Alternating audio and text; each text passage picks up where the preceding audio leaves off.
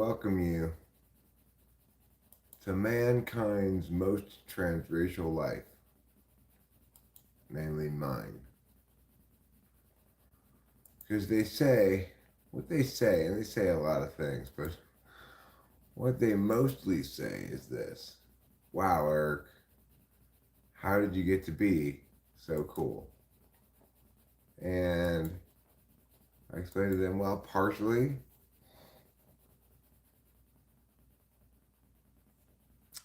it's from my transracialism. You know, is that the only reason I'm so cool? But it's a reason.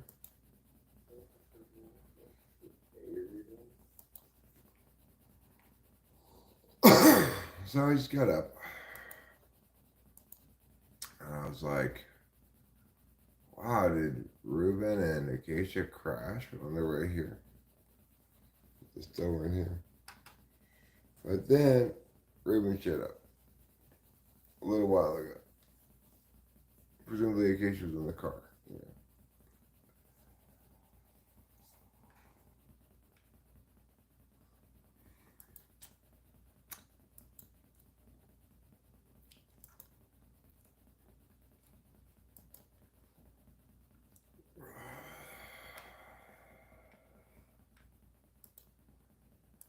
So anyway, right now I'm just waiting for the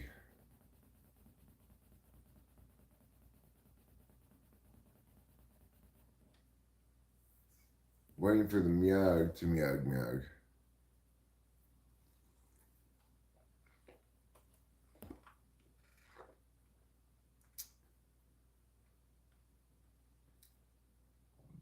Alcohol dependence. You can recover.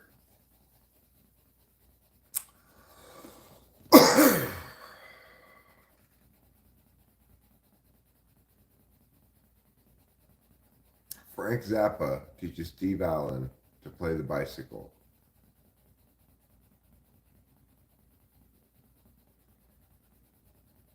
Baby Peggy's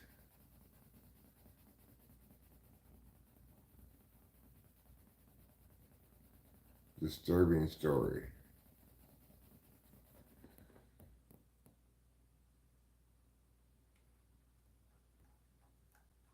So interesting suggestions for me. Hi, Borchel Gels. What do you think about the income tax idea? I think it's a great idea. Flat tax, sales tax, whatever. Justice High, Bo F. Salam Ally come from the Middle East. Hello, Salam Ally come to you as well. I'm not sure if I'm saying that right, but you know, it's the best I can do. And Deathstroke says this dude's stoned as fuck. I just woke up. I haven't even pulled a single bong rip yet, Deathstroke. I just literally got up like 20 minutes ago. It is 4:20 though, so let's go ahead and pull a bong rip.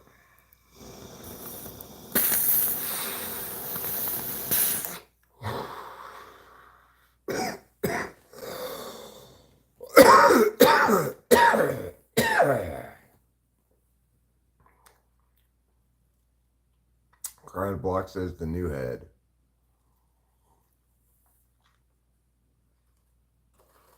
Ohio 423 says hi. Then tries to make me pay a phantom tax because I'm the Rizzler, you know. That's how Ohio is. Brother, this is not good for you. Well, I'm not sure you know what you're talking about. In fact, I'm quite sure you don't.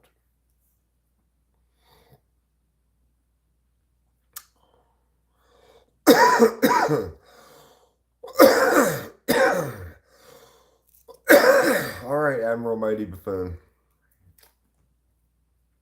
If it comes down to it and I have a chance to bet the Preakness, which I'm sure I will not, then we'll bet on imagination. I hope this is satire. What would it be satirizing exactly?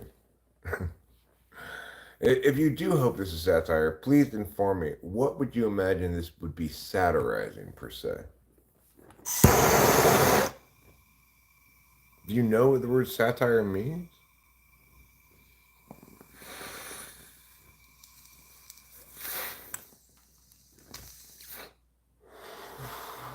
Generally, Sig Mascabitty Twin 78. Generally, you know what a word means before you use it.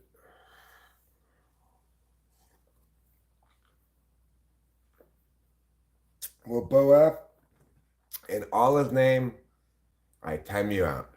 So fuck off.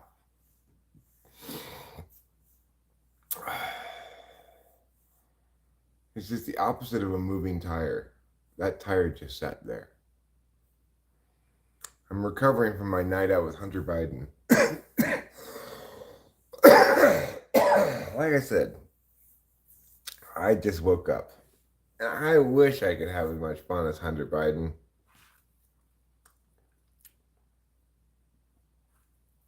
But, that's just not my way.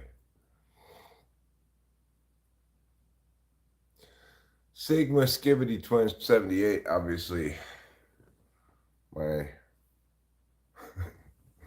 my pointing out his diction problem threw him for a loop. Rubinar, oops, carts. Oh, I forgot about the carts too. Red Cub, no glass. I don't know what red cup, no glass means. A red cup, no glass. Yeah, this is, I have cherry Pepsi in here.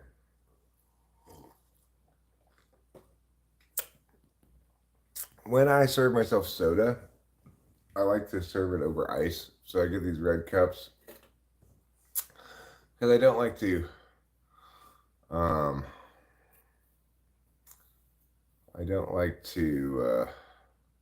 wash glasses unnecessarily. I don't have a favorite Skibidi Toilet episode.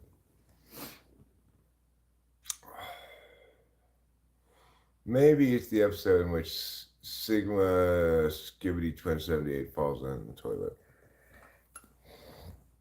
That might be my favorite episode.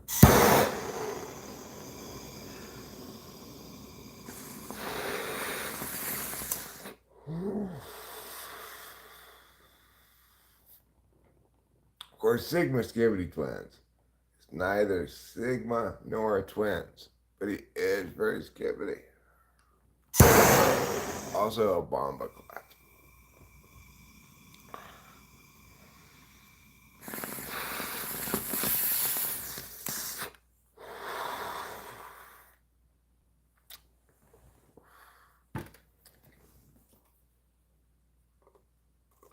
No, obviously not. Truck goated.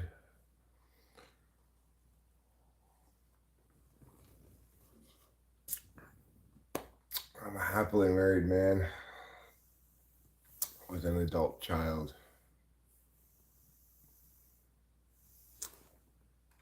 Okay. Please don't make false accusations.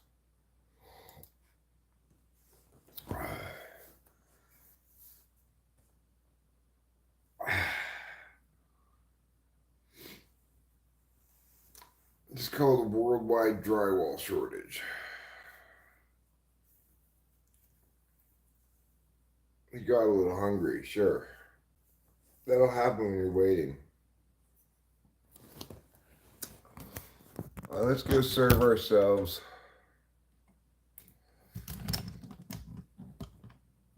Then we all die of preciousness. That's what happens, Albert Grossman. We all die of excessive preciousness syndrome.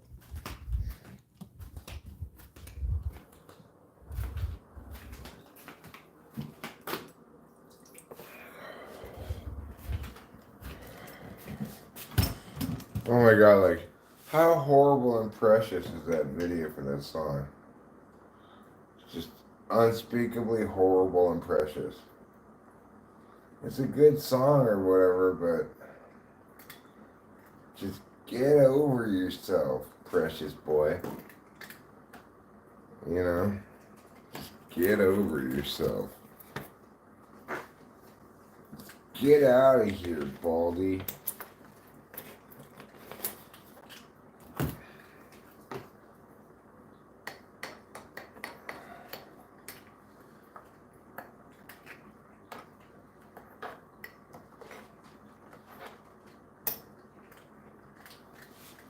Oh, Mr. Kitty, you're so silly.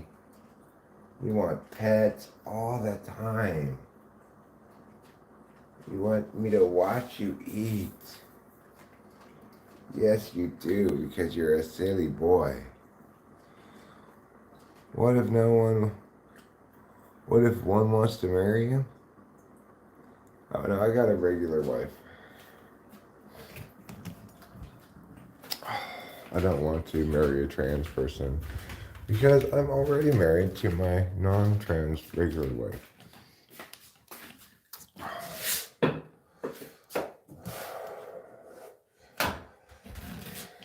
You know.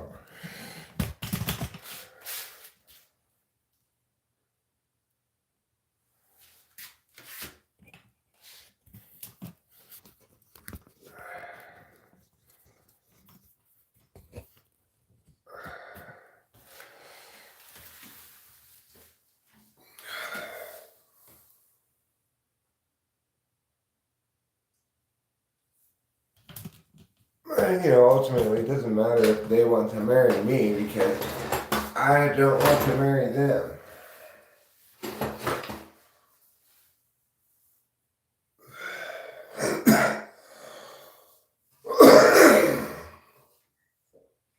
Anyway, it's time to squeeze out some poop.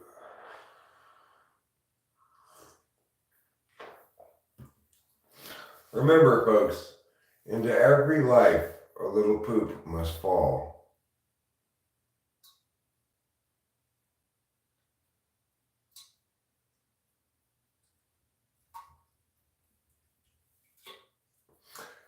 It's an old saying the Mesopotamians used to use in their Fertile Crescent.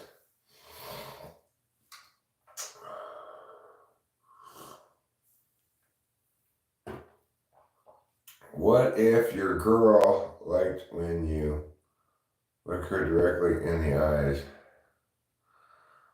when making out with her? Well then,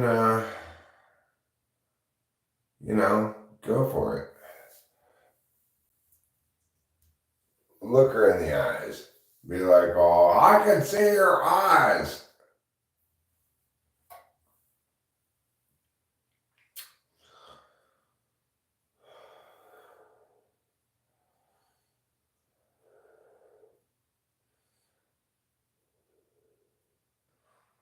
No, I didn't have any raw egg. I just had regular food.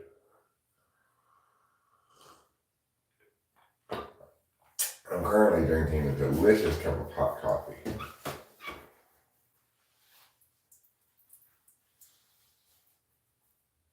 It's ultra delicious, unlike those fishes.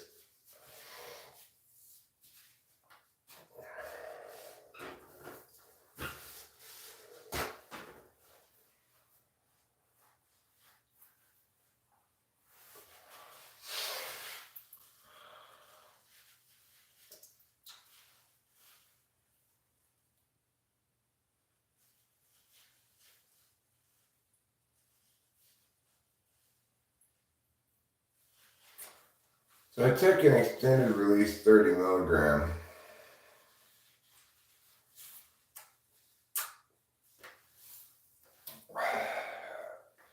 Of course, like anybody, I think the extended release Adderall is done. Why not just, if that's how they extended the release of it, might as well just take half of it now, half of it later.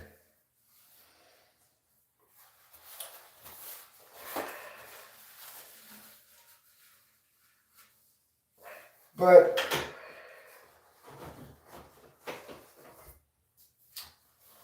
whatevs McGevs.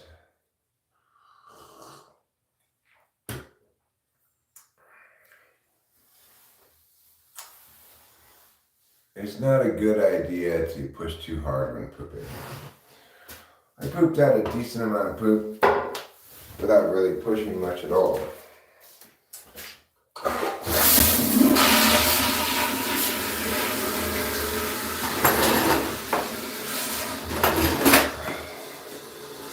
call it a massive poop, but you know.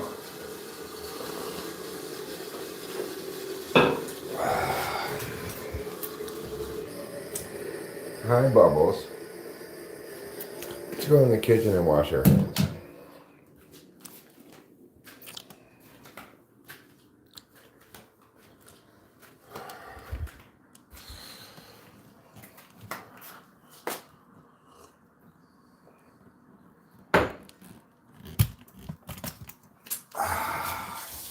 Nothing quite so delicious as hot coffee in the morning, you know?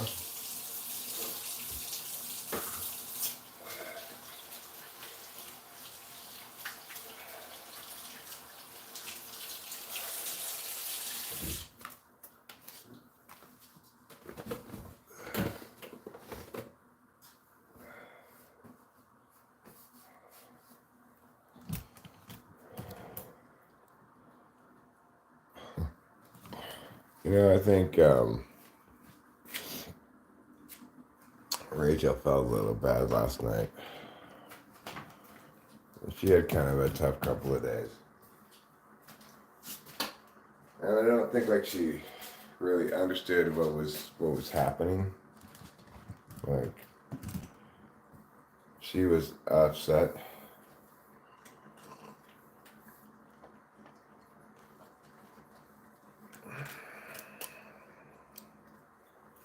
And kind of blaming me and kind of lashing out at me. But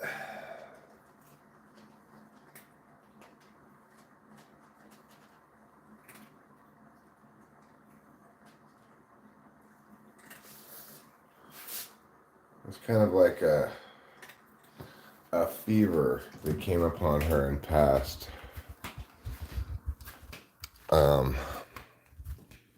And then like in the aftermath of it last night, she was all like,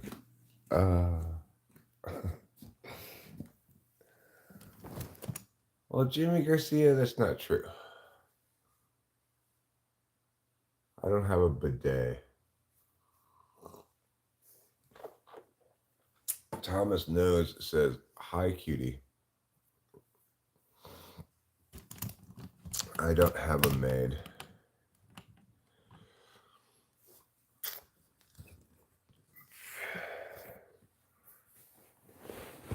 So I think Rachel felt kind of like bad last night, but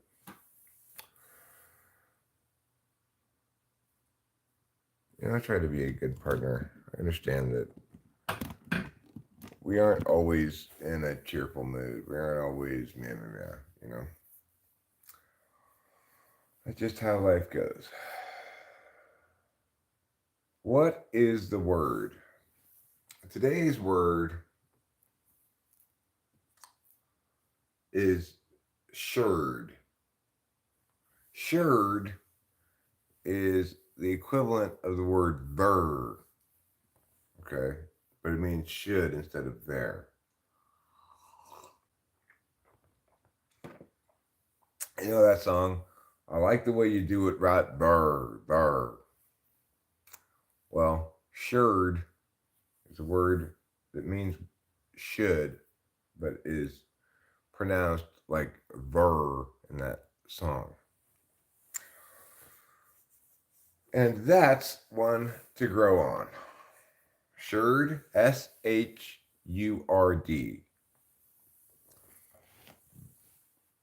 Shurd I get, shurd I get the one right there, or shurd I get the one right there, shurd I get the one right there.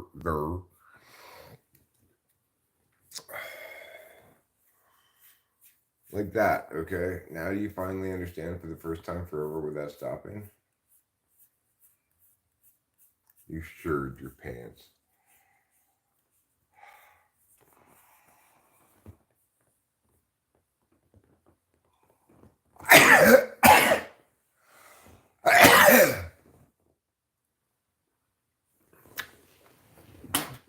You should wear pants when you leave the house. That's true.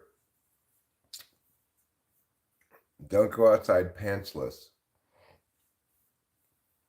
Or else everyone will look at your wiener.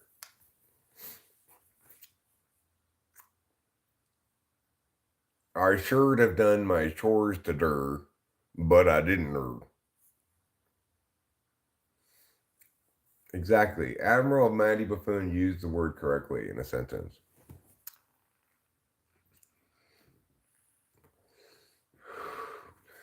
Hello, Junior Don Kiddick. Is Don Kiddick like Donkey Dick? Is that what you're getting at there? You're Junior Donkey Dick? Right. You sure put on some trousers. You should put on some trousers. Right there. You should. The nice thing about shirt is you don't really have to open your mouth to say it. Just like trousers.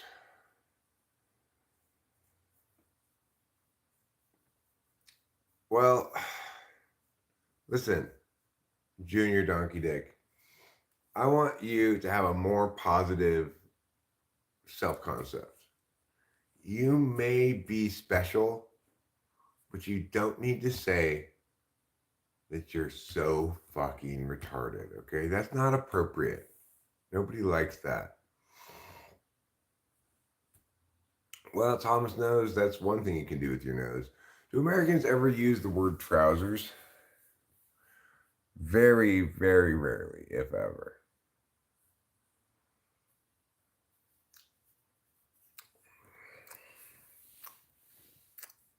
My Enneagram, Bromo. My Enneagram tri-type is 784.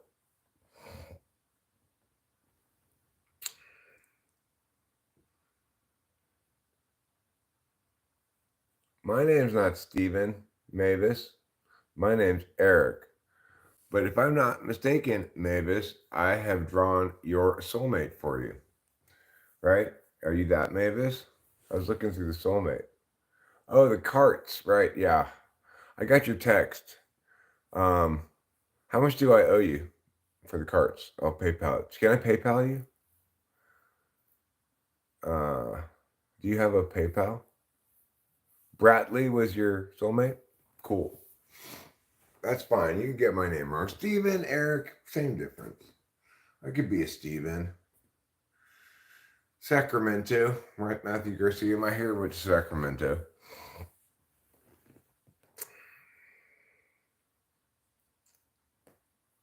Well, we'll deal with it later, okay? Or unless 180, okay, cool. So if you can like email me your PayPal address, then I'll PayPal you. Yeah, those are some pricey ass cards. For two cards, that is very pricey.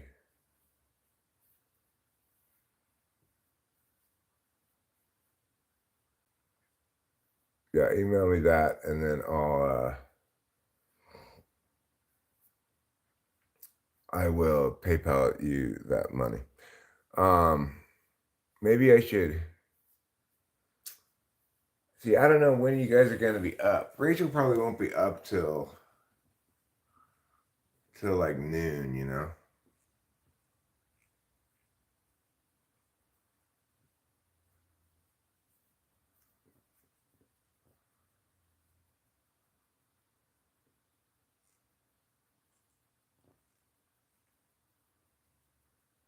Oh, that'd be great, Ruben, if you feel like doing that. That'd be fantastic. Kyle, or just like at 4:39 a.m., which was just 3 minutes ago, where you're quoting him. What is a trouser? A trouser. All right, Jamie Garcia, fine.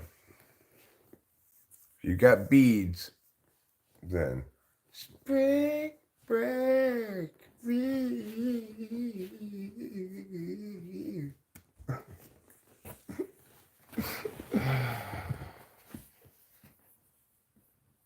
That would make Rachel happy that if she gets up and the carts are here, that'd make her very happy.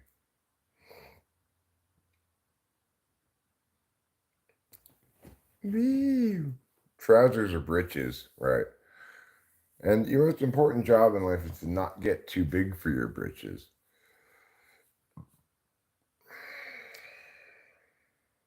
Are you too big for your breeches? Well, what the hell you gonna do? If you're too big for your breeches, I said, what the hell you gonna do? Britch, please. Britch, please. You must have a trouser disease.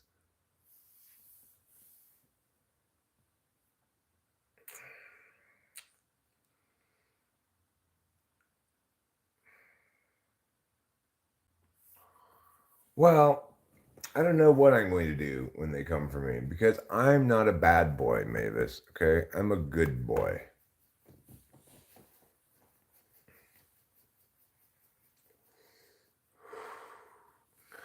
Mia says, I've never heard that word before. Jimmy Garcia says I remind him of Billy Bob Thornton. Thornton. Then they'd be like the pants with nobody inside them by Dr. Seuss. They say smoking causes early death, but you proved them wrong. Well, I don't drink alcohol though. That's the difference.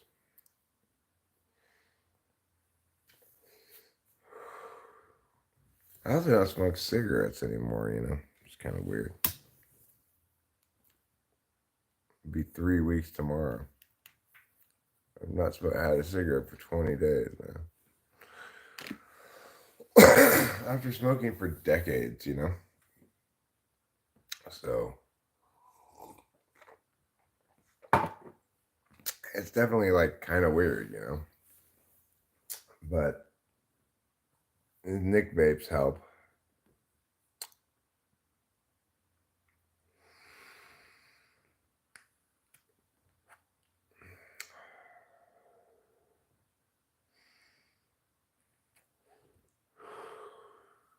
It's a lot cheaper than smoking, it seems like, as well. I mean, I bought like 4 different vapes since I quit smoking just to try out different ones. But no, I don't smoke crack. To be truth, I don't smoke anything. I am a vapist. It's true.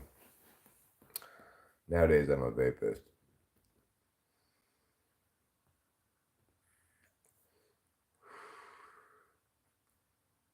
Smoke crack out of veils now? How do you smoke crack out of veils? What does that mean? Is a veil a kind of pipe of some sort?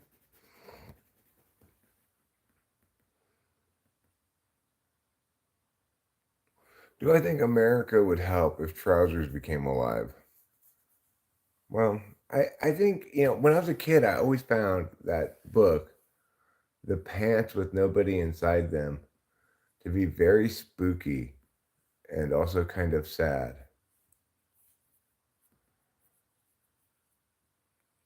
A hookah? A hookah is a veils? I've never heard that term before.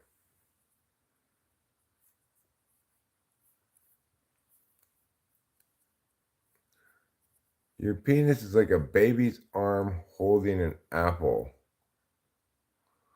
Arms can't hold things.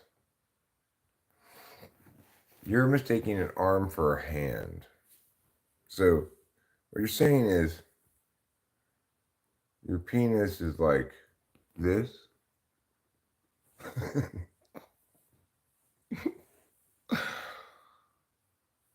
That's kind of a strange looking penis. Kind of like I don't know, like a tennis ball, maybe? Oh, hey, friend, says Dreams He Smokes Reviews. I don't want to smoke crack out of a hookah. Okay? God. Yes, warrior. Obviously, you eat all your meals at Wendy's. Wendy's nuts are dragged across your face. Yeah, we would join the Trousers War very late in the game and claim to be responsible for the victory. I'm just bouncing my knees up and down, but faster than this.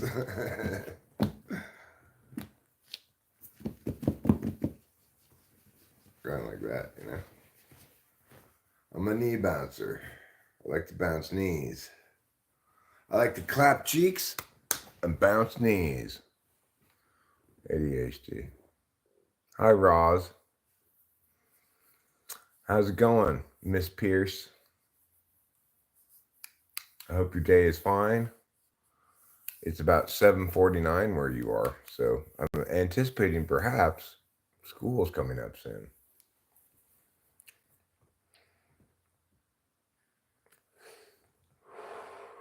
I should work as a voice actor. Being a plumber, I do PVC glue. I would like to work as a voice actor if somebody could find that work for me. I've had multiple people tell me that, but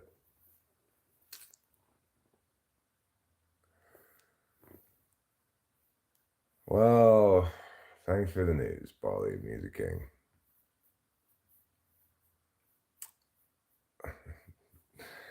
Yeah, well, the Japanese form of clapping cheeks is like this.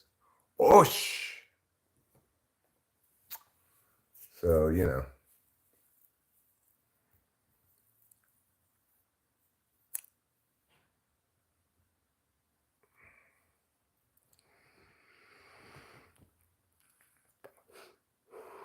Do you get many French people in California? No, not very many. But I'll tell you something. My mom, especially, but both my parents, but my mom really loved France. You know, she lived in France in the 60s. My parents they lived in France in the 60s, and they both worked for the U.S. military. And my mom was a teacher, my dad was enlisted, you know. But they got married in France. My mom, till the end of her life, she loved France so much.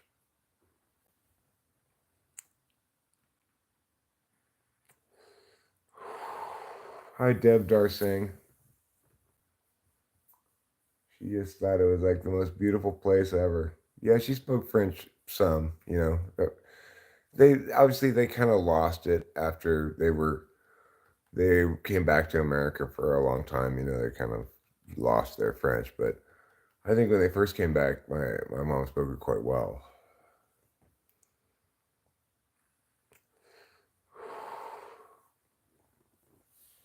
When I was a kid and they didn't want me to understand stuff, they talked to each other in French.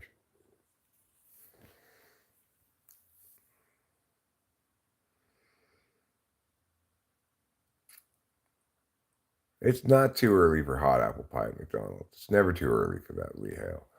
Hey, yeah, Hitler was Austrian. Okay, I'll show you my knee. There it is. Boop, boop, boop, boop, boop, boop. There's my knee. Boop, boop, boop, boop, boop. I normally don't do tricks for money, Jimmy Garcia, but since you had such a strange request, I thought I'd go ahead and meet it.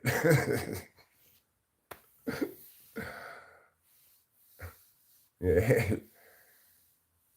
Hitler was actually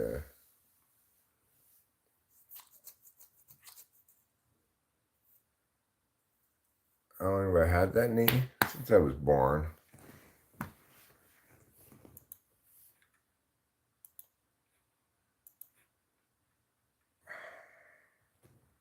There are so many mics out there, I tell you, and they all have such strange names. You know, like have you ever met anybody else named Ox Smells before? Well, you know, the other day I demonstrated my the skills that got me into the Rockettes. You know, I could. Mike, are we having audio problems?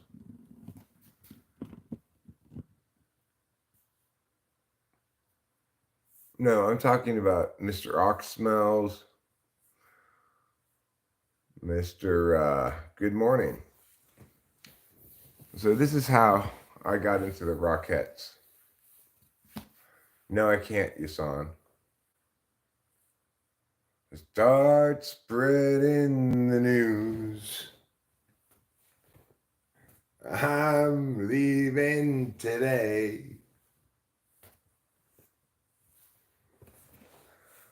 Right. Well, there are a lot of mics in the chat, Acacia. There's Mike Oxlong, Mike Oxsmell, Mike Hunt, Mike Mike Uchi. There's so many mics.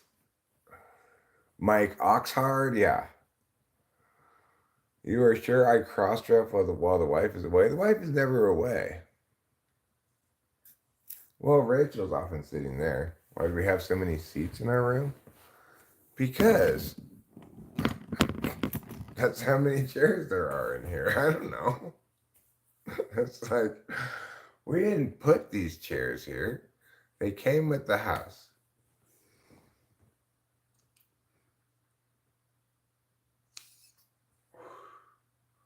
Mike Umasariwary? My cum is airy. My cum is everywhere? Oh, my cum is everywhere.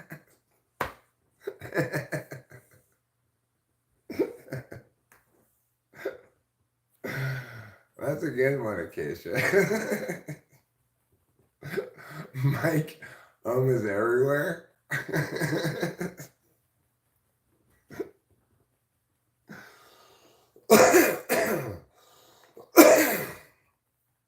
Why are there so many chairs in here?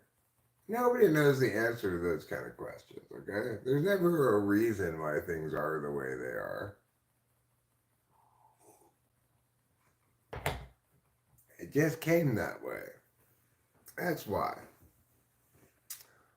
Yeah, Mr. Oxwet. Sure.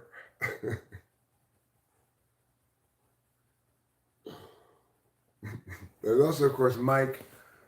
Ants believe it's not butter.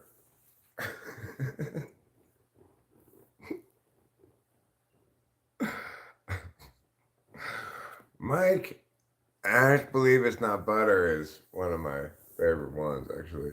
Maybe the answer comes to you this night in a dream. Trommel?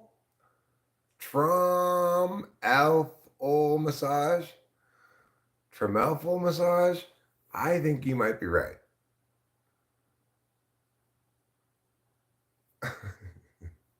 Yeah, it was Acacia.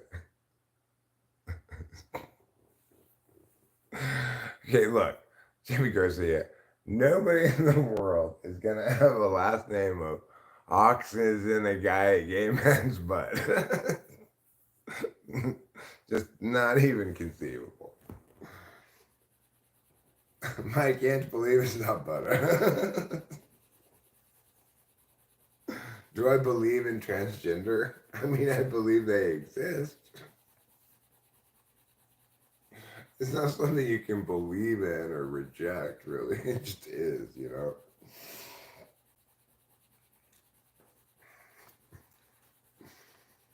Bought your entry online.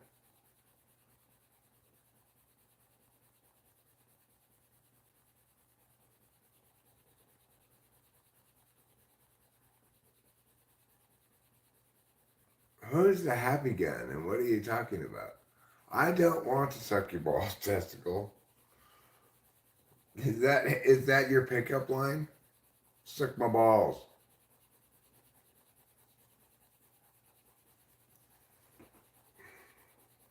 My cock's on fire.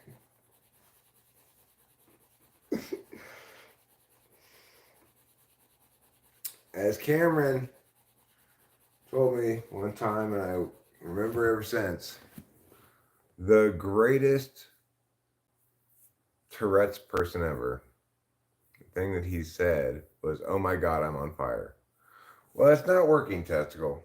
I got to tell you, it's not working. Herder. I like the way you do it, herder. I don't want to suck your balls, testicle. Yeah.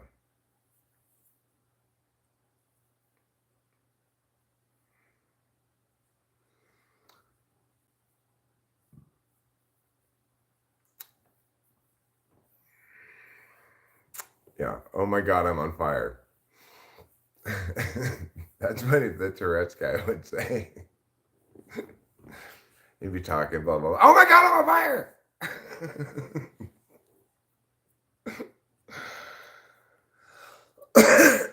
What am I doing? I'm just chilling, milling, shooting some b-ball outside of the school when a couple of guys who were up to no good started making trouble in my neighborhood.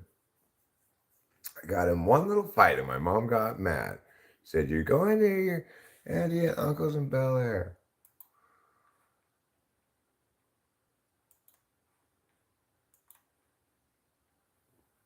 Actually, Crims and Reds, I uh, I do actually kind of like kids, but you can't say that anymore in these days without being perceived to be a weirdo of some kind. I was a teacher for many years. I like kids. I don't want to work with them anymore. Now when I go to the supermarket and we get there after school and it's flooded with like sweaty teenagers, I'm just like, oh my God, I'm so glad I don't work in schools anymore. I taught English and then most of my career I was a debate coach, competition debate coach. Has a cow ever kissed my bald head? No.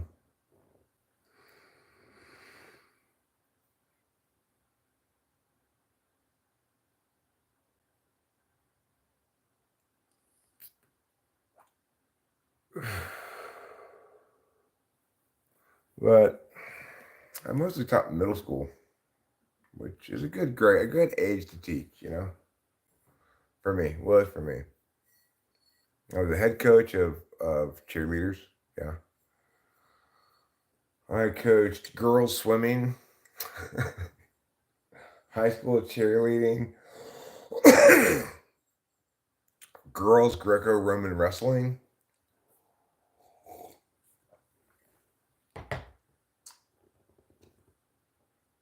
I worked as the shower monitor in the girls' dressing room. Those are my jobs.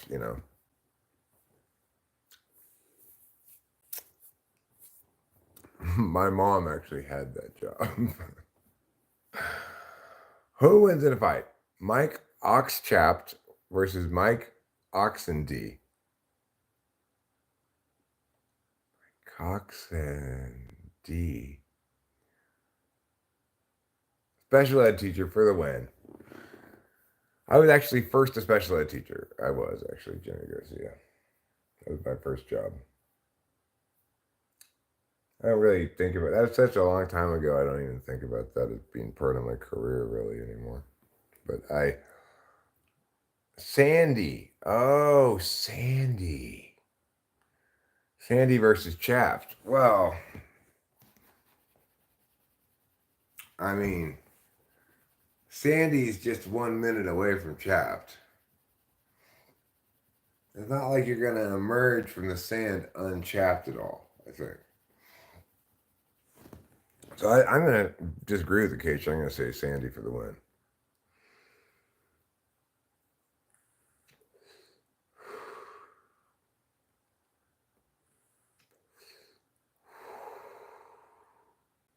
I think we should do a poll.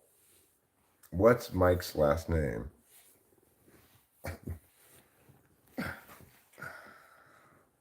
No, I don't know any good racist jokes. Okay, I'm not a groupist, and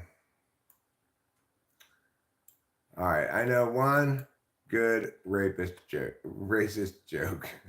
not rapist joke. I know one good racist joke. This kid is not racist at all. So there's this Mexican magician. He's gonna do a trick. He's in Mexico. He goes, Uno, dose. And then poof, he disappears without a trace. Sandy inflicts a chapped debuff. Yeah. You have a status ailment of chapped. You know, in isekai and stuff, they have status ailments of things like confused, paralyzed, cursed, poisoned, whatever. But why not chapped? Okay, so we're gonna have a contest between what is Mike's last name? What is Mike's last name? We'll have Hunt,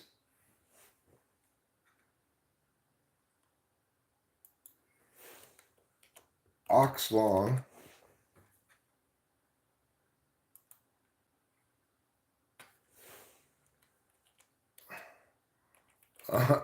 is Ariware. Is that how you spell it? Let me see.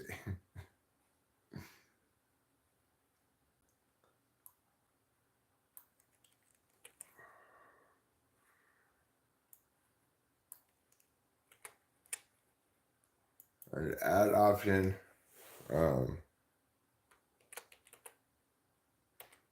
I believe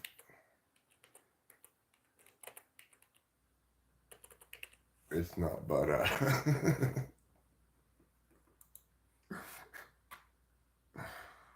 Okay. I know I'm picking on the everywhere.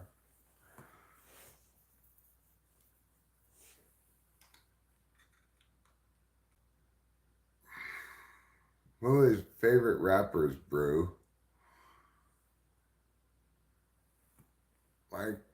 Mike Ox is your cock? My cock is your cock? Fantastic.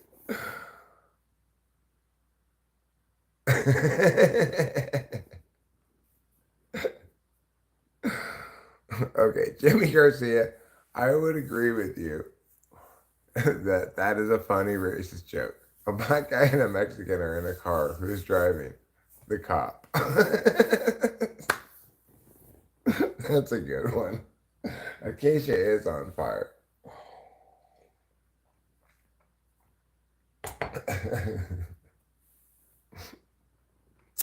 All right, I need to get more weed from the fridge.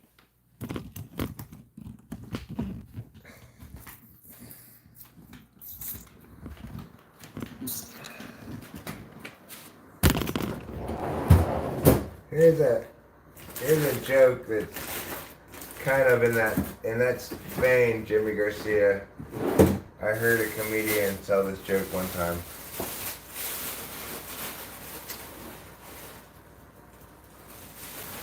So I got into a traffic accident. I rear-ended some Asians, and the cop came and he's like, "What did they do? Back into you?"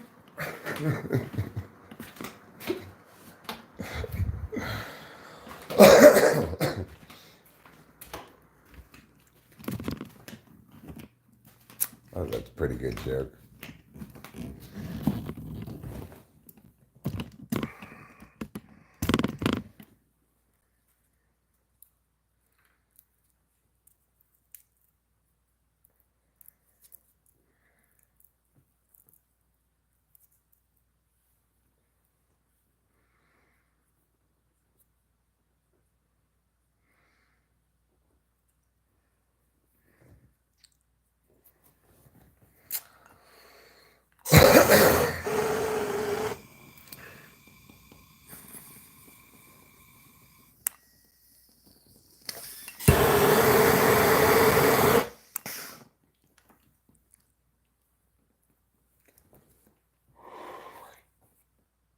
Fire crotches.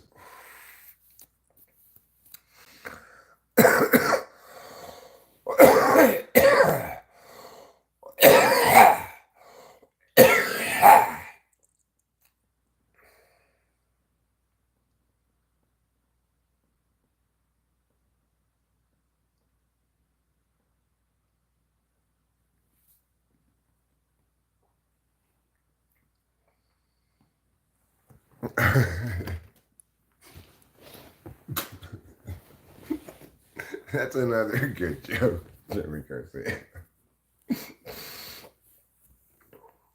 Some kid I knew was called Mike with a Y. His parents made him have to correct people spelling it Mike with an I his entire life. Yeah. Why would you spell it with a Y? I don't know. Anyway, I got a couple of fire crotches pubes in my mouth, I guess.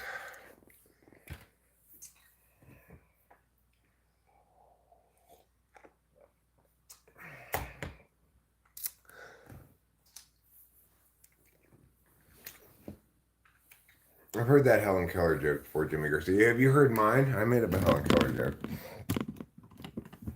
What do you call Helen Keller juggling 6 dead babies? Impressive. Yeah, well, that's,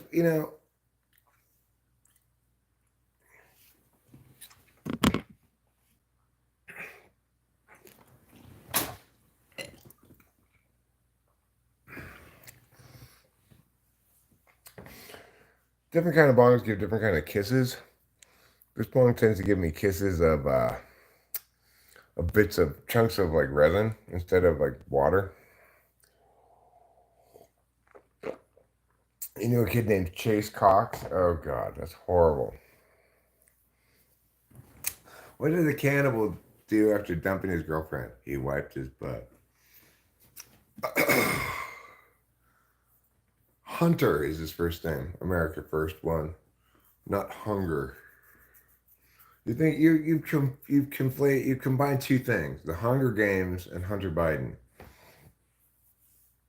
Yeah, Hunter Biden's crack pipe is in my hand.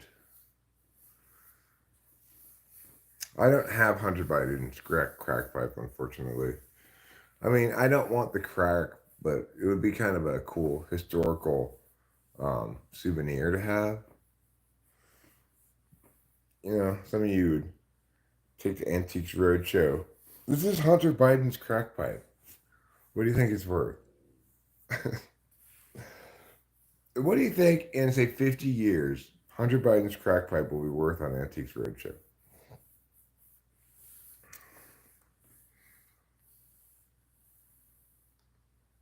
I heard of a black woman named Shitanya.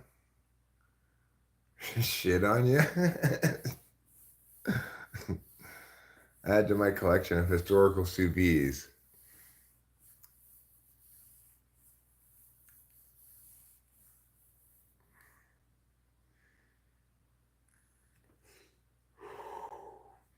Are you talking about tithing 10% of your income to me?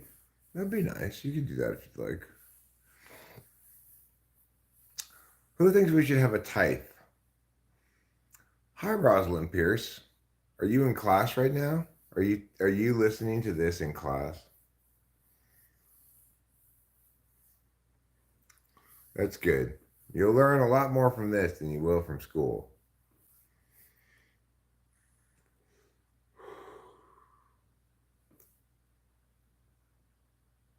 You're listening to this while pooping? Well, I'm about to be. Oh, you must be 2 hours away then. It's seven. Is it 7:12 for you? Not 8:12? It's 5:12 for me. Maybe it's because of the title. Maybe it's too. Maybe it's too risque. What caused me to make this title is I saw this video that has. Oh, it's 8:12. Yeah. So you'll be going to school pretty soon, I guess.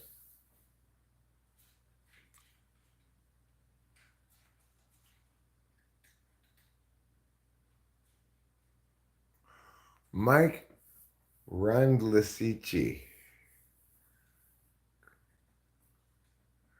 Mike Rundlisici? I don't know what that was. I don't know what that's about.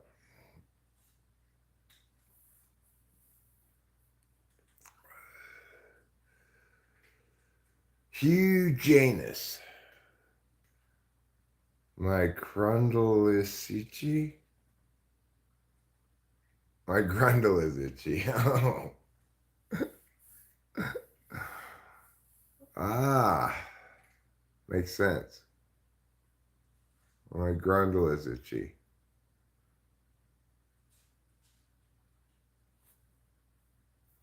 Nerg. I'm in California, United States of America. Mimi Al Shra says, Jojo, Joe, Jojo. Peace, peace, peace, peace, peace. Wounded heart, wounded heart, wounded heart. Fire, fire, fire. Crown, crown, crown, crown. Squiggle, squiggle, squiggle. Joe, Joe, Joe, Joe. My social security number is 3. I got number 3. I got lucky. I got a 1 number social security number.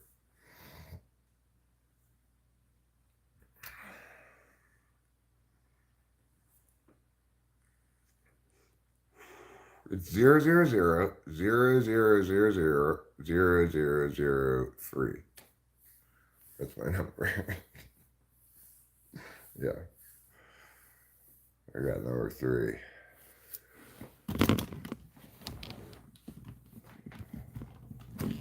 Can you imagine, like, when they first did social security number, was there a person who got, like, number 1, you know? His number was 0000000000001.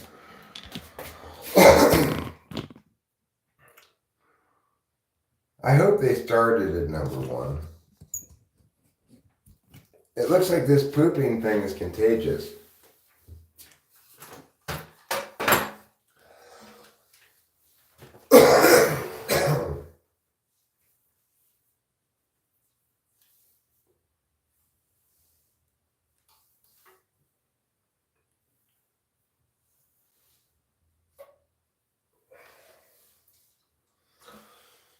Well, that was a good poop.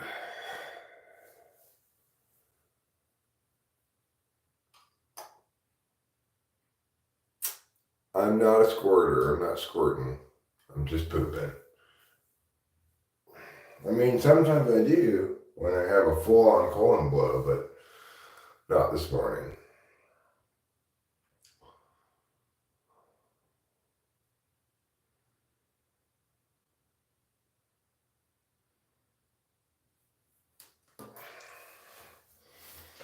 Well, I can really feel the drugs taking effect. That's nice.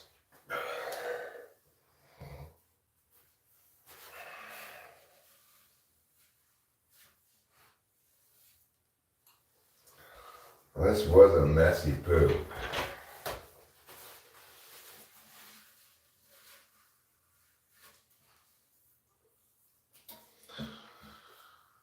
It's going to take a number of wipes to be done here. No, I'm not going to show you my poop.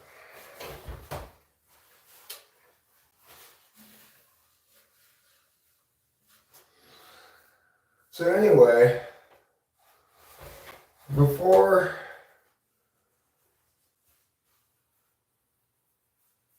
I started this stream, YouTube recommended a video to me that had like 350,000 subs from a few months ago, you know. And it was about, thanks Jimmy Garcia, you're a real swell feller.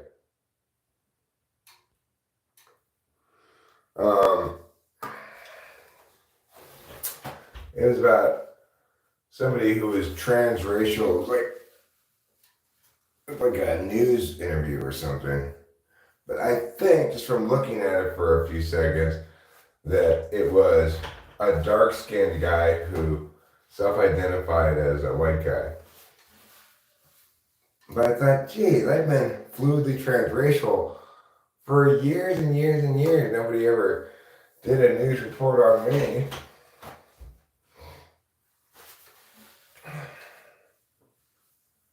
I'd like to think I was history's first fluidly transracial person. I don't know of anybody else who was fluidly transracial before me.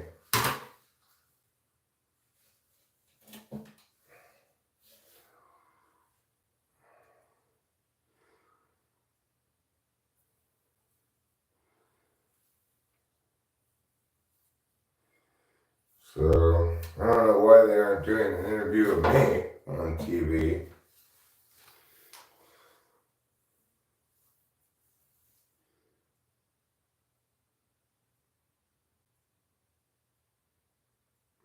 I've got a poop stool which has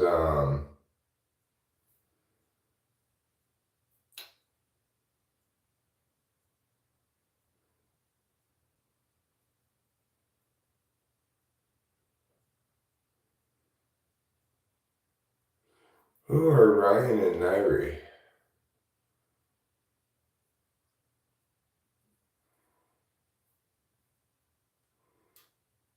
I am for the people, it's true.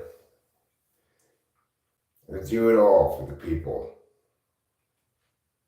Which people? These people, those people, the other people, all kinds of people. Everywhere you look, it's people, people, people.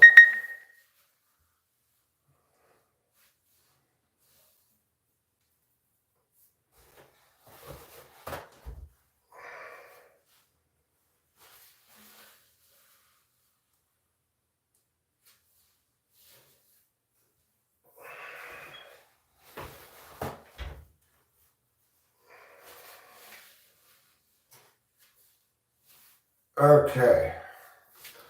Well, that was a substantial pooping endeavor.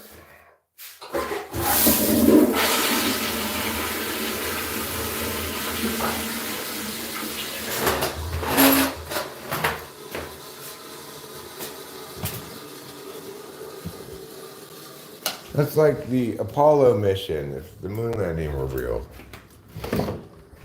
I don't actually think the moon landing was fake, but I'm not sure about it. I'm open to the possibility that it might have been.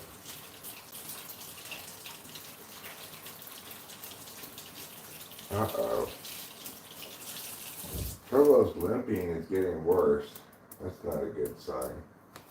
We might have to take him to the vet here sooner or later if it doesn't get better. Okay, buddy, I'll watch you.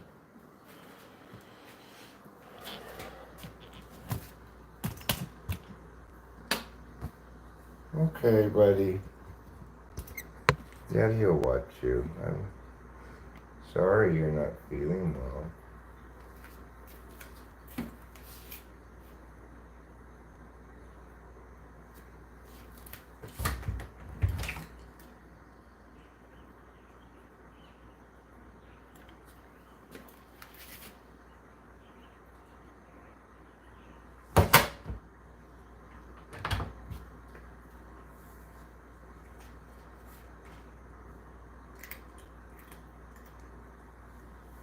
Yes, it's okay, Mr. Man.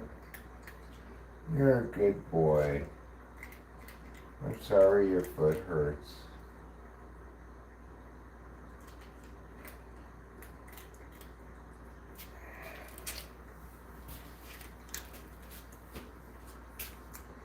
Well, we might have to take him to the vet.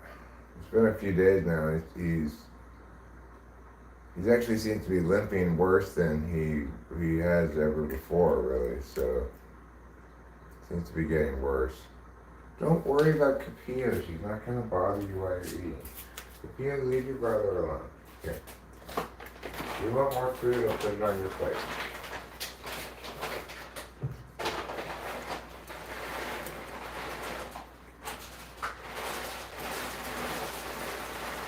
There you go, sweetie.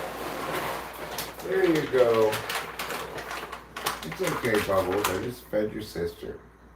She needs to eat too.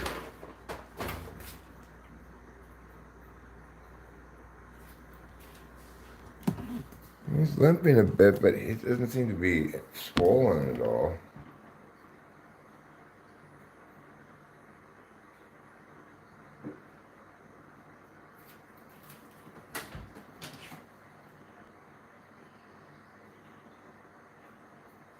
Okay, out you go. I have this strange desire to play Paperboy.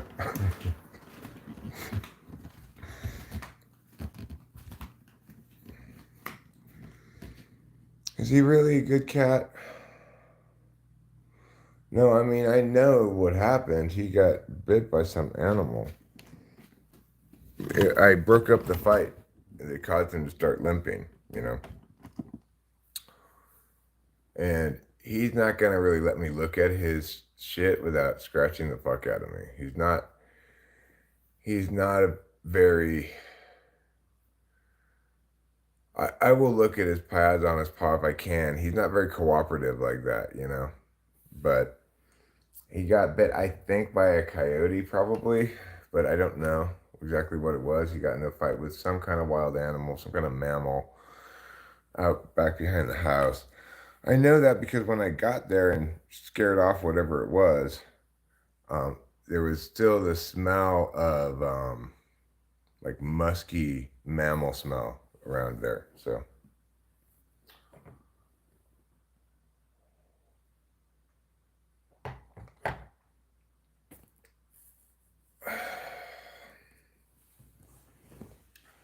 okay, well, Lonely, don't do that, please. And also, don't say those things around here, please.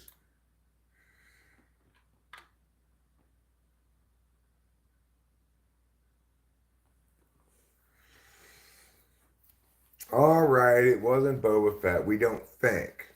But he does have that kind of musky mammal smell, so it could have been him.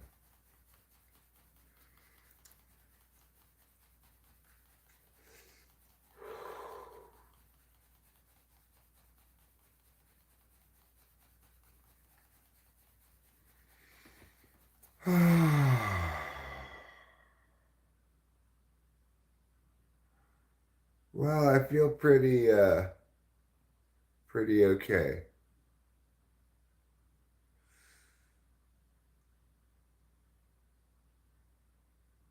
Well,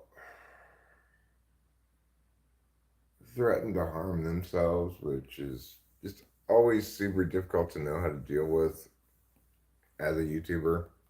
But I also hope it's just somebody crying wolf, you know. Oh, we're cool.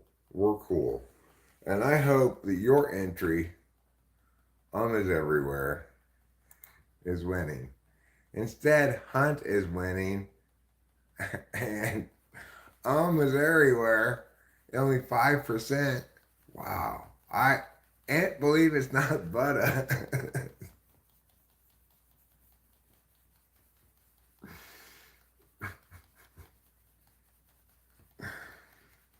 My name is Eric.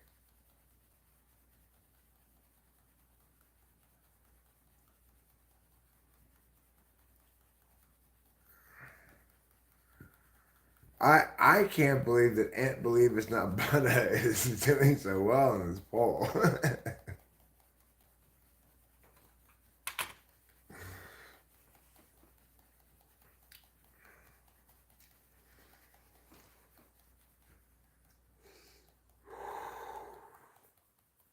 Can I help you with your math homework? Yes.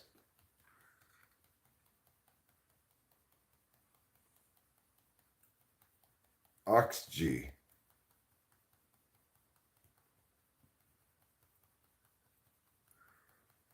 Oxygy. Oh, oxygy. I see. So, why are they suggesting these strange videos for me? Like, since when do I want to watch this stuff?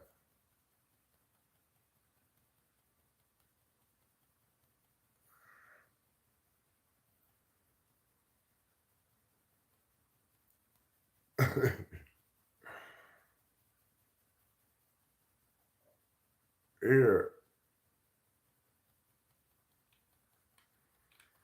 here are strange suggestions, although I do want one of them. I want to watch one of them.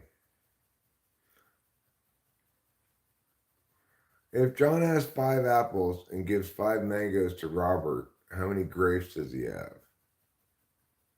Um, rectangle.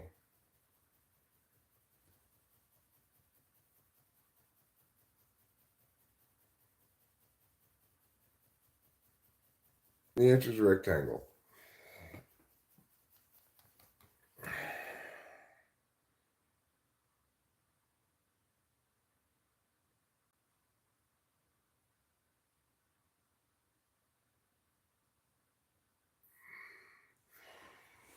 All right, so I guess it's about time to maybe do a chore or two.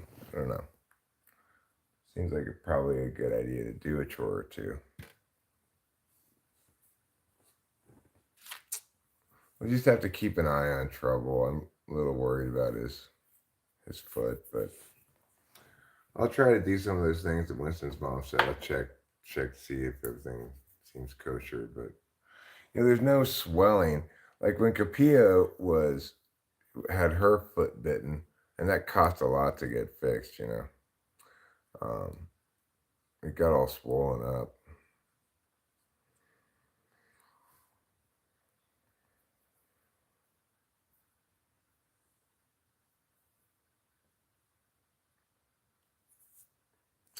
All swole up like a swole up swollen bub. Let me just poke this here a little bit.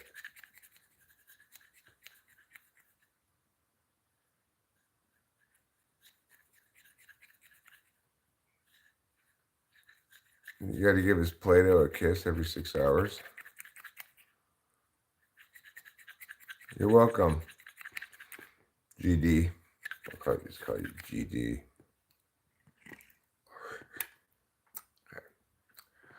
Pull this banger and then we'll look around and see what we have to do.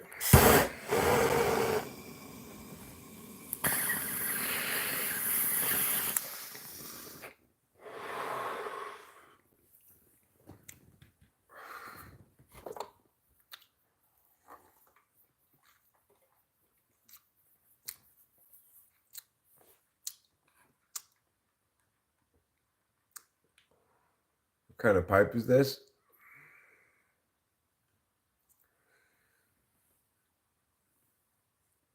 This is this pipe. This is fire crotch.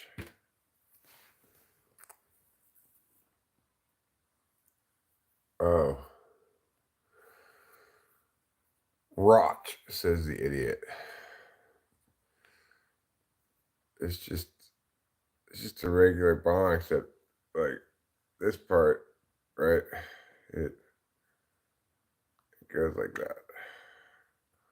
And her hair comes off too. See?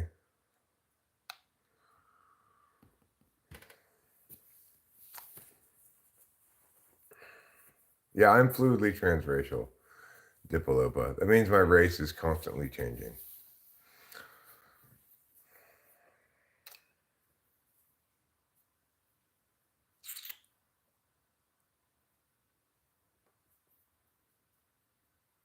Right now, my race is French Polynesian.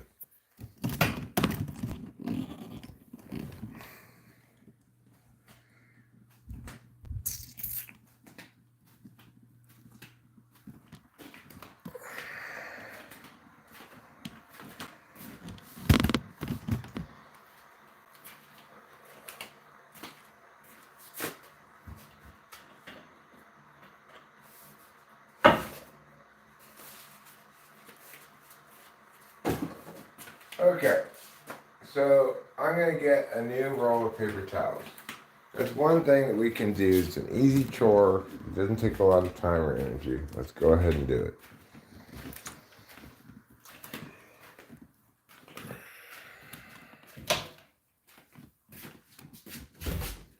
So Ruben and Acacia are in town. That's exciting. That's nice. I'm sorry they won't be spending very many days here before Ruben has to go back to San Antonio. I wonder, like, if he's planning on going back to San Antonio and then just coming back in like a week or something, maybe he should just cancel his return flight and just stay an extended stay there and get a different plane ticket home, But I don't know, maybe he's got stuff he's got to do in San Antonio.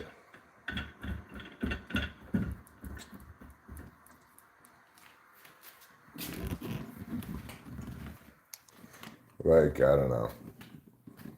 Take his turn sweeping up around the Alamo. Everybody in San Antonio takes turns doing that.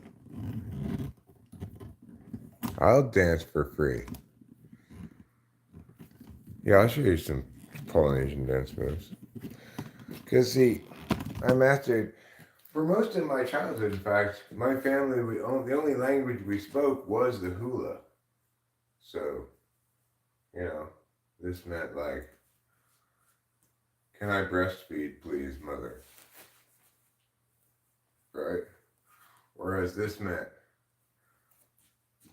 hey, wait for me. You're getting too far ahead of me. That's how you communicate in Polynesia. Oh, you're gonna pay me for you to dance. Cool, Jenny Blazer. That sounds like a good deal. You pay me and then you dance.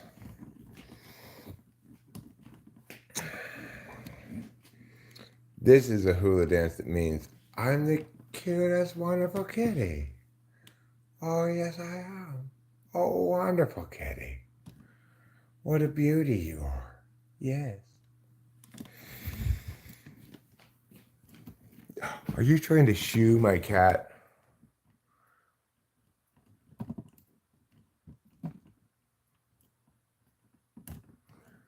She's gotten a little chubbier.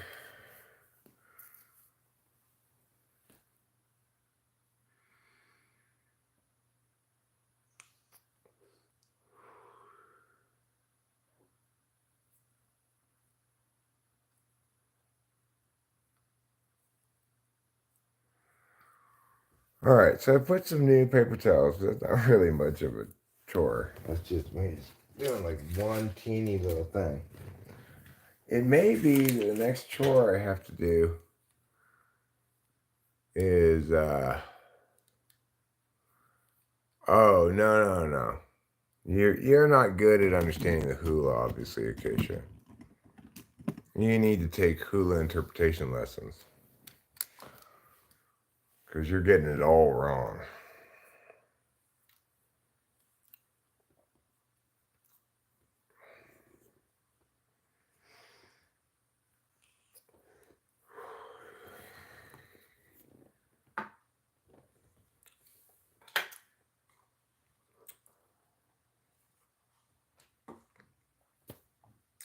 All right.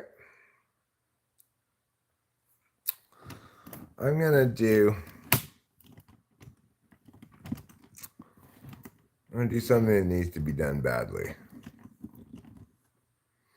I'm going to play some Paperboy. I don't know. Rachel's a little obsessed with it right now. I'm a little obsessed with it right now, too, frankly. We need to have a clear conscience toward God. Oh. We need to have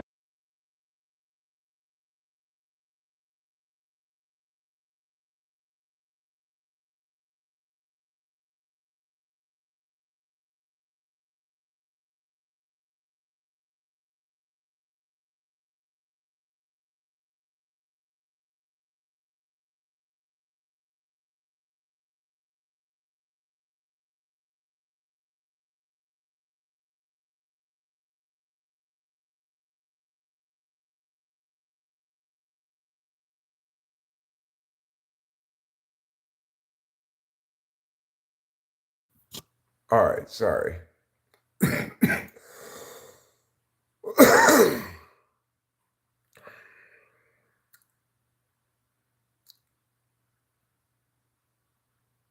POW, Prisoners of War. I wonder how you play that game. Let me try that game. I'm going to try it, okay? I'm going to try POW, Prisoners of War.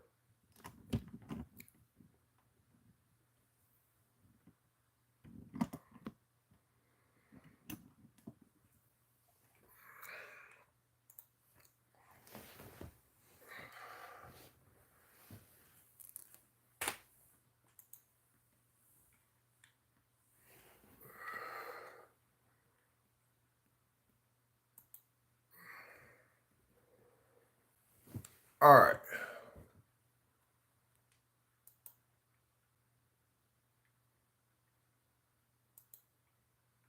We've just got the arrows, X and Z.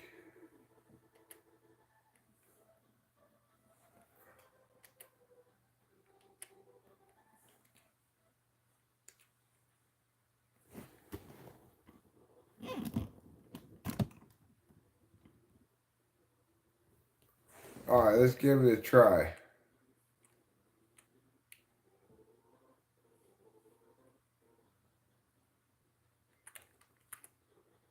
I kicked him. What's back here? Can we open these doors?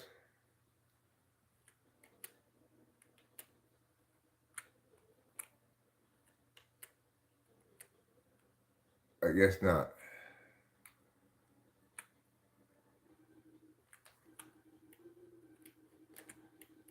I kicked him. Kicked him away with my kicking leg.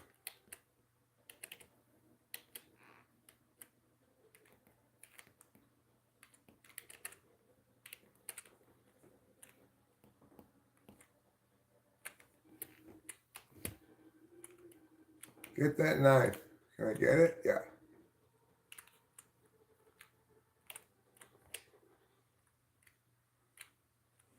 Now I just gotta stab somebody with that.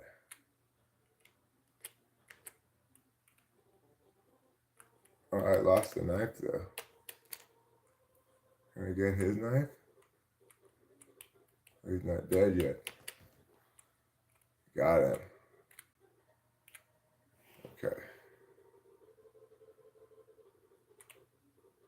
Can I go in there? Oh, I can.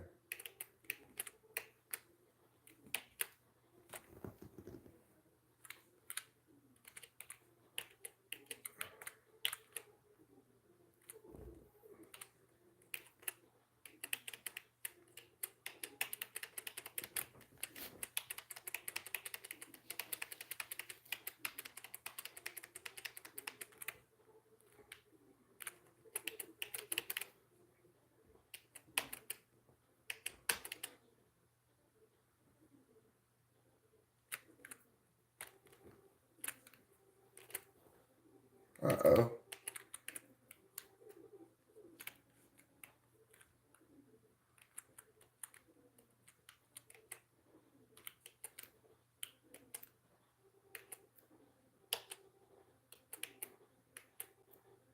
I got him. I got him. I got some brass knuckles now. Okay. Where do I go? Here we go. My punches are more powerful now that I have brass knuckles. Oh, he's got a gun though. Get that gun.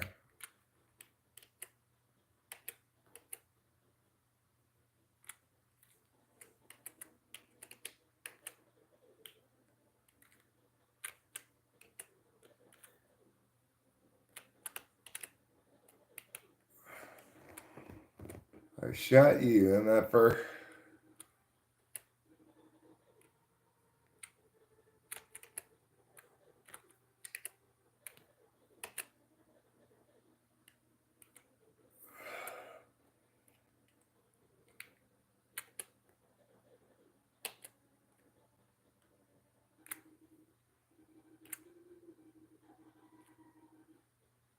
Oh no.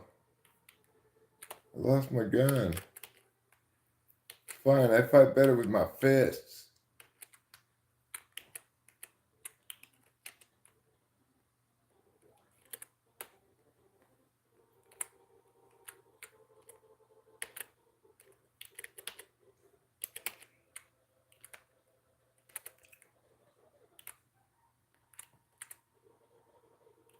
There.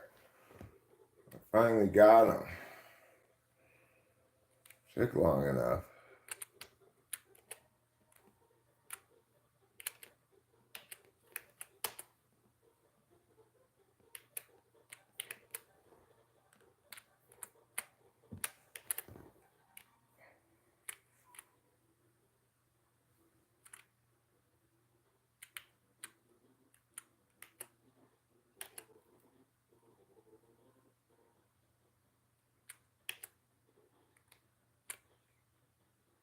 Oh no, I walked right into it.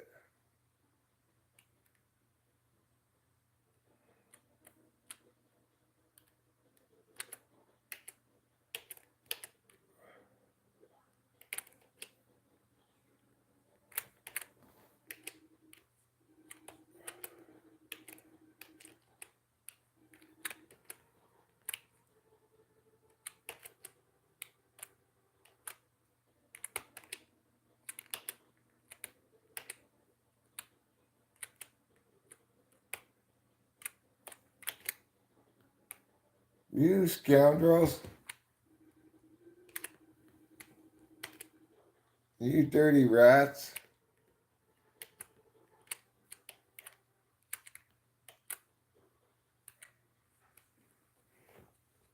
There, I got you, you dirty rats.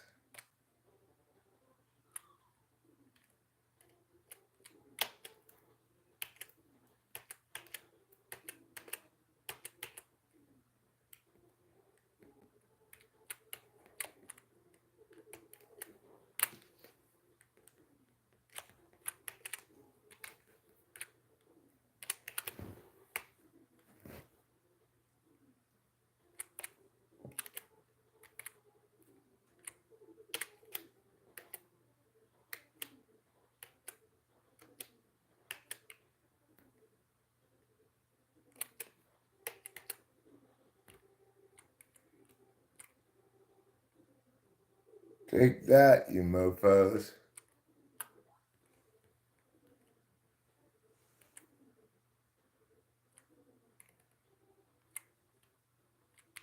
Uh-oh.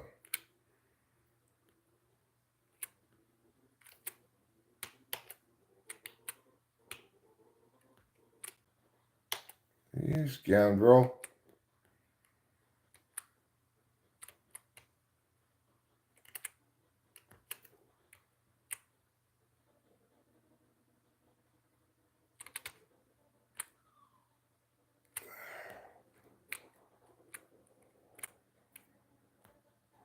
Oh no, I walked right into it. Well, that game's kind of boring. I think I'd rather play Paper Gahurl.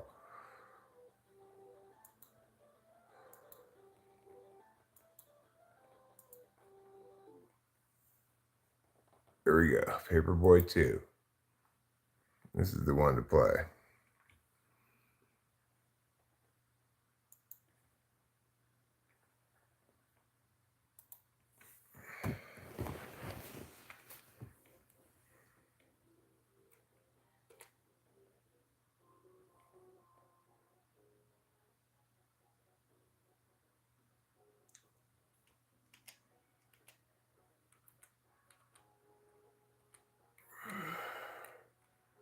I'll be a paper boy instead of a paper girl. All right, let's see how we do. I plan to do really well here. My goal is to make Rachel proud of me.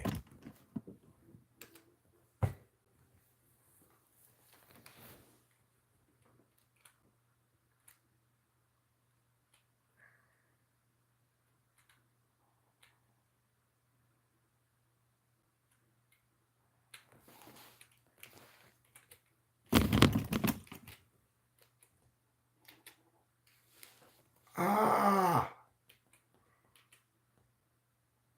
All right, that's how you throw that way. Okay, fine. I survived so far. What's jump? Z. Okay.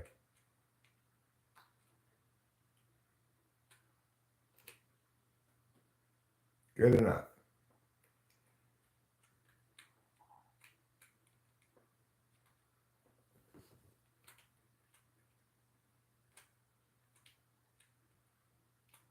Okay.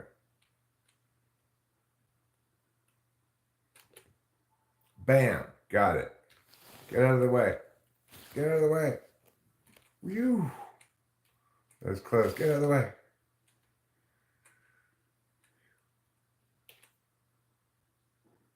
Close enough.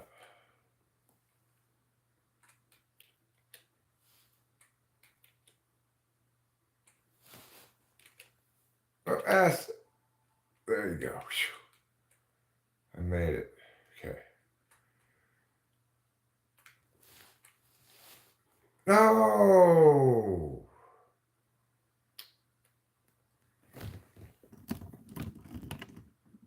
There. Now it's more in the middle.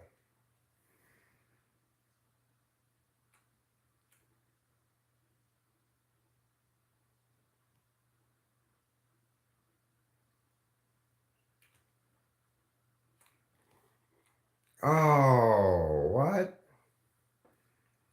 Why though?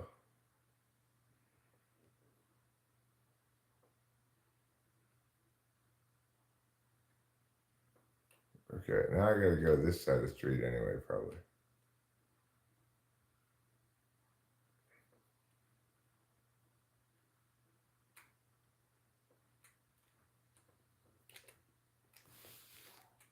Uh-oh, straight through the window it went.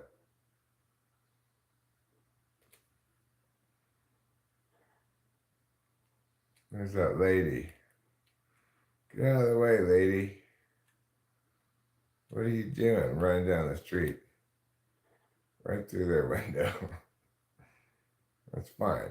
I just hurry up.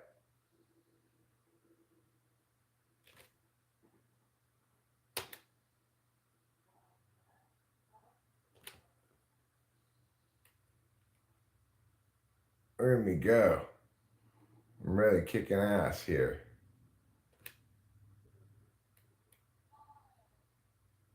I'm going so fast. Like beating all the records. I'm writing so fast.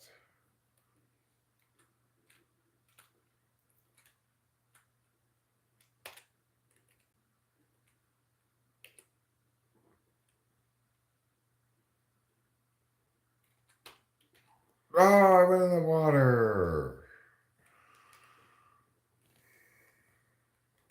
Oh, well, I didn't do a great job. I'm going to admit that. I did not a great job.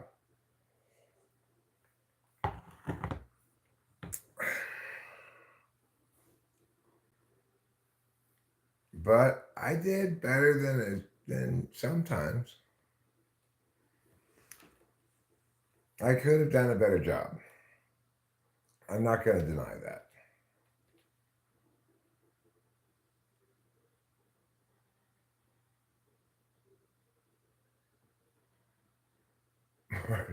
Wow, people are can't believe the paper puts these horrible things in.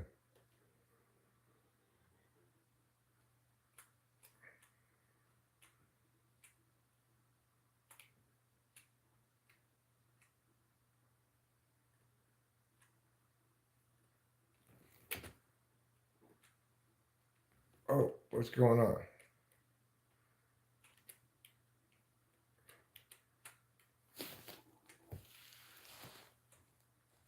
Oh, we're okay, everybody. We're okay.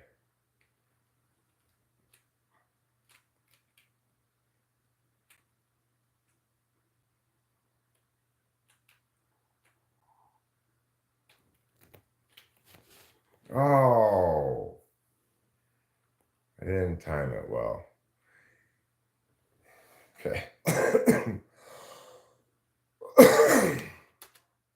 I'm gonna try one more time. I'm gonna do a better job this time.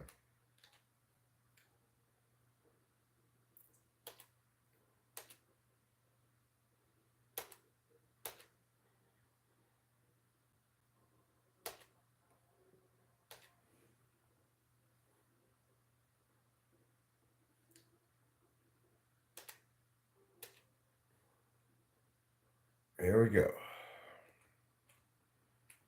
We're gonna try it like nobody's business.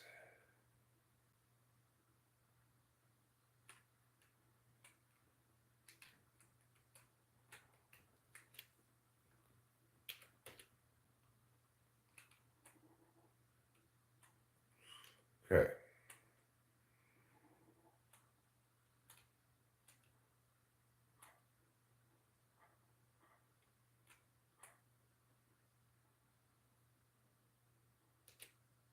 No, S. Z is jump.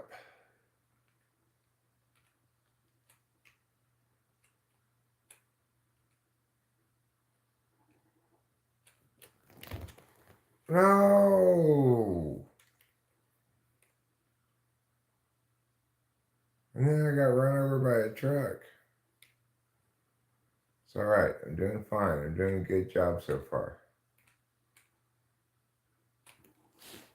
Oh, that truck killed me.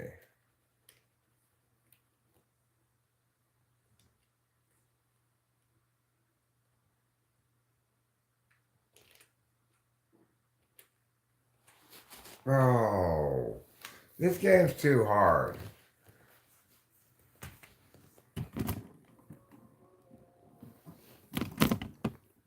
I give up. I give up on my game. It's too hard. Yeah, we're playing Paper Bahoy.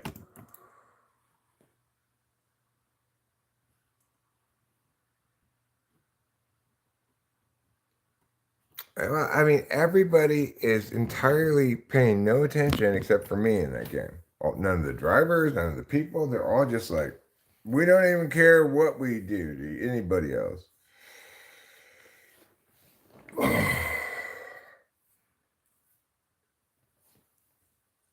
Bunch of jerks is what they are. A bunch of gosh darn jerks.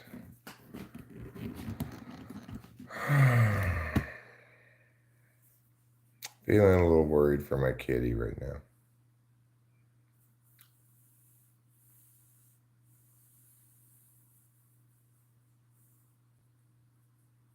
Punch him into schnoz.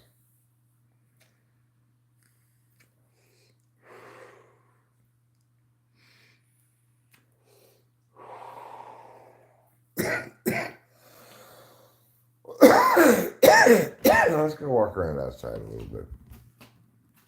See what the outside has to share for us.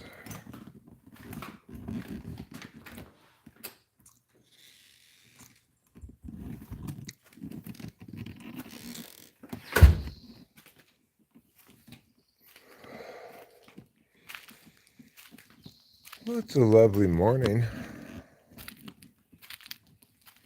If Vacation and Ruben are still here, either of them, if you didn't hear already, you need to wash the sheets over there because those sheets and blanket are just from when Matt was here. We haven't washed them.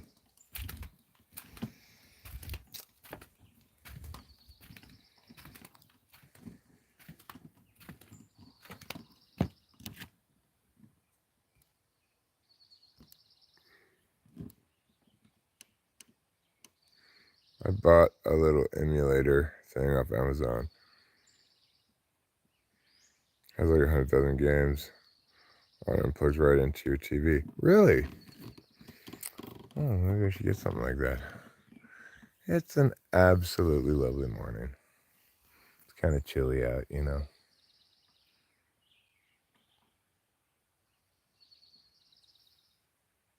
The stream's going.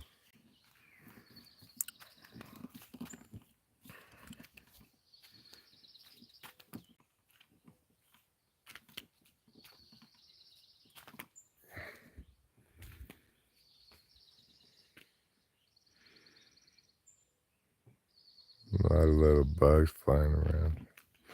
I need to water these.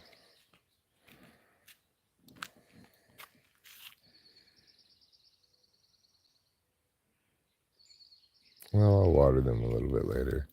Are you getting some sort of bugs eating this? No, it's just kind of weird looking.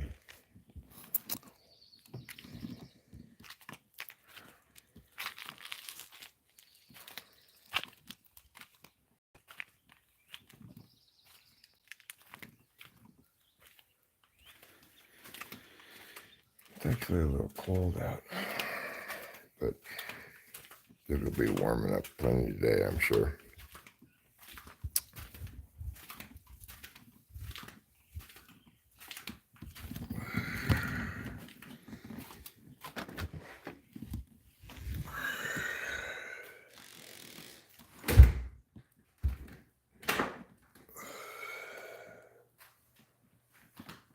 So basically, it's like that website, but you just plug it into your TV. Huh? Sounds pretty cool. I'm sure it would run a little more smoothly than that website does. You know, the one that I seem to be pretty good at when on that emulator is Duck Hunt. Seem to be pretty good at Duck Hunt.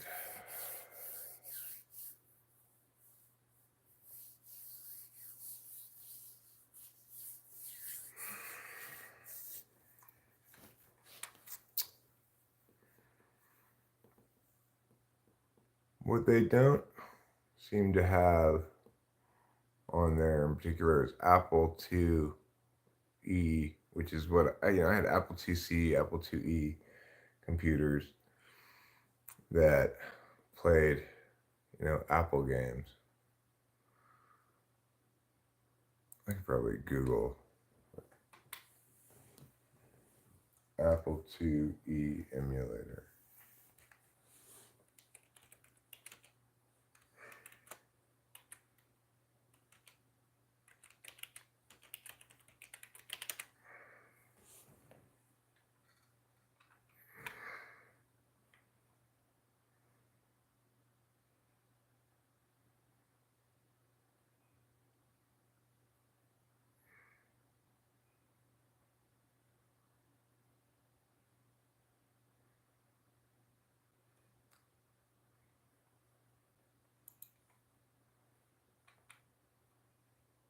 Oh, here it is.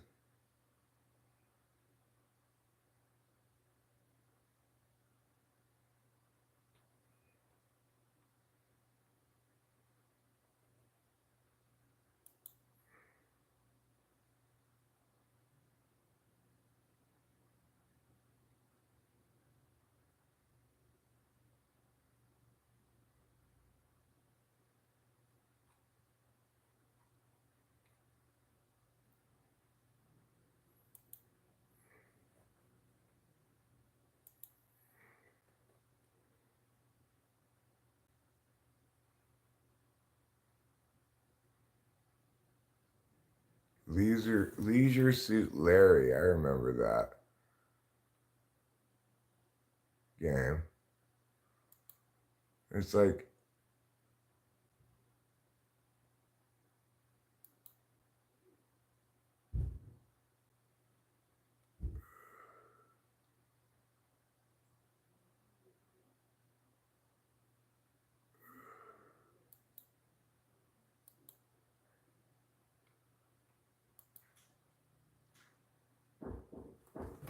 oh, it sounds like Ruben or Casey is here.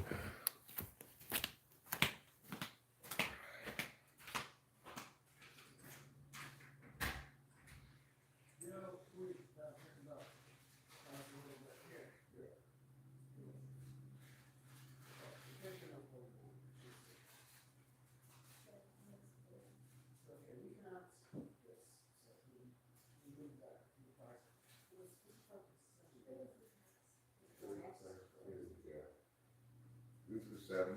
That's fine.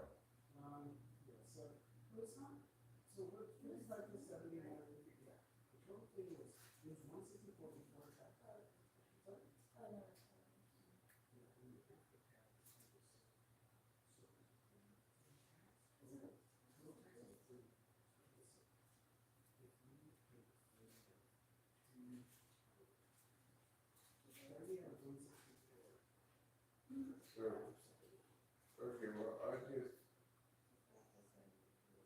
125 plus 30% tax or so, right? Is another $30. So it's like $160 or something, right? Is that fine? Okay, tell you 160 for the conference room. Or I don't have Zelle. Well, I do have Zelle. I do have Zelle, but I can just pay. But I need. All right, so just shoot me. Okay, so just email me the address you want me to pick up, and I'll do it right now. All right, cool. Thanks.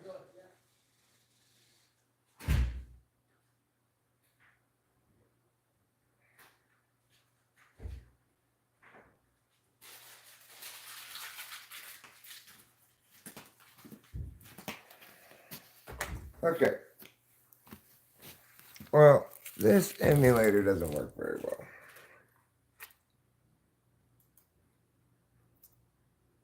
Yeah, I'm fluidly transracial.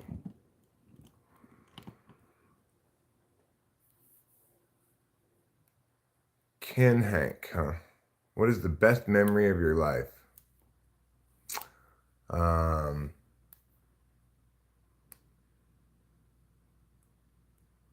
I It's a good question, I guess. I've got some good memories. I've got some bad memories. Bad memories are so much more memorable than good memories.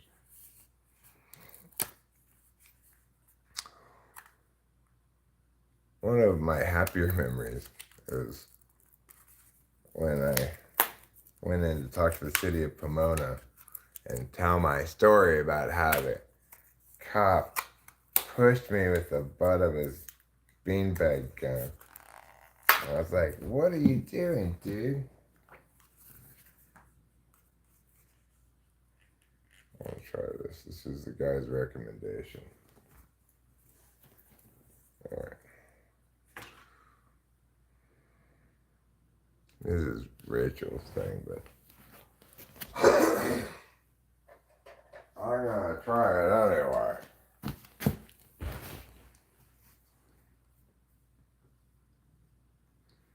So when I went to the city point, I'm like, and then the cop did meow. I was like, "What are you doing?" That was a happy memory. He's like, "I had to tell my story," and everybody had to listen to me.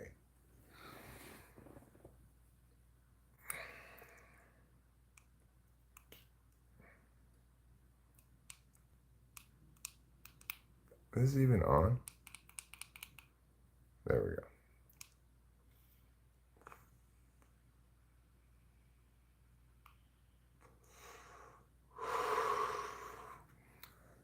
No, I don't miss my younger self at all. I'm happy to be the age I am and the spot in life where I am. This is the best life has ever been. It's the happiest I've been in life, you know? So,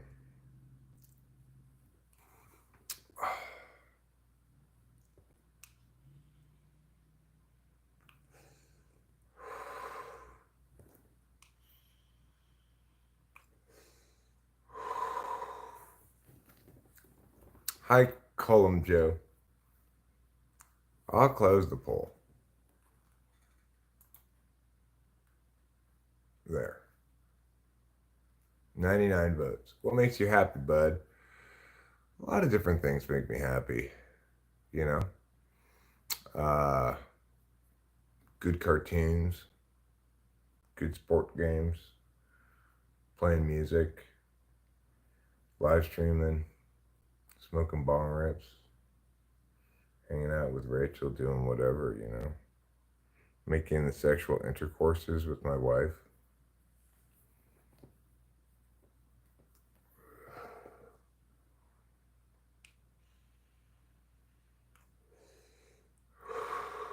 A lot of different things make me happy.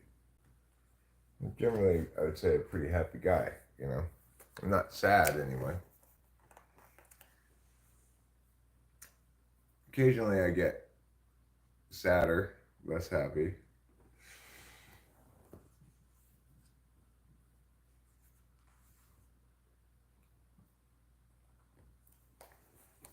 I try this other one. But by and large, I'm a pretty happy guy. I don't really have much of anything to be sad about, you know?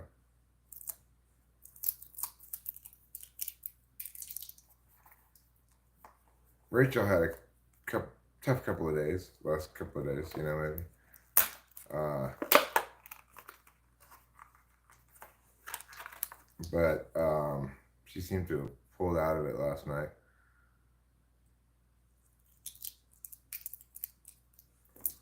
Yeah, well, my child's already grown, and there was a time when certainly I would have put her at the top of the list of things that make me happy. But the truth is, nowadays I just rarely see her anymore, and we don't talk that often or anything. So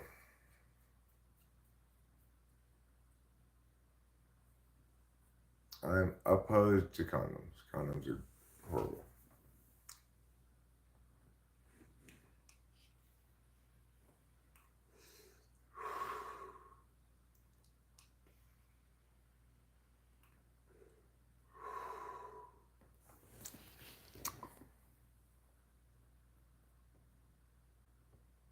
What made you pass out, Colin Joe? Were you drinking alcohol?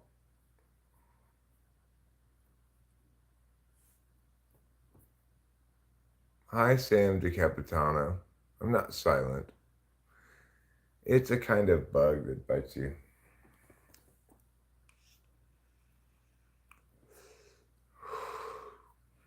Lives in the grass.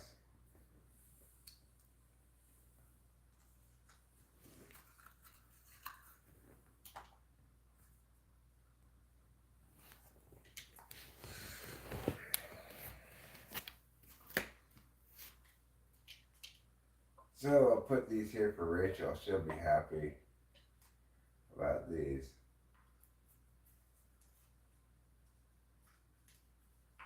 That's for sure. Put that right there like that.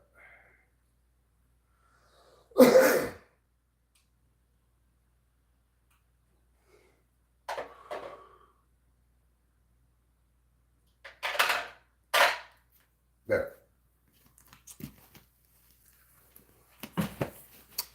All right.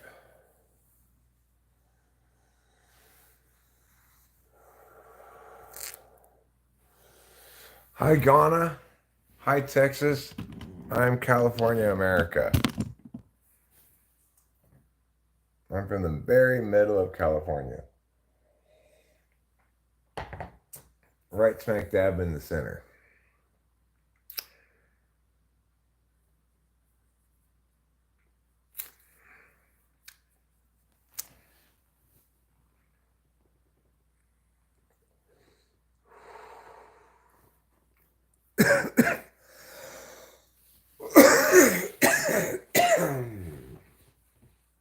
Well, well, well. What do we have in store for this morning, if anything? Uh, I meant to give that box of knives to them. That's that because it's so damn hot. Just call them Joe. Well, try to do those sort of things early in the morning. Would you like to learn? Would you want to learn the time that you will die? It's an excellent question, Nevada driver, and the answer is no. I would not. It would. It would like reframe everything, you know.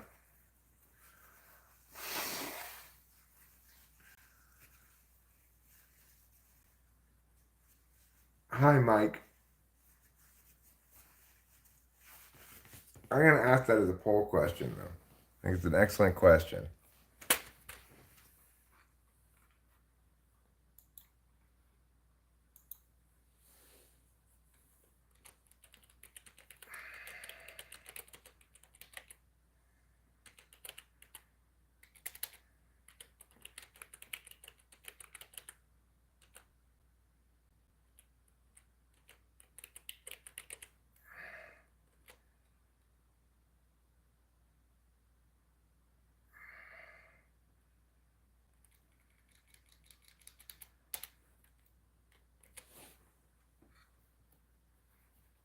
Would you want to?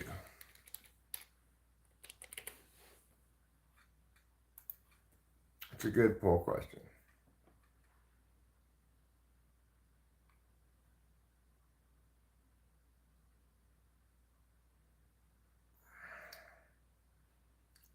I wouldn't want to.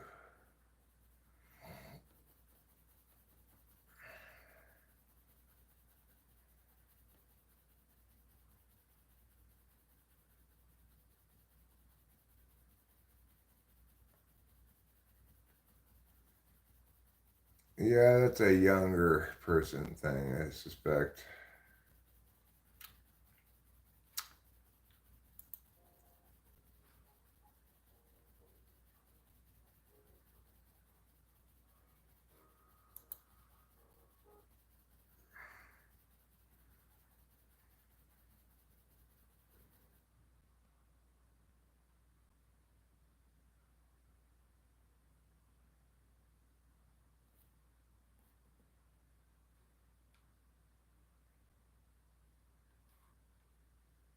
Tetris is the number one game on this thing, it says.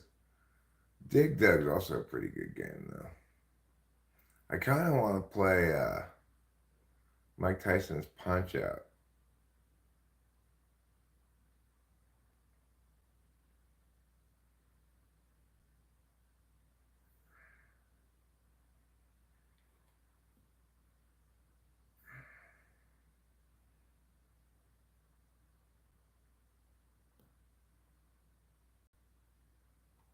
Could also play Tetris.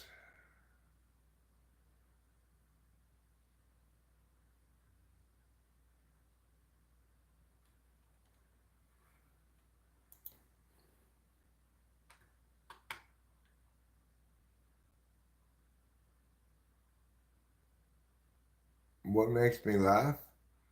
Things that are funny. Everything funny makes me laugh.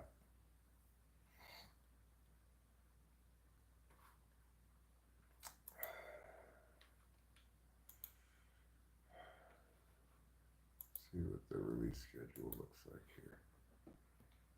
Nothing yet today.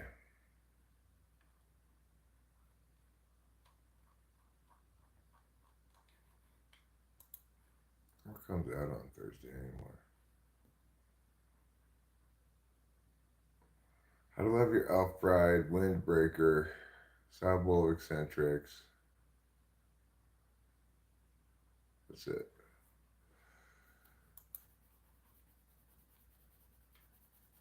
Yeah, I think I might play Mike Tyson's Punch Out right now. I might give it a shot. I was frustrated because I wasn't able to beat Glass Jaw Joe in all the times I attempted to before. So, Bunhart. Hello, Bunhart. Are you like the butt cheek version of Braveheart? I'm the butt cheek version of Braveheart. Okay. Mike Tyson's Punch Out.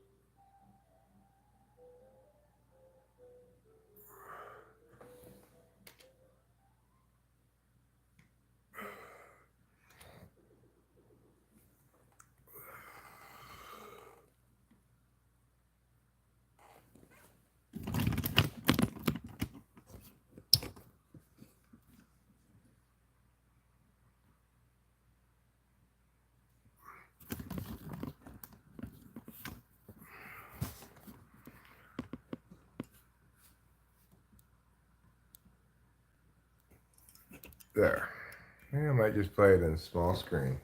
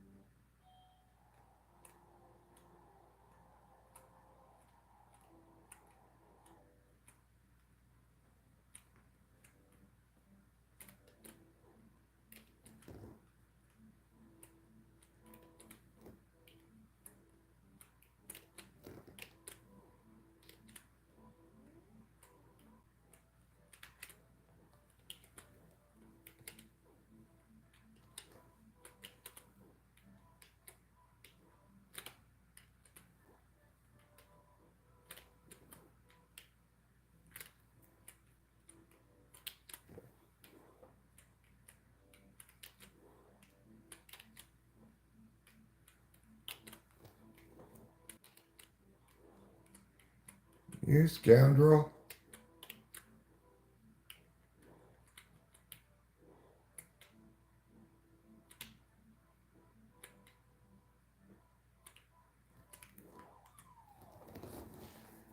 This scoundrel got me.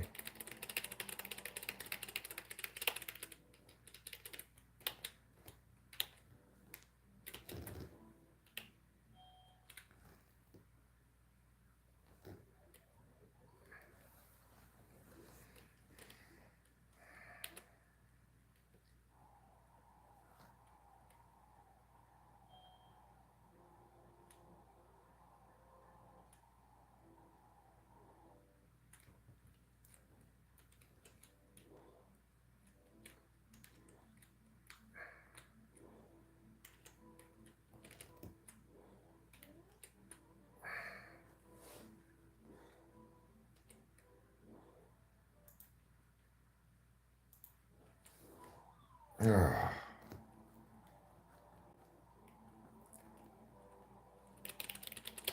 accidentally pushed Alt. Caused me some problems. I'm tired already. God damn it. Now this is causing problems. I need to restart this game.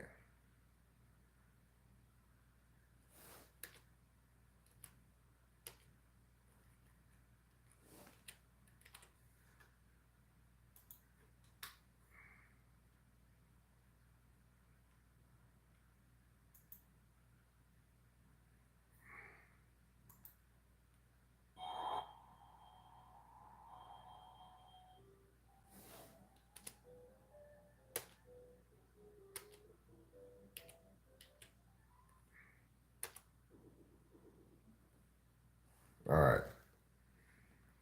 This time we're gonna do a good job.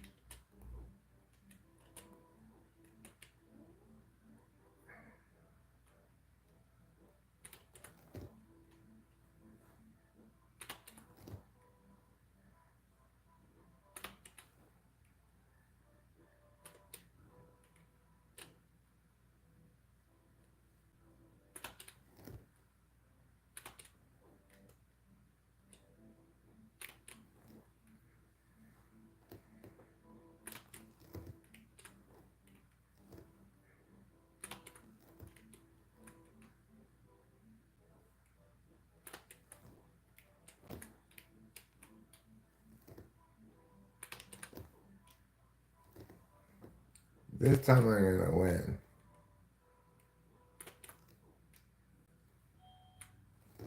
I won that round, I bet. But you know what?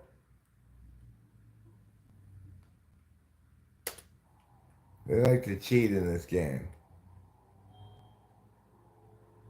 If you don't knock him out, they'll get you.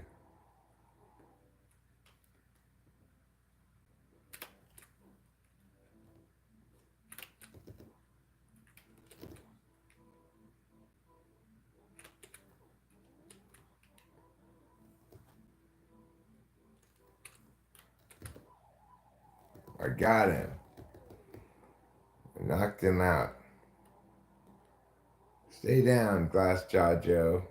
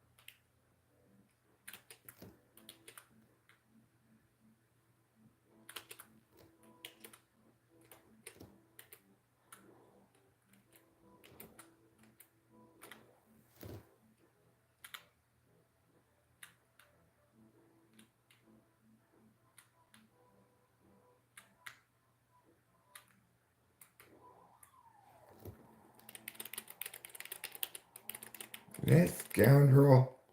He's such a cheater.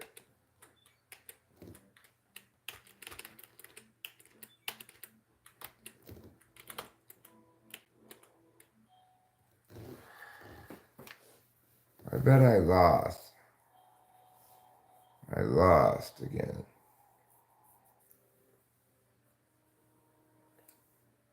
Let's rematch. I want to try again. I need to use both my left and my right.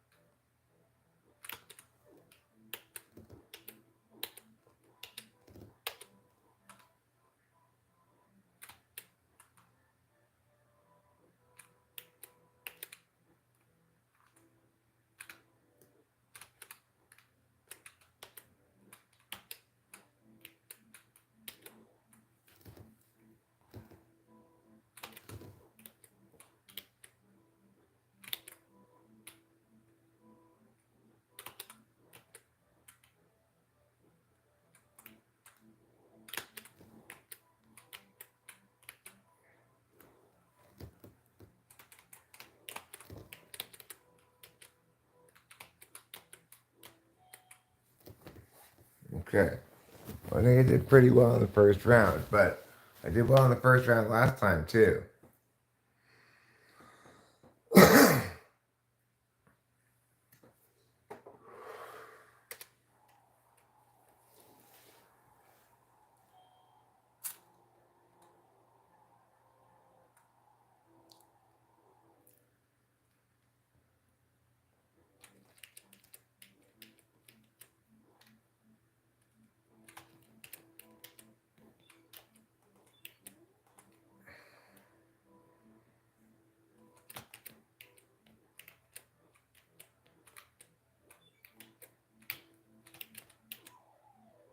I got him. Down you go, MFer.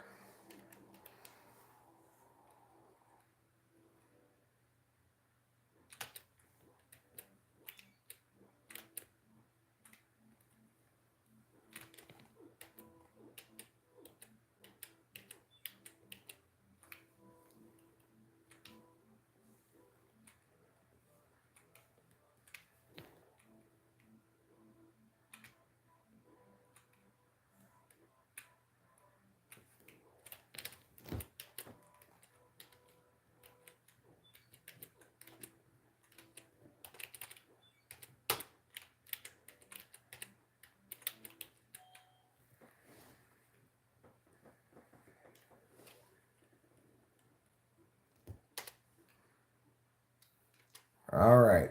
Third and final round. Now listen, Glass Joe.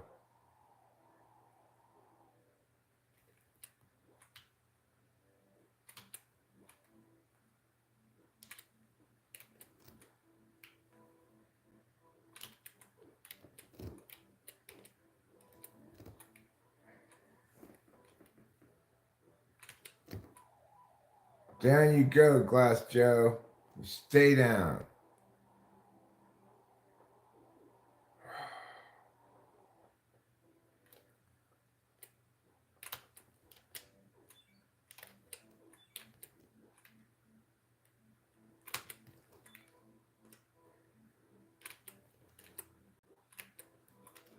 Uh-oh.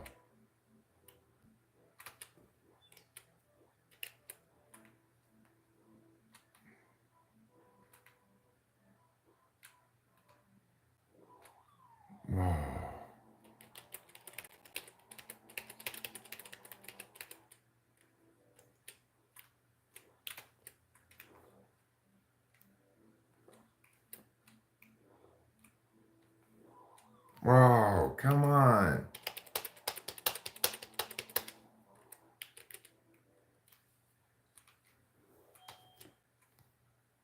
all of a sudden we're out of time, huh? Cheaters. You cheaters. Such cheating cheaters.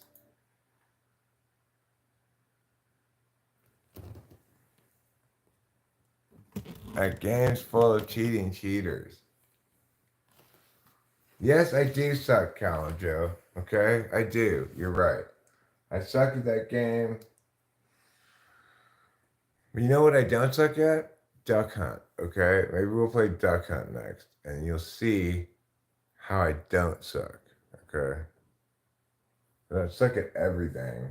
I just suck at that and a lot of other things. Alright, let's get some more coffee.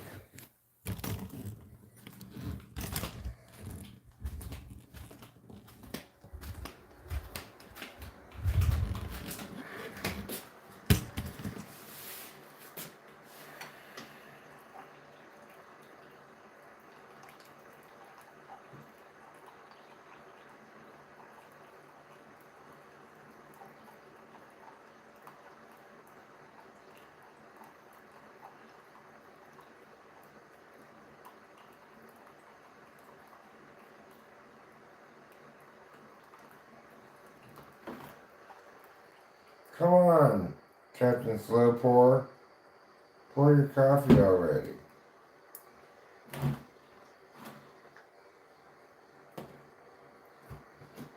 That's empty, basically. I have to make a new pot.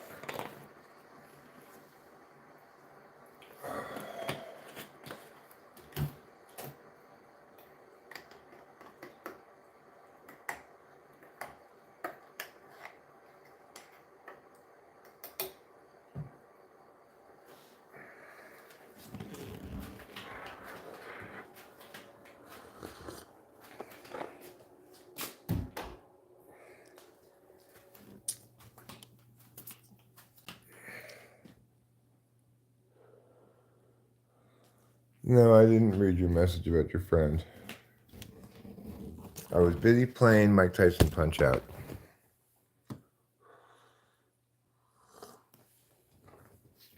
His name is Sammy, and he stays at the retirement home at the 8th Street and Movie Street. Well, good for him and you. Time then hooks, dude. WTF.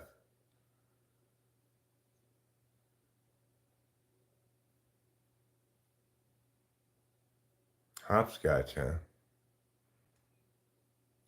Yeah, I'm not good at that, okay? I'm not good at Mike Tyson Punch Out. But you know what I am good at? Duck Hunt. And I'm going to play it in a second. And you're going to see how good I am at it. First, I'm going to pull a bar up.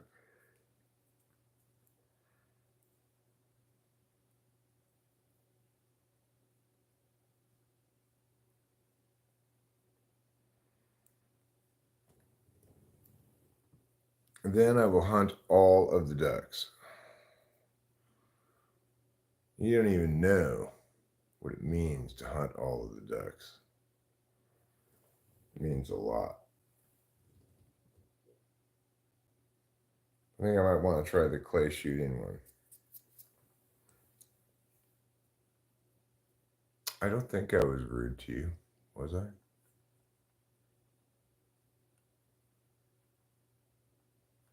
You'd probably take the offer to learn the day of your death.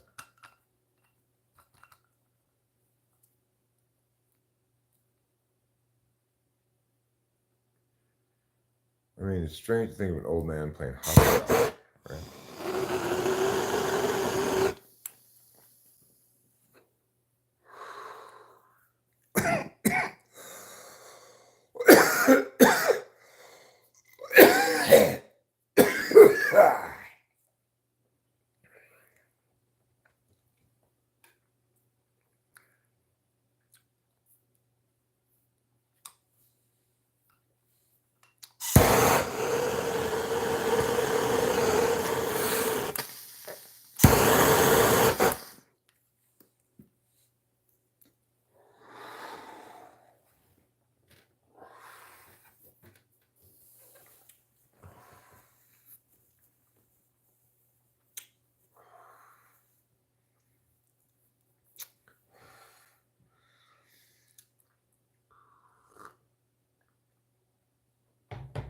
You think duck hunt's easy, huh? Well, let's see. You get to round 10 in duck hunt.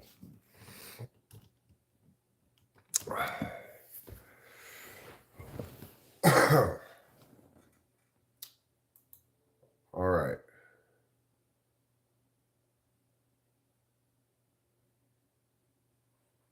Next.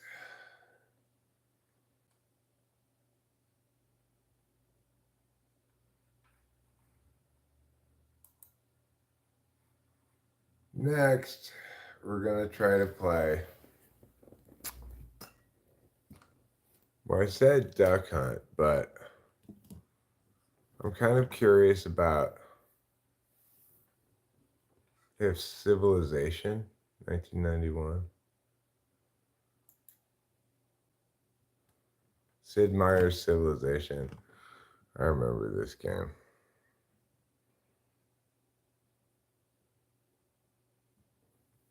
Who's Sid Meier? Why does he get invented Civilization?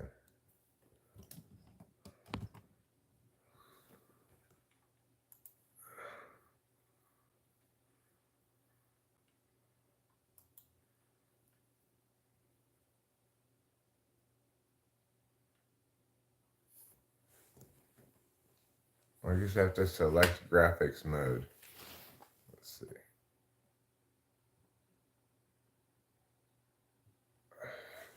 One.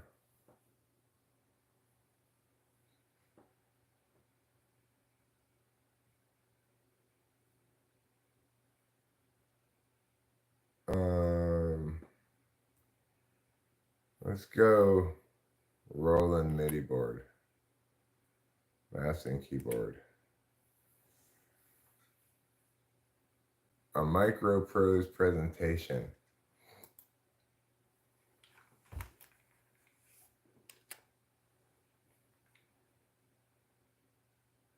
Start a new game. In the beginning, the earth was without form and void.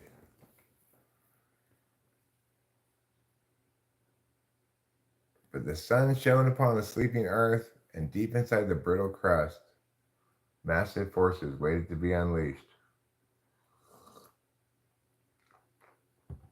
The seas parted, the continents were formed. The continents shifted, mountains arose. Earthquakes spawned massive tidal waves.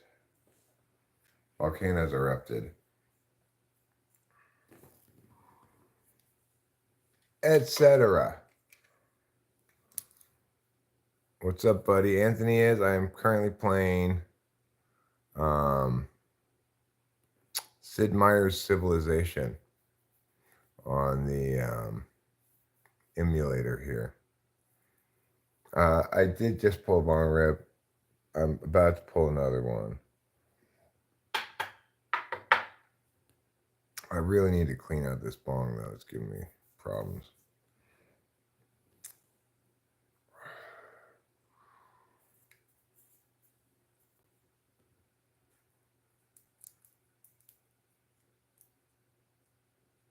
And with life came instinct and specialization.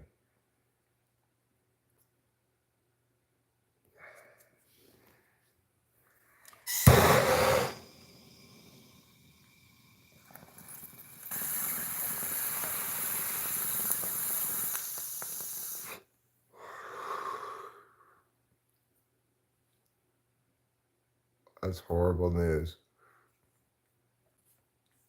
Here I am. Horrible, horrible news.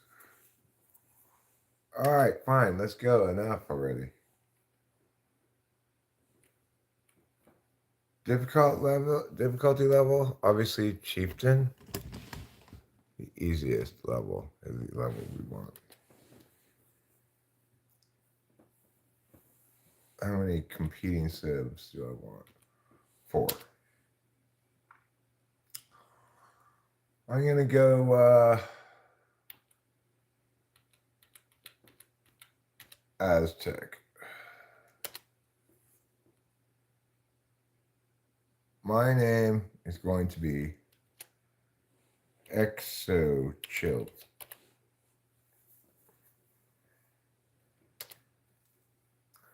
Exochill, you have risen to become leader of the Aztecs. May your reign be long and prosperous. The Aztecs have knowledge of irrigation, mining, and roads. Pretty good.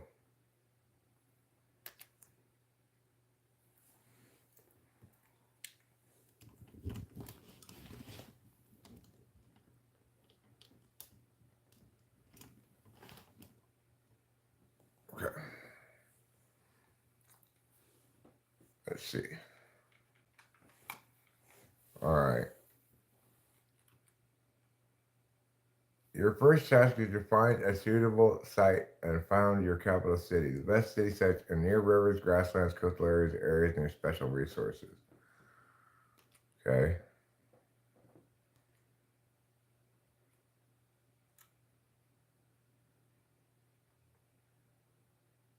Found new city from the orders menu or use the B key to find her here.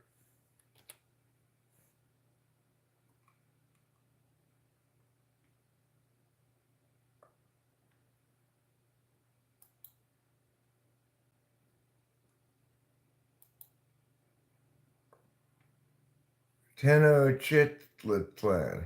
Okay, that's fine. That's my city's name.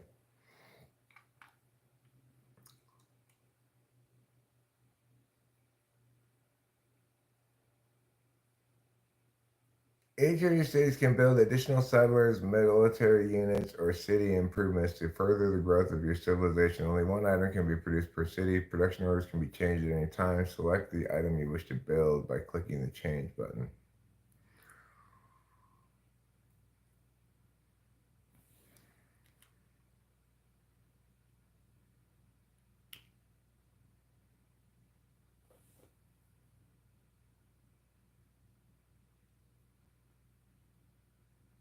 This is too hard. I don't want to play this game. It's too complicated. The game's too complicated. I can't play that game.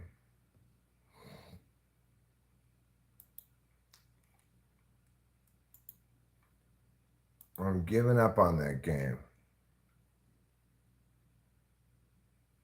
Instead, let's check out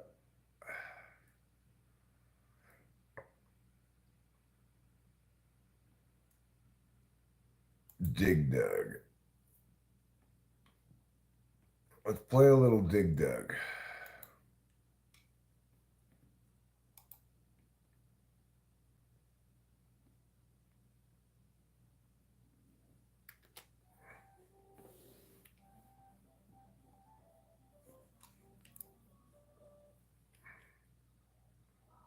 So what am I supposed to do in this game? I don't remember what I'm supposed to do. Just get away from those guys, I guess.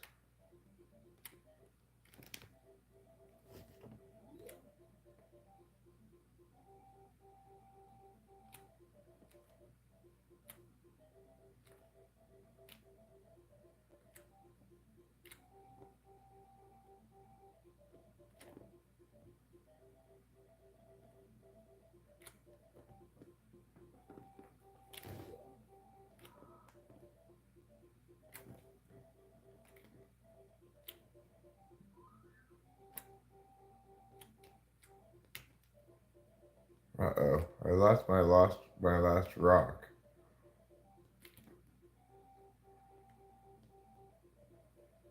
What am I supposed to do? How do I get away from them now without any more rocks? Ah! Get away though. I can't kill them anymore. They're gonna get me. They're going faster and faster. Oh. I guess I gotta save my rocks.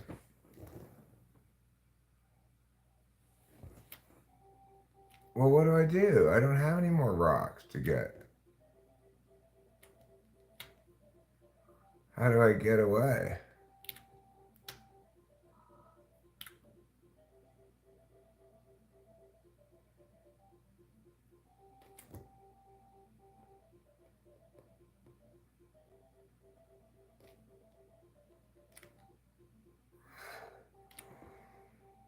What am I supposed to do now, though, if I don't have any more rocks? I just die?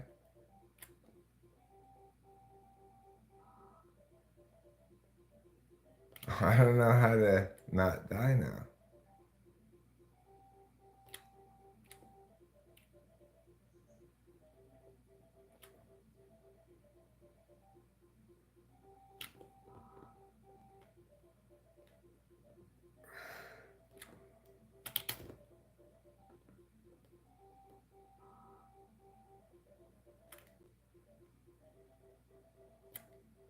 You know what I'm saying? Like, how do I not die?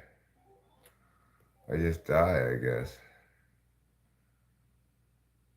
There's no way to get them without rocks.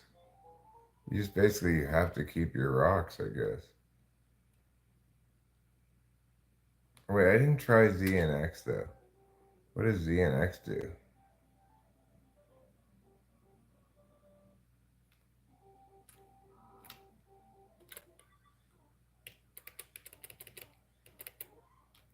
That's right.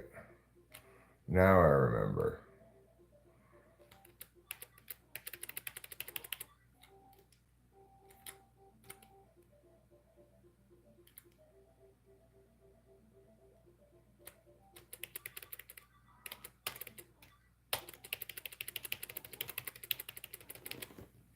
Bam! I got him.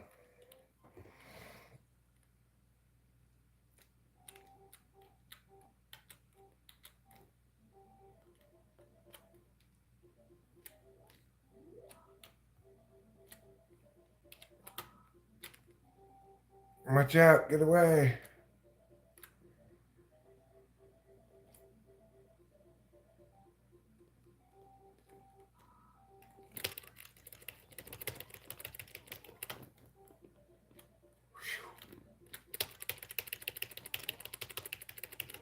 Bam!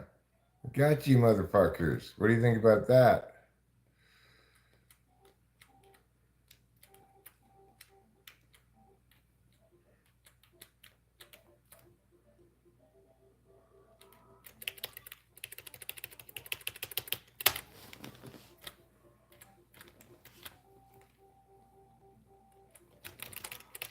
Oh, I died.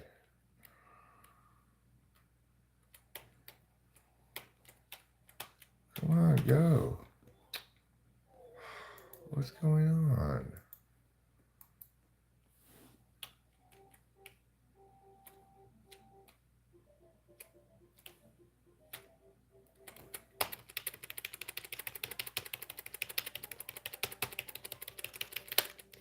Take that, motherfuckers. Take that.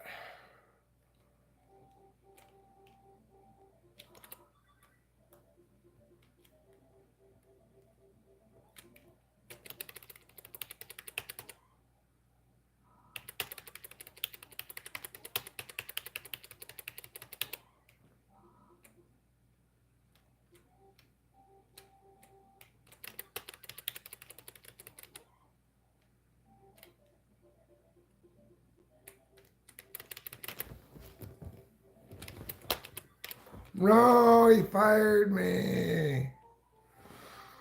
All right, well, I did pretty well. I did better than I was doing before.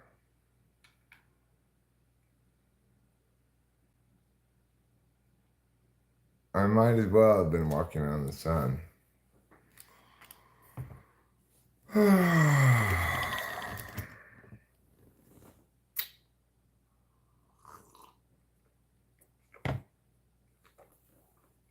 I think it's fair to conclude that I'm just not that good at games.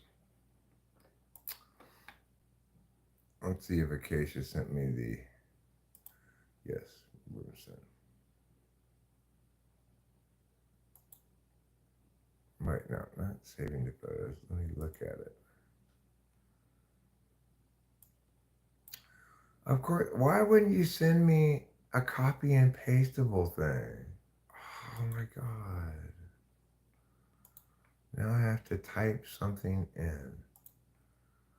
You're killing me, Larry.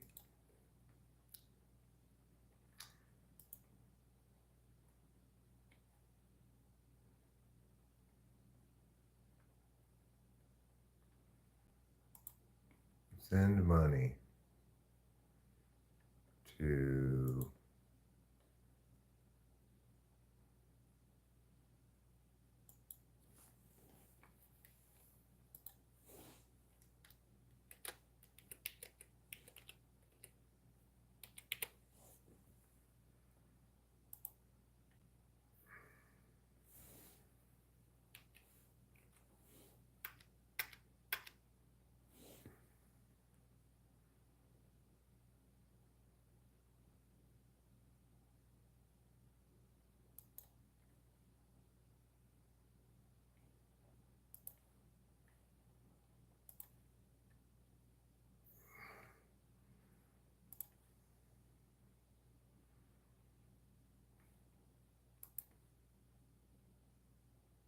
okay, yeah. I sent you the money that I owed you.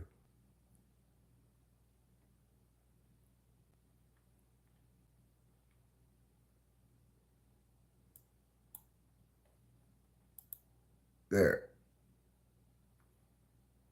Yeah, I put it. It's fine. I got it. Have I ever worn women's panties? No.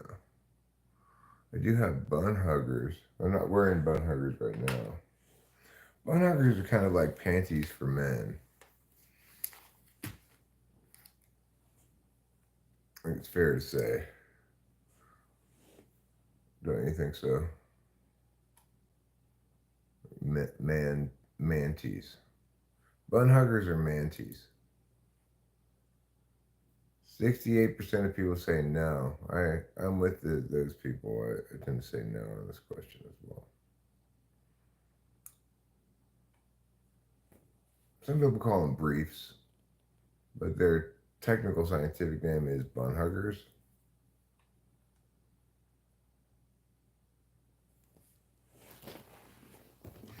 For most of my life, I've been a briefs man, a boxers man, but within the last year or so, decided, hey, I'm going to get some bone huggers. And I did.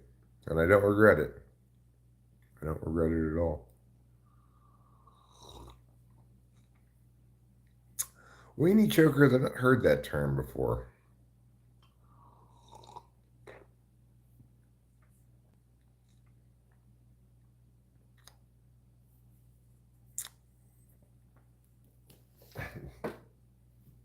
Is that his name? Ty Dolla Sign with a dollar sign? That's ridiculous.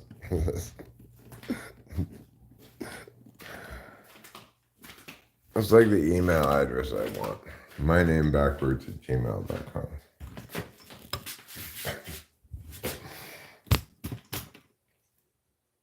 If I had that one as well as my name backwards at gmail.com, which I have, Stuart Sire, then it wouldn't matter how people interpreted it.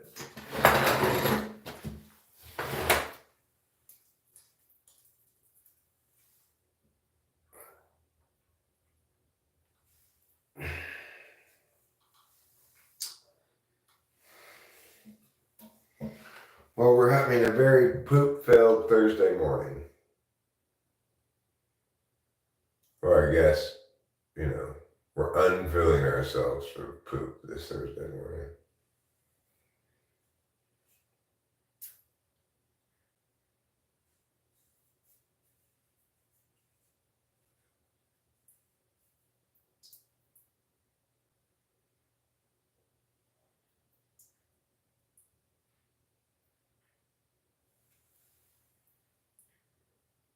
It's so preppy in here. It is pretty preppy in here.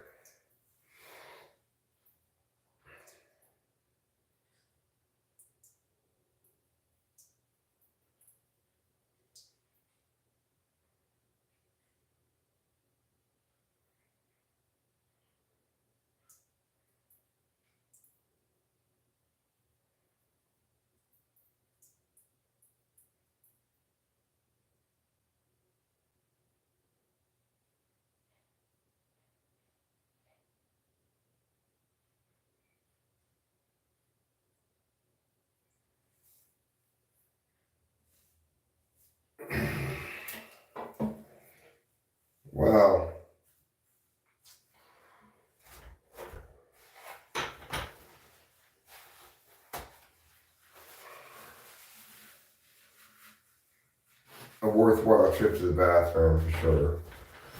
I defecated, I urinated, a good time was had by all.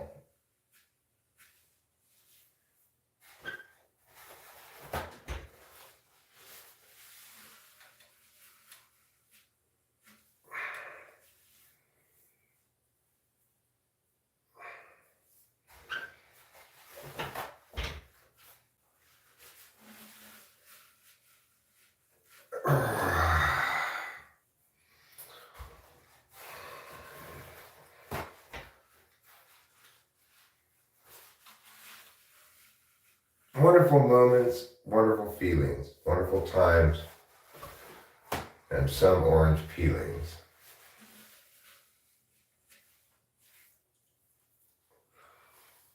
Okay.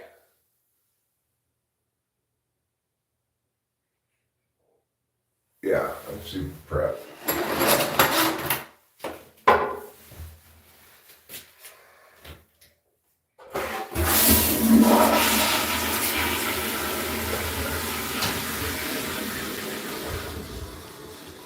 I'm super preppy like a man named Jeppy.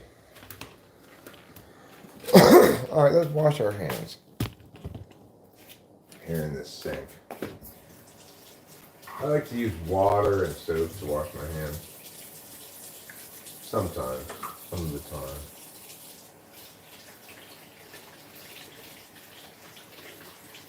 I really should go water those plants. And in fact, I'm thinking I really should put like at least one of them in the ground. Those pots aren't big enough.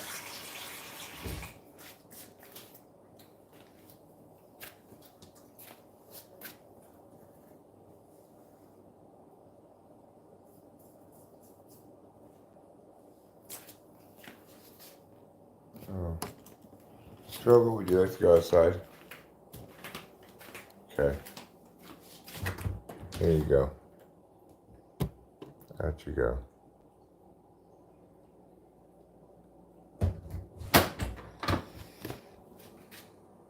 Hi, Theo.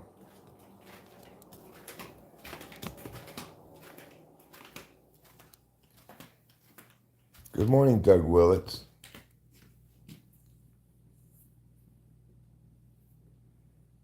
I think you're probably looking at the wrong number, Thandy.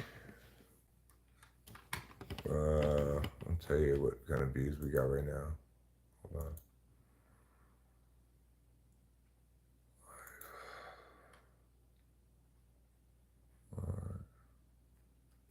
It's currently showing for me 165, but when I actually look at the analytics on it, it shows 2,300 views with 895 in the last hour. So there you go. Now it's up to 902 in the last hour. So I like to think if I'm getting 500 an hour, I'm getting generally pretty good results. I'm doing better than that right now, so that's pretty good. What would you like to see? I could show you. If you don't believe me.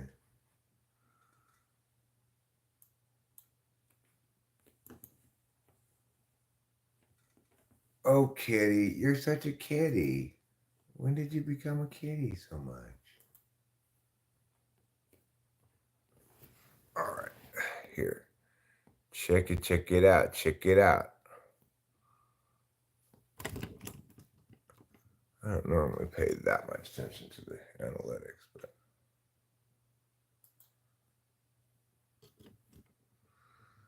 2.3K views, 37 hours of watch time, 921 views last 60 minutes. See?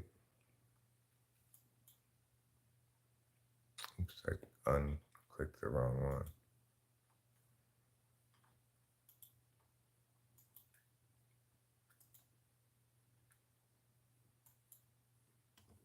there. That's better.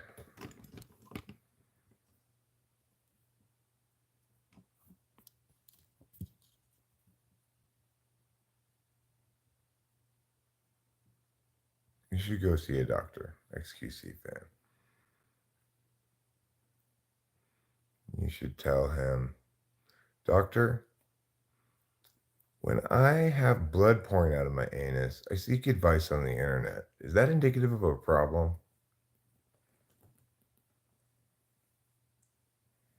I seek advice from random YouTubers. Is there something wrong with me? Your lives don't do well? Oh, I'm sorry to hear that, Transy Smokes. I don't know what's going on with me in my lives. I don't know why I seem to enjoy, you know, nice treatment from YouTube right now. It certainly hasn't always been the case. Oh, yes, you're a special lady. Daddy knows. Daddy loves. You want to hear more about my transracial journey? Well, you know, again, you should ask your doctor about that. Is it okay that I'm ashamed of my ass hair? Or you could ask ChatGPT. My transracial journey began at birth when I was born a small Chinese baby. And as I grew up and went through all the various races, brown, black, yellow, red, white, all the different colors of the rainbow. As I did that, I came to understand I am a victim of every kind of racism, from racism against Inuits to racism against Black people to racism against everybody. That makes me the ultimate entitled status person. I'm all disenfranchised groups at all times. Oh, wonderful kitty. What a wonderful kitty. Yeah, that's what I'm saying. I get all the privilege. I get white privilege, black privilege, brown privilege, yellow privilege, red privilege. I get it all. What a happy kitty. What a good kitty.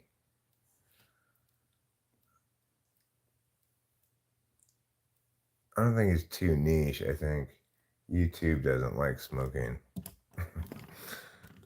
So I think it's as simple as that, you know?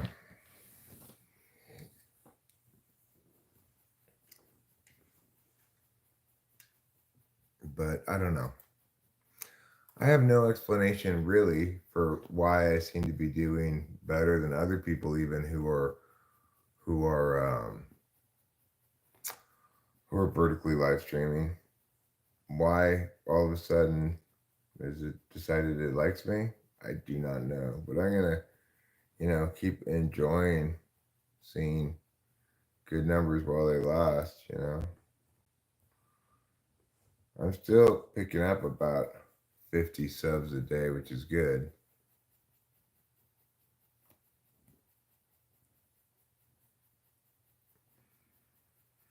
Yeah, you got to do it one ass hair at a time, XQC fan, with tweezers. Gulf Coast Florida man of the Gulf Coast is right. You need to get a pair of tweezers and pluck every single hair, one at a time, using a mirror. You're a good kitty. You're a very good kitty. And your father knows. Yes, he does.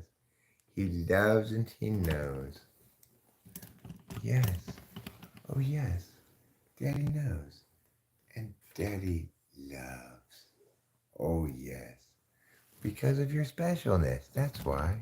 Why else? Of course, because of your specialness. Yeah. Yeah. Daddy knows. And Daddy loves. Oh, my goodness. Oh, my gracious. Oh, my gracious goodness. Yes. Oh, yes. Daddy knows. Daddy loves his special kitty.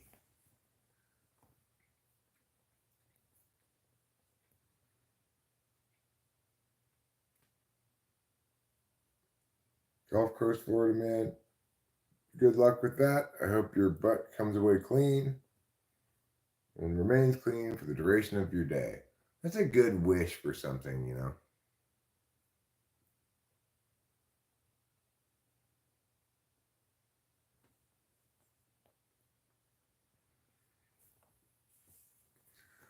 Yeah, time of day sometimes has stuff to do with it and not. I don't know. Nobody can really ever claim to understand the YouTube algorithm as far as I'm concerned.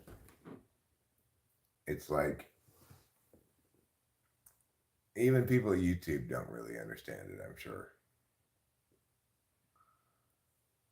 At this point, it's got to be so nuanced. You mean the wrestler, the professional wrestler, The Undertaker? I know my kitty is the Undertaker of cuteness. And the Overtaker of cuteness. You kind of just want to give up. Well, Dreamsy Smokes reviews. If you have ambitions with YouTube, it's probably not a great idea to even bother. Um, I YouTube all the time because it's what I do. It's just how I live, right? Even when I didn't have an audience, I still had so much shit I wanted to say. Nowadays, I don't have all that much I want to say anymore, compared to how it used to be. But I still can YouTube all day long by just responding to what people say in the chat and stuff, right? Because it's my nature. I need to talk and be heard all the time, even if it's by only a couple of people or nobody at all or whatever. Um,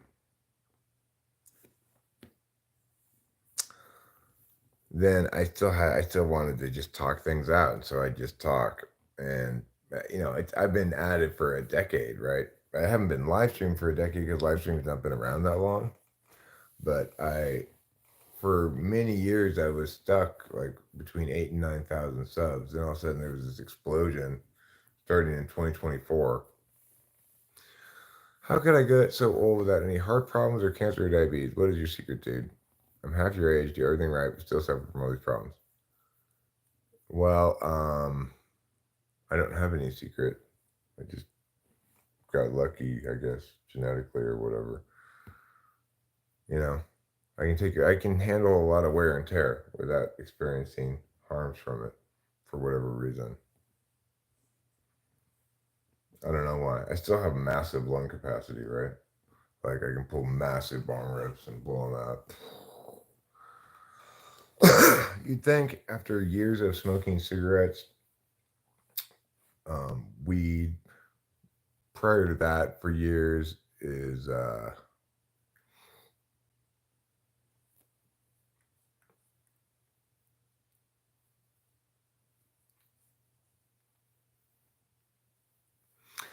well, I mean, the thing is, it's like the comments here are pretty slow going this morning, right?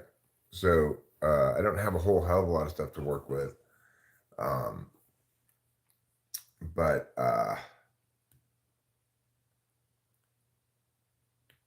but if I felt like it, I could play the guitar.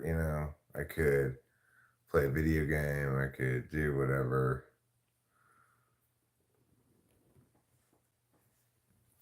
I don't know. The bottom line is this: you have to find a way to YouTube such that you're doing it without any expectations of success or engagement, even to make it your just diary, so to speak. And then over time, people will possibly start to pick up on your thing that you got going on. And you might start to develop some regulars or whatever. But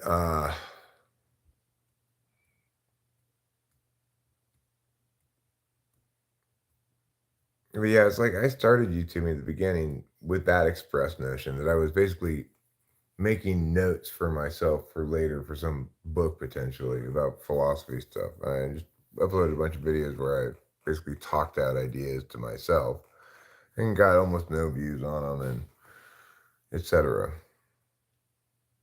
I wouldn't have been able to do it if I had gone into it with expectations.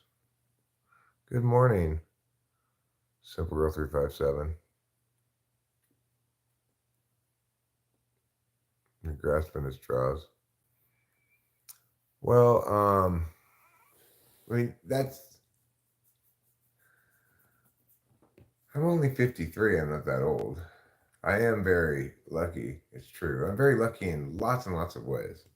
Uh, so it's not just lucky in terms of health. I did recently quit smoking cigarettes because I wanted to make sure I could remain healthy for these happy years of my life here. Um, and well, I'm happy to have you here, Dreamsy Smokes Reviews. You know, like I'm naturally an extremely talkative extrovert. So, are you naturally that? If you're not naturally an extremely talkative extrovert, you might find live streaming rough going, you know?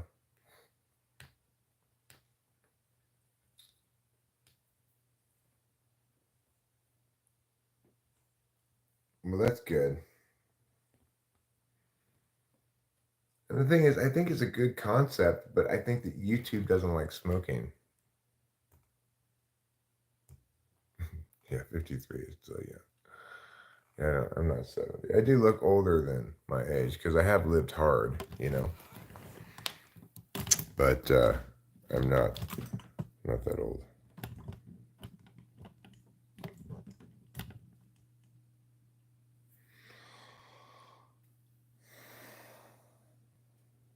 Still, I mean, I know plenty of people my age who have a lot of problems that I don't have. So I've always been skinny, tall and skinny. So uh, that prevents things like diabetes, and I can handle kind of a sedentary lifestyle better. Yeah, well, YouTube doesn't care about that really. They can't pay that much attention to what's being said exactly. They're using some heuristics.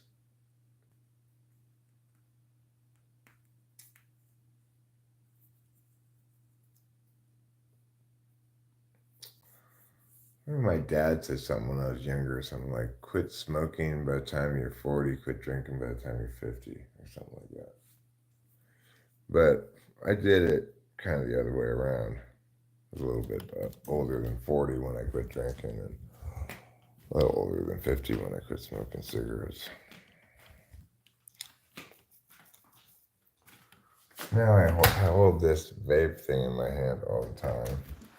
It definitely seems to be not as bad for your lungs. I don't know. It's just my subjective, you know, subjective reporting, which is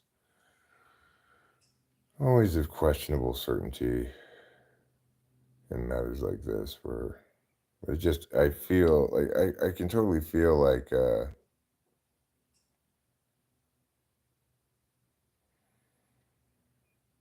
I have more wind. Are you okay? Are you coming in? I mean, are you coming out, and or are you coming in, or are you both doing neither thing?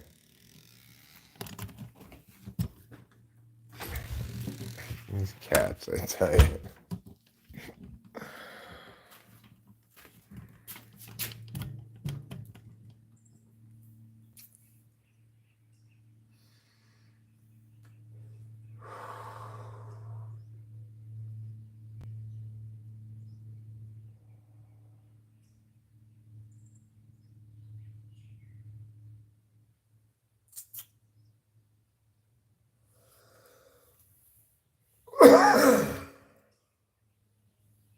Tomorrow it'll be 3 weeks without cigarettes.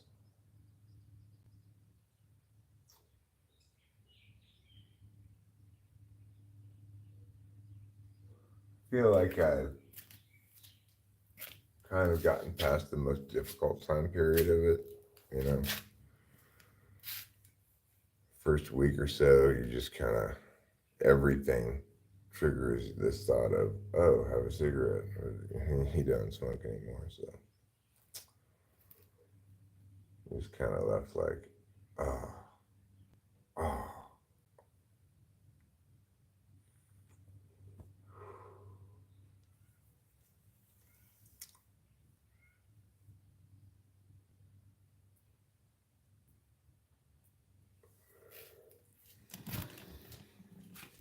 Regardless, I don't come out and stand outside nearly as often, which is kind of a little bit sad, maybe, but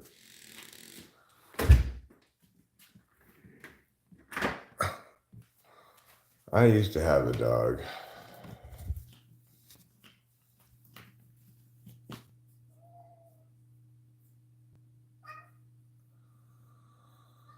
I mean, yeah, I support euthanasia.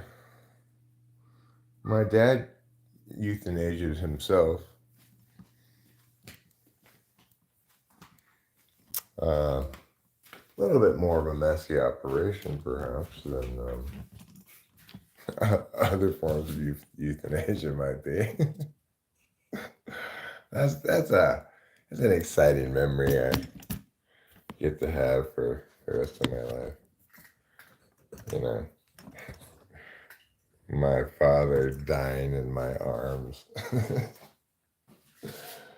Bro, my self-inflicted gunshot wound to the head.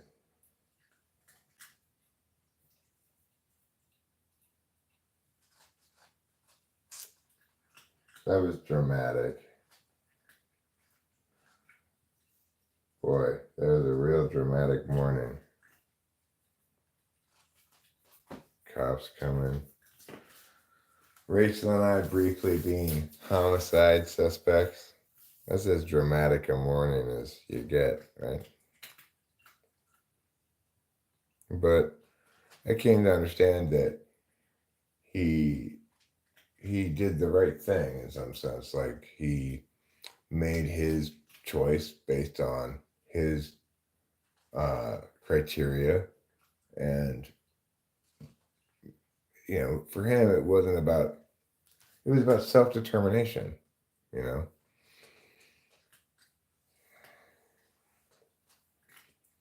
At first, I didn't understand that, but I've come to understand that. And the importance of self determination.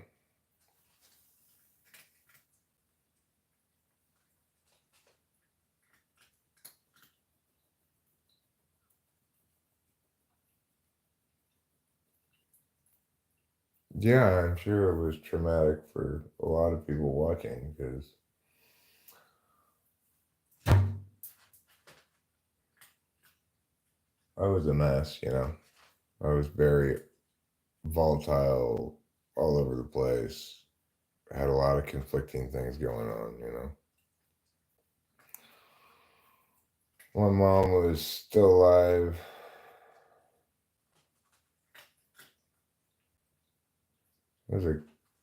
It was a topsy-turvy time for sure. I'm happy to transition into this time of peace.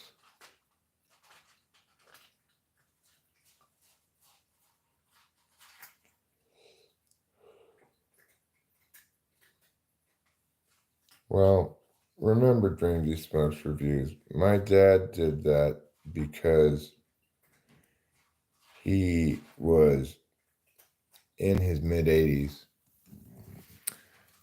His wife had just been placed on hospice, which meant that she wasn't going to be, she wasn't going to receive any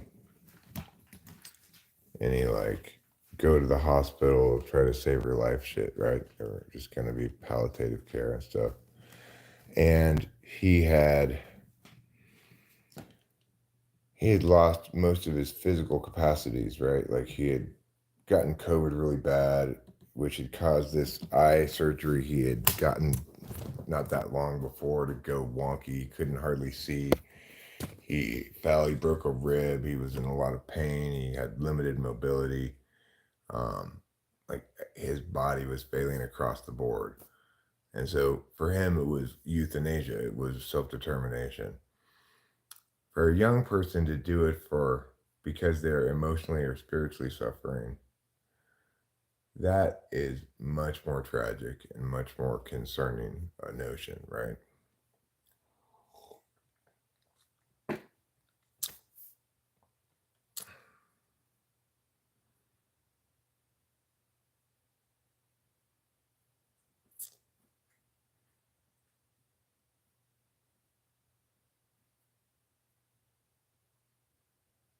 I want you to be happy, joyous, and free.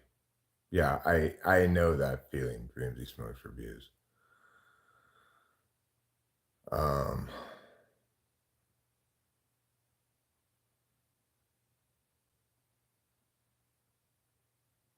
right. I mean, I would say you got to get out of that relationship. There's only pain gonna be there, you know. I don't know if you can get past something like that,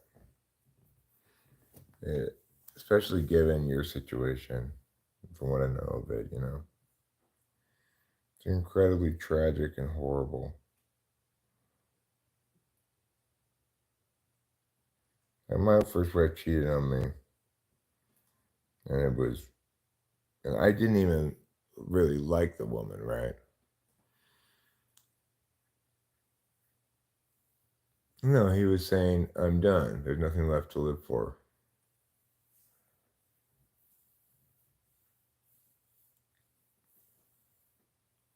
Yeah. Well, it happened to me too. You know, I know how what an incredible form of like ontological violence it is against another person. What an assault on their trust. Universe didn't fuck over my dad. He just got to the end of his life, you know? He was 85 almost. It was a few days before his 85th birthday.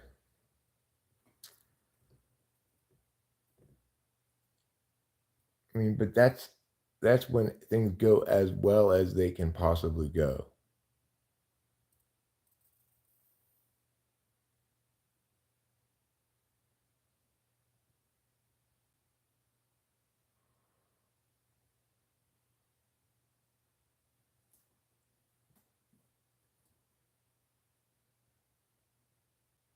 Well, I'm not sure it is better that she stuck around. Uh,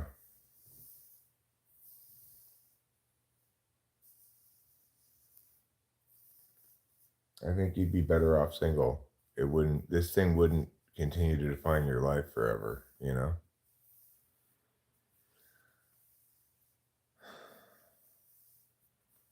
Uh, There's no, there's no solace in that.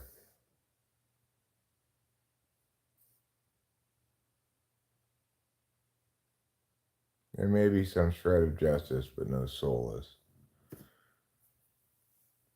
From what I understand, you maintain the moral high ground anyway, so I'd normally say you don't give up the moral high ground like that, but it doesn't sound like you actually did. You were just, it was a gesture, it wasn't even actual infidelity on your part, really.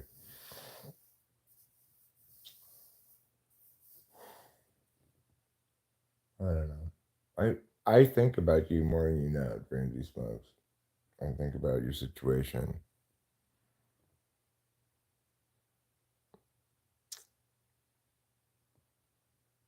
how horrible it is.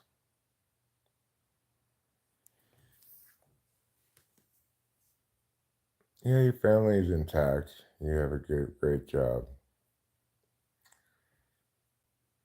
but your soul is not intact.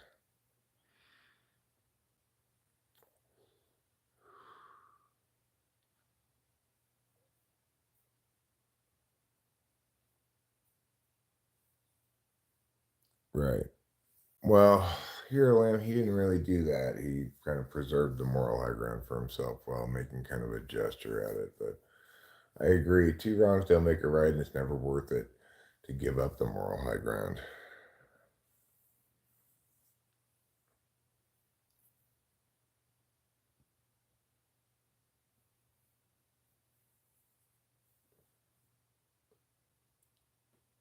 I mean, I'd point out that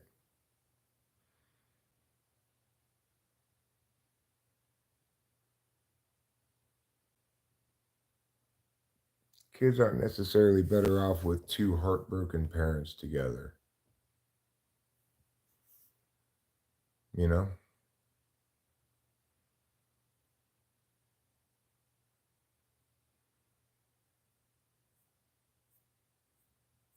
Where's my wife? She's asleep upstairs.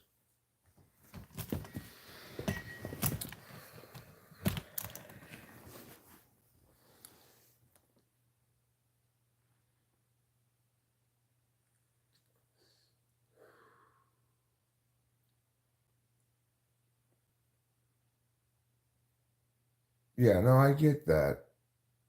I get that, Rangy Smokes, but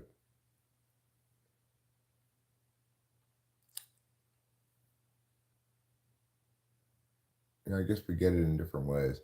When my first wife cheated on me, I basically just verbally abused her until she finally left.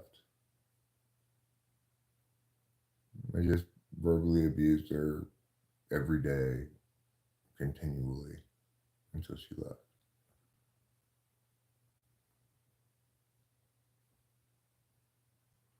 And hopefully, after listening to me for that long, explaining it to her, by the time she left, hopefully she had come to understand what a worthless, filthy whore she was.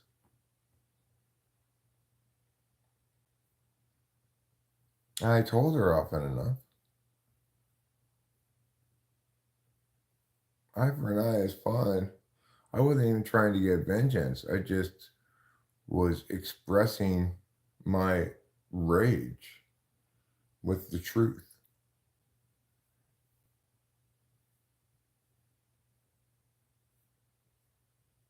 You know, it's like she couldn't do anything. Like, okay, I gotta run to get milk. Okay, well, try not to suck any dick on the way there. You know, she couldn't do anything. I'm gonna wash the dishes. Make sure you don't take any dick up your ass while while you're doing it. You fucking whore. You know, that's excellent. That's appropriate, right? To constantly shame her. Okay, engage in constant abusive shaming. Hey, worthless slut. You going to work right now? Okay, well, don't drink too many gallons of cum. It'll make your stomach upset.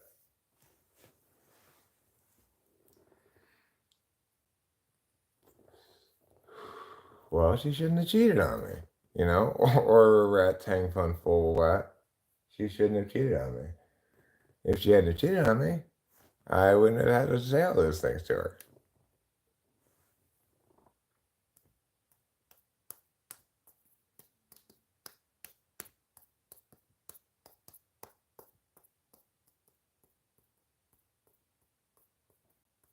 Right, exactly.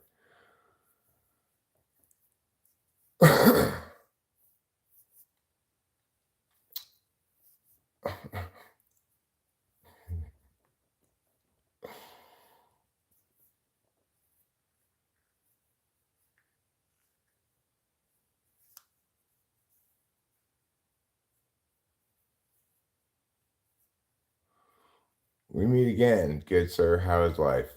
Life is fine. I'm feeling mad on Dreamsy Smokes' reviews' behalf. It's a lot of S's. Dreamsy Smokes' reviews. Well, I mean, I agree with you here, Lamb. I should have just left the relationship right away. But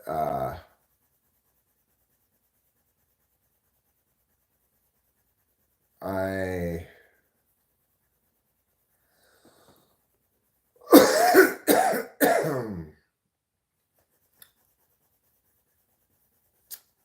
Alien X says women don't know what they're doing anymore. I'm a woman myself. I watch this happen all the time. Makes me angry. Well, I don't think that my current woman would do anything like that. Certainly, I'm not naive and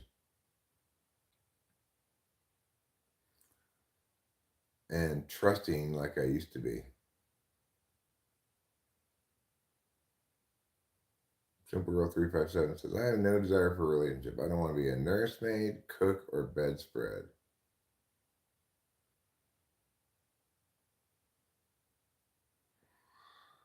Well, what if you had a relationship like Rachel has? She does she does have definite responsibility. Yeah, well, whatever. Stringy Smokes reviews. Uh-huh. Her reasons. But, you know, she only has to be one of those three things.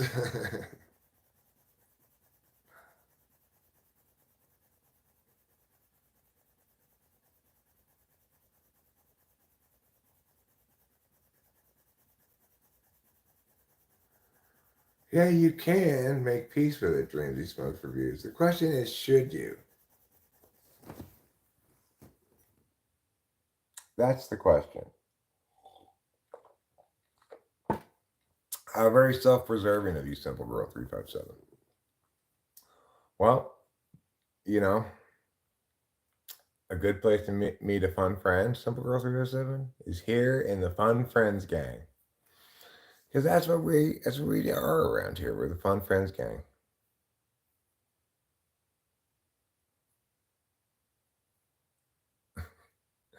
No, Joy Boy Insomniac, it should be. My wife is always mixing cake batter while spread out on the bed in her maid outfit. That's how I like my wife. On the bed, spread eagled, in a maid's outfit, of course, minus the underwears, and concurrently mixing a bowl of cake batter. Of course, that's what I want. Who doesn't want that? I don't have any famous friends, but I have you guys, and you're famous enough for me.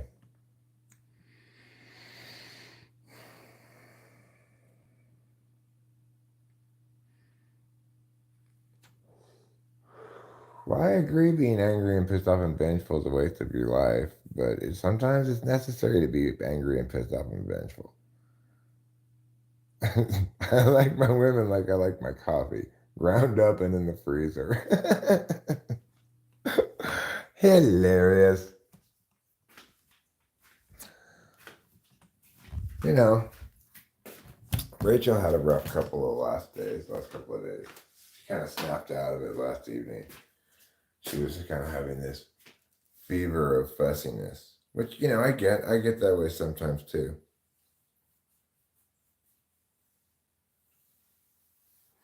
Thanks, Simple Girl. We try to keep it fun and sort of family friendly around here. Minus all the sex and drugs talk, of course.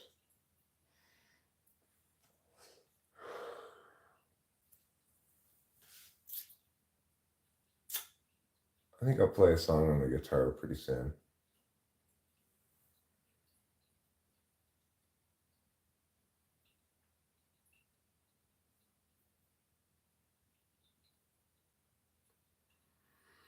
I mean, like, go get a career and be motivated.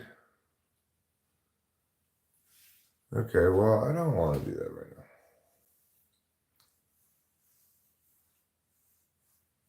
I don't want to get a career and motivation. That sounds kind of boring to me.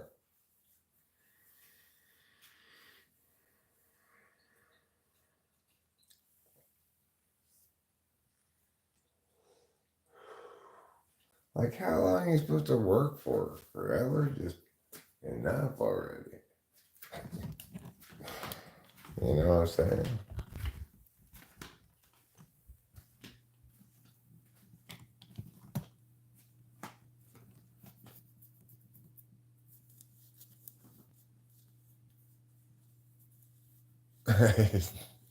You thought INTP meant I need that poo dollar sign. What is that? Like yen or something? The symbol for yen?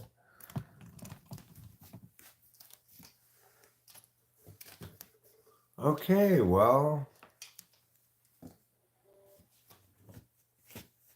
I I don't want to work though, Lamb. So just let me be lazy already. Okay, just let me be lazy. Every life lived reaches the time when the road splits in two.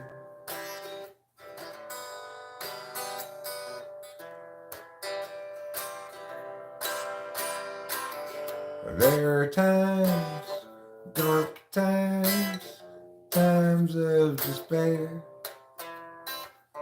times when it's hard to feel good.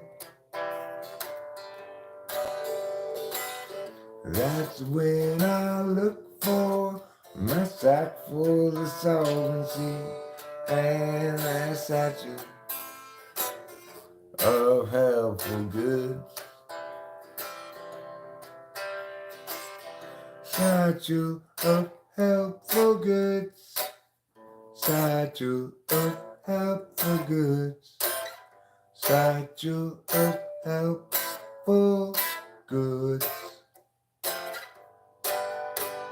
Every life lived reaches a time when the road comes to an end.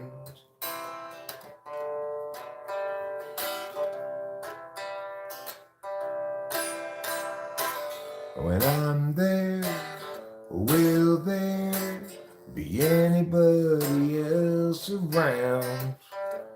Or will I travel all alone? That's when I look for my sack full of solvency and a statue filled up with bones. That satchel, now nothing but home. Satchel of helpful goods. Satchel of helpful goods. Satchel of helpful goods. Satchel of helpful goods. Satchel of helpful goods. Satchel of helpful goods.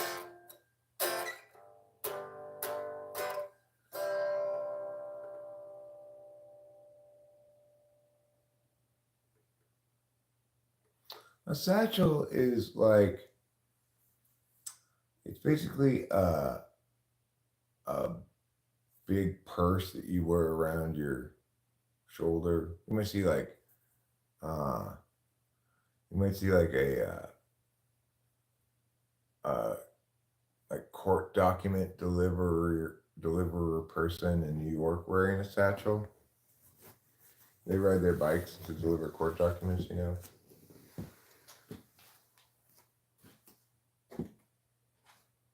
Except a man might have a satchel, whereas a woman has a purse. All right, I'll do that for you, Boba. Boba Fett requests a slow version of Amelia. I'll do that.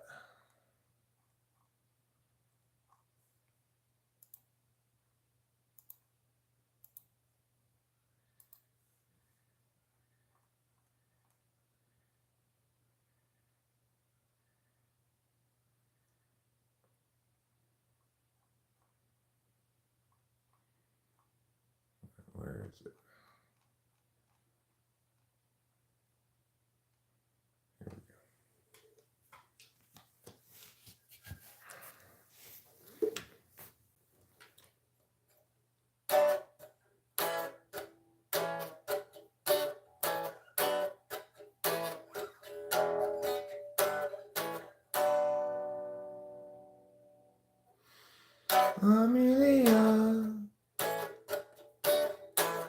Go from that place, take unto you the details of your case. Amelia, when you rise up above, floating ahead and soaring like a dove. What will they say when they look at you then, moving sideways in the space you're in, and staring sidelong with your thirsty grin? Amelia, can't you see, you and I will never be Amelia, yet you're still free. With too much opportunity to leave out in the rain, Amelia. Amelia, we're watching you fail for sure. No matter what we do, Amelia, when you rise up above, floating ahead and soaring like a dove. What will they say when they look at you then, moving sideways in the space you're in, and staring sidelong with your thirsty friend? Amelia, can't you see, you and I will never be Amelia, yet you're still free. With too much opportunity to leave out in the too much opportunity to leave out in the too much opportunity to leave out in the rain, Amelia.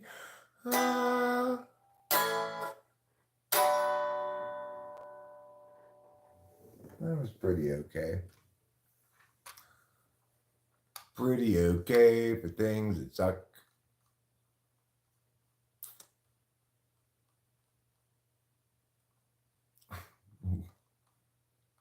That's my goal in life, to have that review of an album I put out. Pretty okay for things that suck, I guess.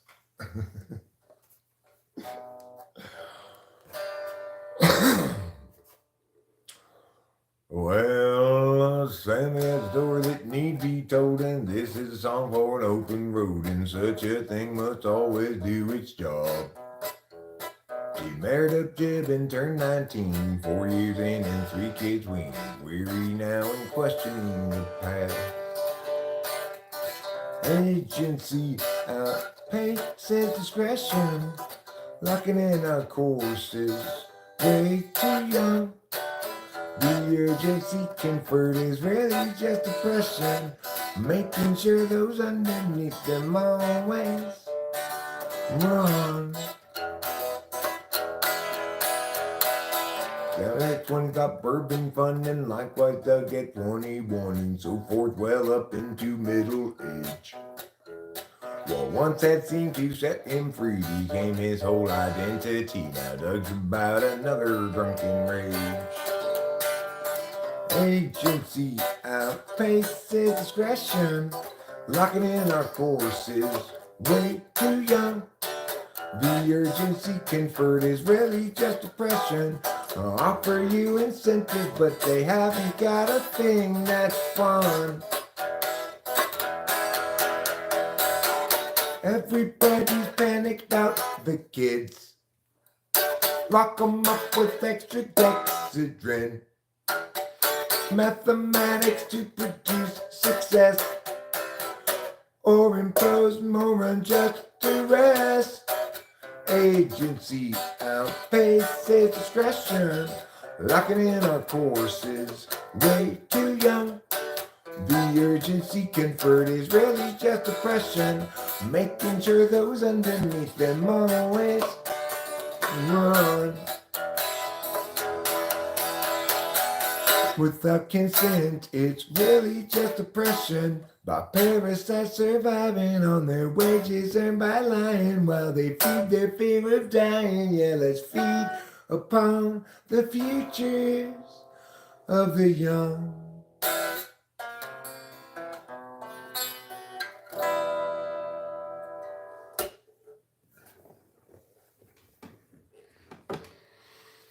I'm pretty good at playing the guitar. I am. I've decided that after all these years, I'm finally pretty good at playing the guitar.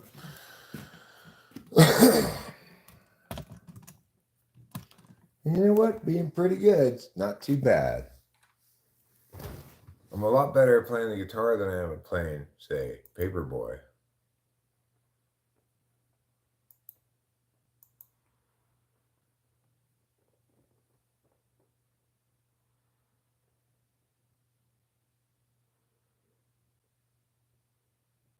The kiss, you and me both, okay?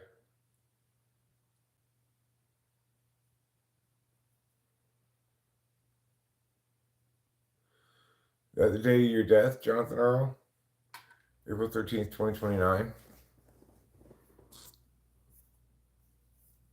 I am probably going to, I'm thinking I'm going to die January 1st, 3320. That's what I'm thinking.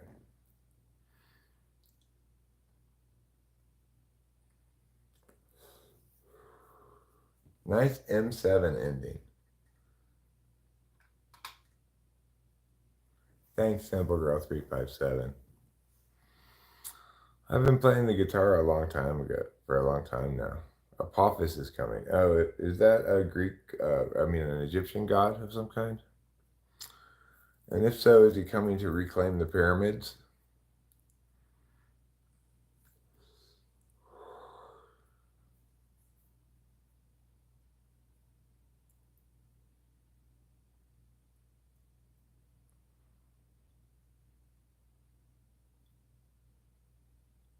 It's a meteor.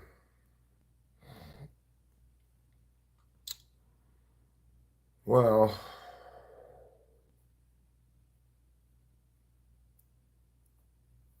yeah.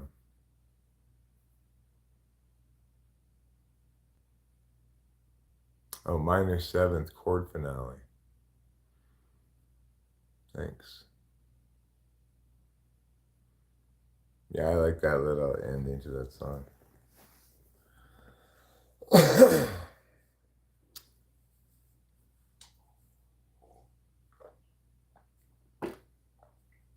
Is it gonna hit the earth? Is it gonna just miss us or is it gonna hit us?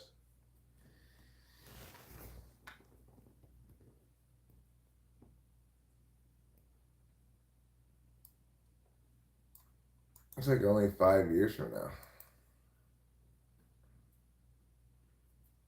Less than 20,000 miles from the Earth's surface. Wow. That's very close.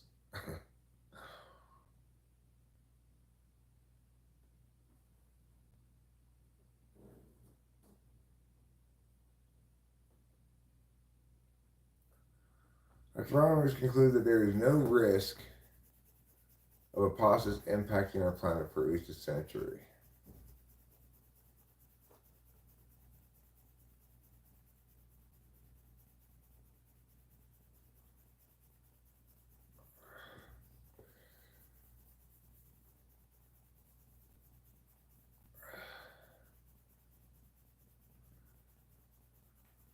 It doesn't look like it's going to actually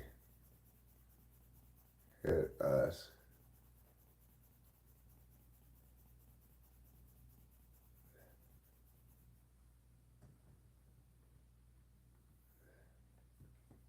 Huh.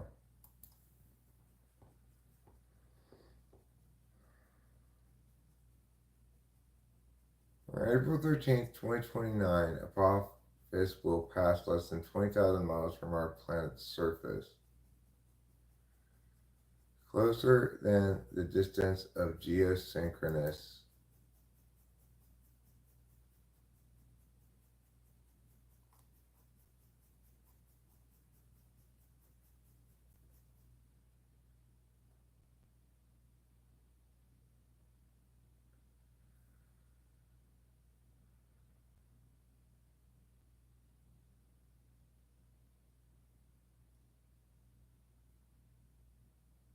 That's very close.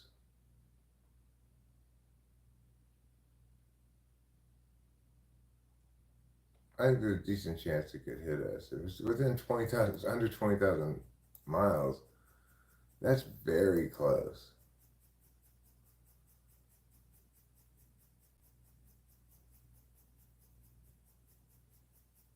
Who was probably watching?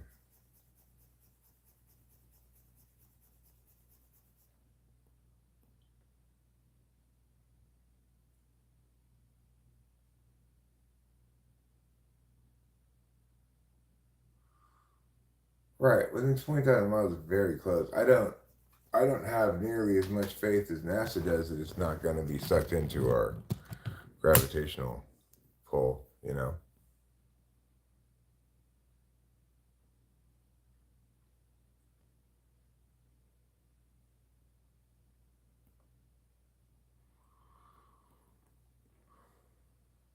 Yeah, I gotta say, like, my mom and dad did an excellent job somehow, or my dad really did an excellent job of balancing living in the now and planning for the future.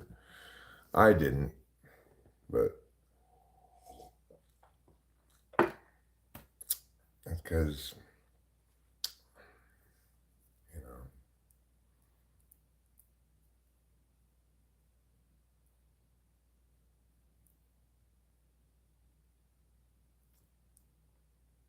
I mean, reading that it's going to come within 19,000 meow meow miles right there, uh, which they kind of bury on that NASA. They bury the lead on that NASA thing with a bunch of stuff about how it's not going to hit us for more than a century or something. But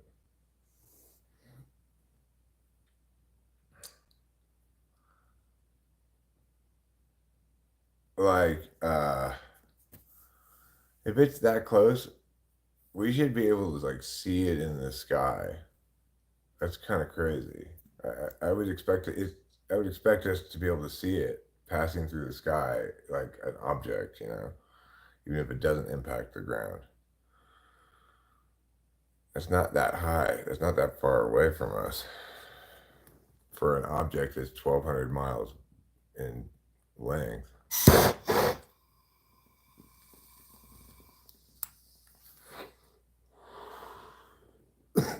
It's like, if you think about it, it's less than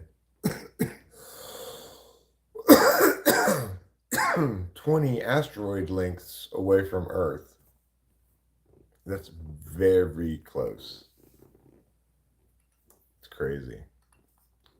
If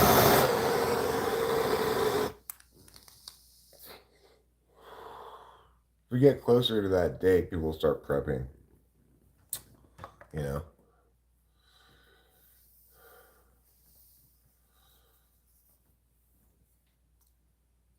I mean, Jonathan Earl might be right, Dr. Decapitio.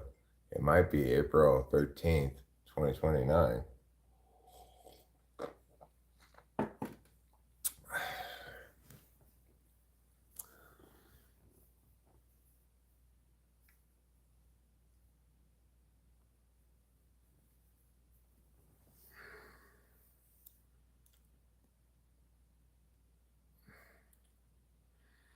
Life is definitely getting harder.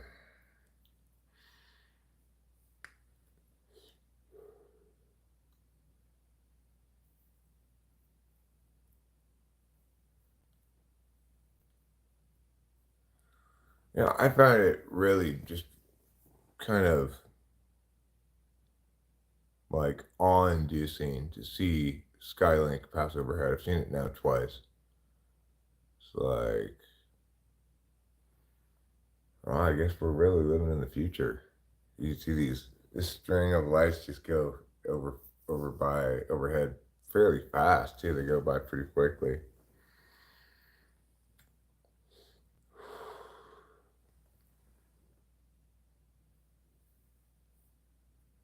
I'm so intelligent, Jonathan Earl, that I would even spell close correctly one of these times.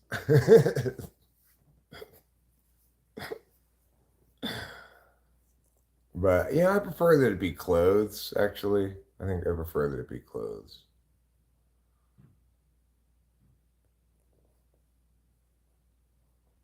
Yeah, I mean, anything that's in its way is going to get obliterated if it gets hit by that big rock. That's interesting. Um, I'm assuming in their calculations they factored in all the gravitational pull and stuff, and it's still not going to get closer than that. But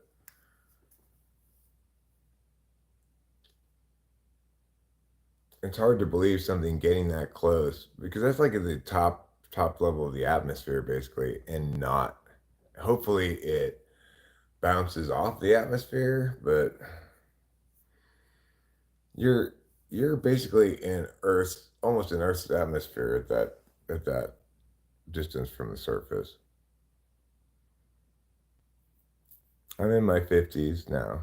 How many millions of younger people died before me? I don't know. A lot of them, I guess.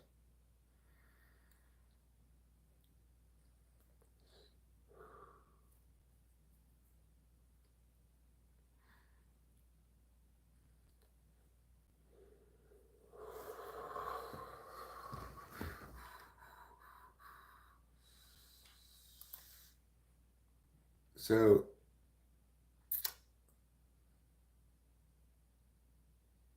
the answer is no to this poll.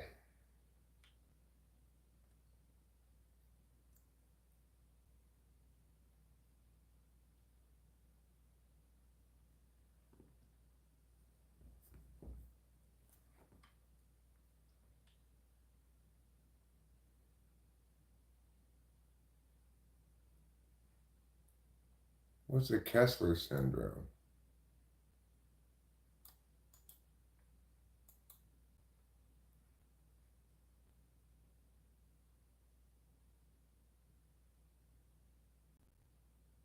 Oh,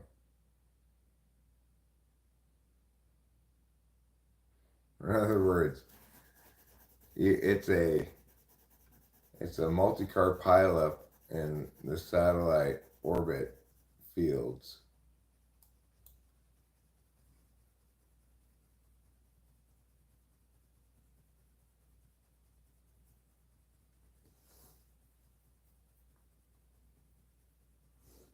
Why do you want a wrench for a second?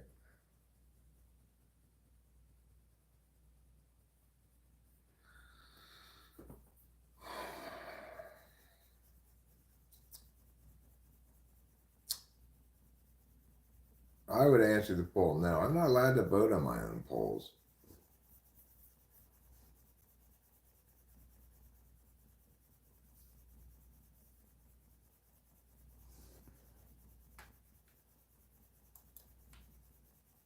Here's a question I'm curious about.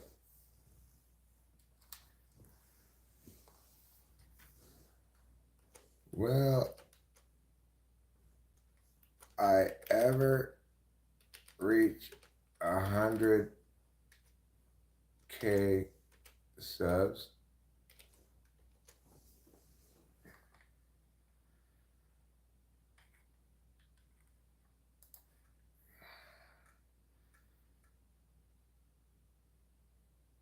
Not if all the people in their 20s die. I suspect nowadays a lot of people in their 20s die from fentanyl.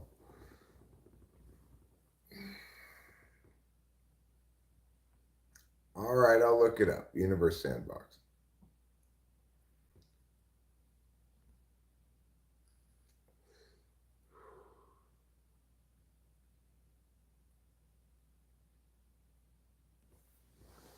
Well, you know what I say, Jonathan Earl? I say, let's have it hit China instead of us. China is far away from us. I like that. I'm in a good spot for this to occur. I might survive it.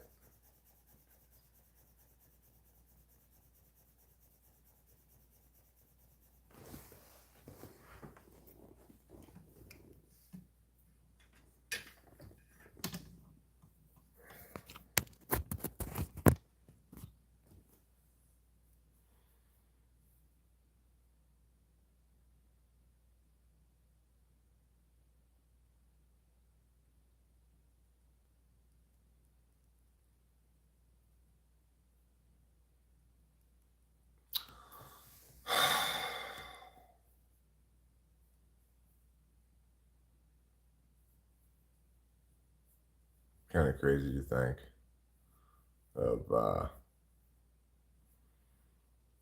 of that asteroid coming that close to Earth.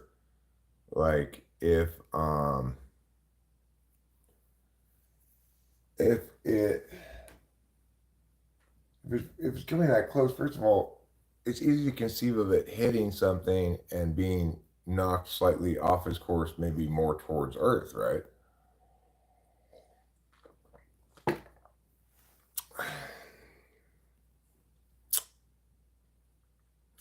I'm glad I'm relatively old now. You know, I'll be almost 60 when this occurs.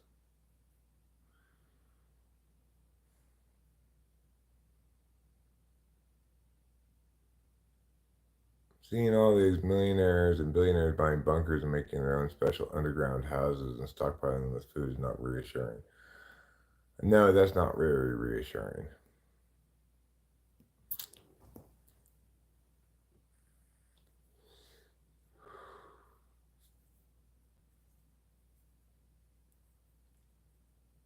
I'll probably do a little stockpiling of myself in the months before that event occurs. You know, like I said, we are in a good place, in a pretty good situation.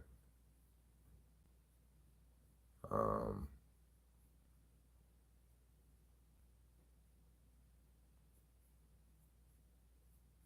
of course, if the asteroid hits where you are, it doesn't matter how well prepared you are. It, it you know,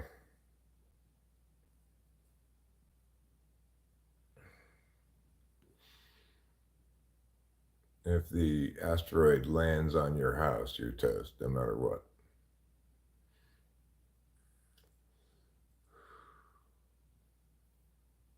No, that's not why the groceries went up. That was due to COVID.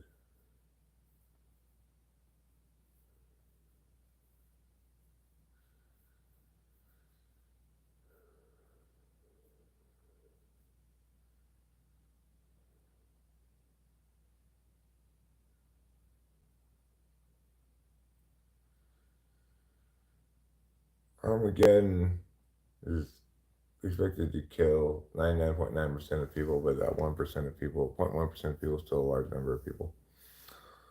It's true.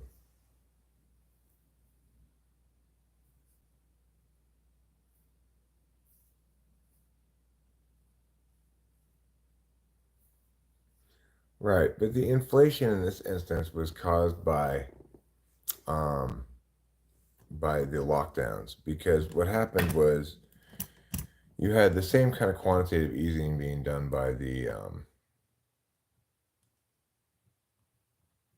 uh,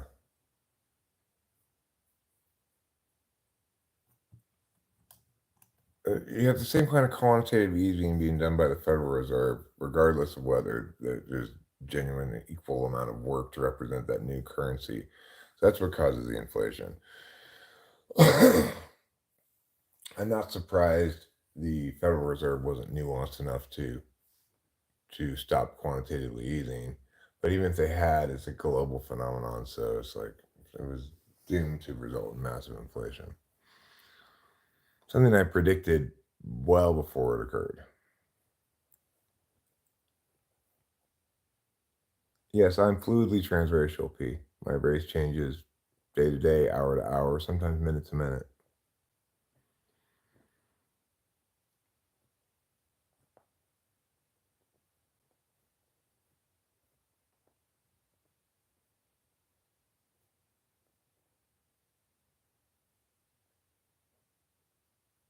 3 hours from Walport, huh?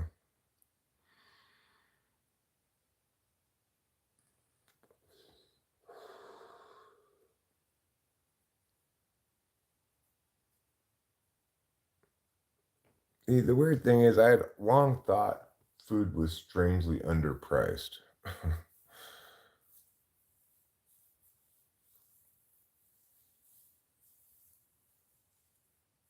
The World Economic Federation is useless. We need to punish countries making too many people. Climate change is a hoax. Climate change is not a hoax. I mean, I agree that your brick nations are your worst polluters. That's true.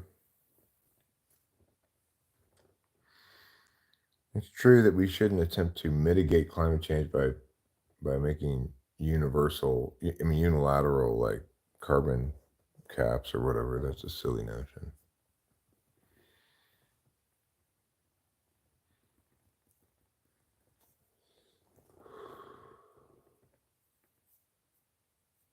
Well, we'll see what happens when that asteroid passes by. That's the most realistic existential threat I've ever heard. I guess I just sort of heard the news that it wasn't going to hit us, that it was going to miss us, and you just stop paying attention to it completely. But when I look at it, when I Googled it there, the NASA thing says it's going to be under 20,000 miles from Earth's surface, right? 19,000 some miles from Earth's surface. What? You're talking about a 1,200-mile long asteroid that's going to pass less than 20,000 miles from the Earth's surface? Um, you know, the idea that we can reliably say for sure that that's not going to impact us in some way or another is ridiculous, right? Because you're talking about it skimming off the top of the atmosphere already. That thing might break into pieces. It might hit a satellite. It's so close, you know. Even if they're correct in their calculations that it's going to miss the Earth, which is questionable because they've got a powerful incentive to present it as such so that people don't freak out, you know.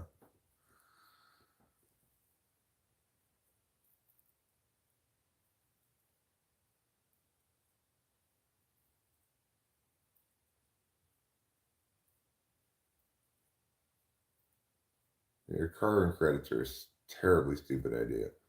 I don't know which company is it, Jonathan Earl. Oh, there's a good idea, says Sheik. We'll move the Earth temporarily. See, that's thinking outside the box. Let's not. Why are we moving? Why are we moving the asteroid? Why don't we move the Earth? I like that. Well, I mean, sure, I believe that people have a lot to do with climate change. Going back to the advent of agriculture, though, okay, like everything humans do produces carbon. So, yeah, it's anthropogenic, but it doesn't mean we ought to take steps to mitigate it, right? We adapt to it, we don't mitigate it. We figure out ways to maybe um, sequester carbon. We don't try to prevent it from going into the atmosphere with stupid things like carbon credits.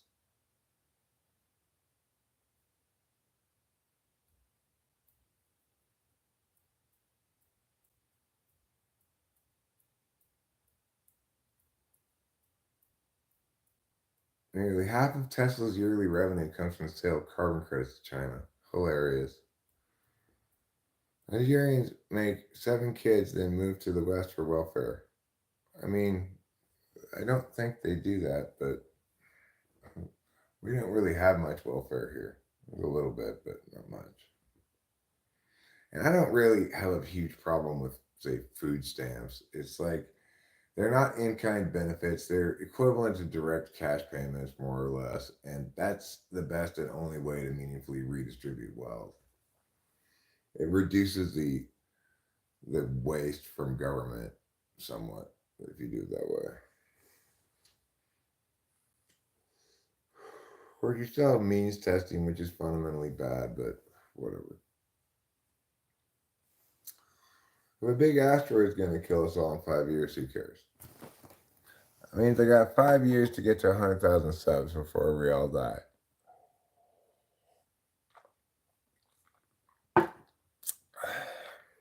Let's see what the poll is looking like right now. Yes, wow. I did a poll a few years back that asked how long will it take me to get to 10,000 subs, and I believe never won. So, you know, yeah, people have more more belief in me than they used to, I guess. I am sure working on it. But I've been doing this kind of all along. It just is now it started to work.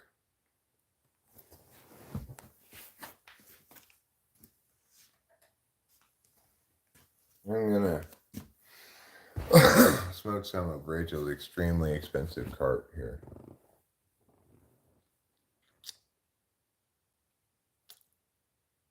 We should pass laws so that every person who has food stamps has a Costco cart. It would unfairly favor Costco.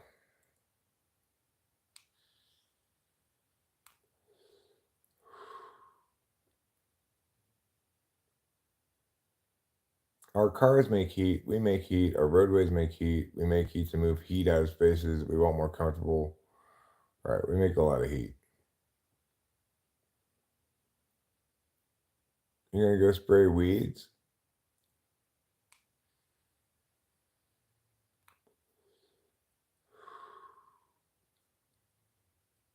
Tell us in weed how much you milk in the stream and shite. Oh, I mean, how much money do I make from YouTube? It's like seriously, it's like $140 a month. I think is what I make. It says right now. I mean, look, it's very, very little. But that conceivably could change if I had 100,000 subs. Who knows? That doesn't seem to be going up any. Um, the revenue, right? It's 147.48. $147.48 last 28 days I've made.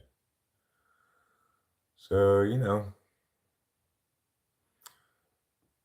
I've gotten in the last 28 days 197,000 views, 5.6 thousand hours of watch time, and $147. So it's less than $1 per 1,000 views.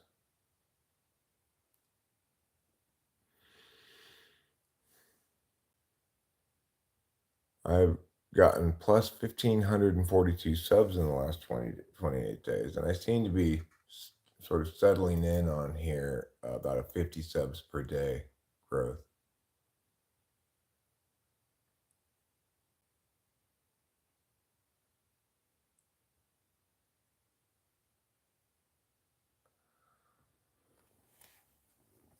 Oh, well, I mean, I didn't make enough last month to pay for these two vape carts. These were very expensive vape carts.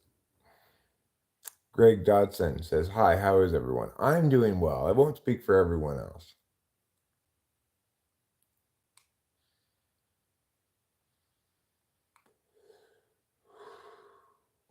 Well, kiss my. How are you going to reduce population? What are you going to do? Just kill people? Or, involuntarily sterilize them?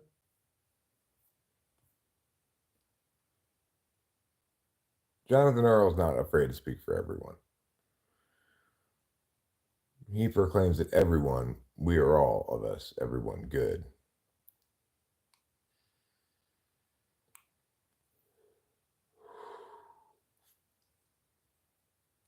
Well, I agree. We should not be sending foreign aid to other countries in general.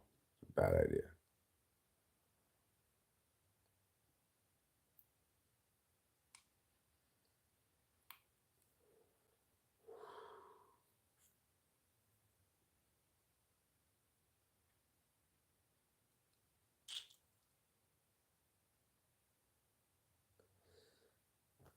I mean, I don't like the idea of incentivizing women to sterilize, especially if you pay them get sterilized young, and then they change their mind and there's no going back. I'm more pleased with the idea of sterilizing men because men can father a lot more children than women can mother. You know,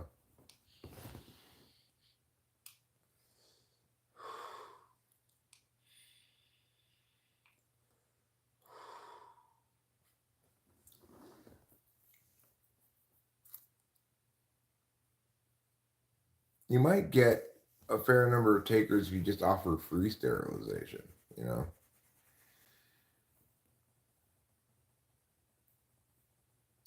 If there were a way to for me to get a vasectomy that wasn't so painful and horrible, then I would do it. If it were free also, you know. Vasectomies sound painful and horrible. I don't want anything to do with it.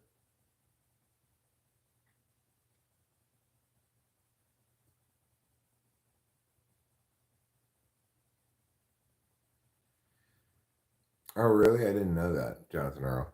My dad had a vasectomy after my parents had me. They didn't want more. I guess they were like, fuck this. We don't want any more of these horrible things. I mean, I suspect you'd get a lot of takers if you just had it be free and, free, voluntary, and sort of encouraged by public service announcements or something. Then you get a fair number of takers. As to how many more takers you get if you incentivized it, well, I don't think you'd probably get that many more takers. And do you really want those takers? It's like people who don't really want to get sterilized but feel like they need to because they need the money. Well,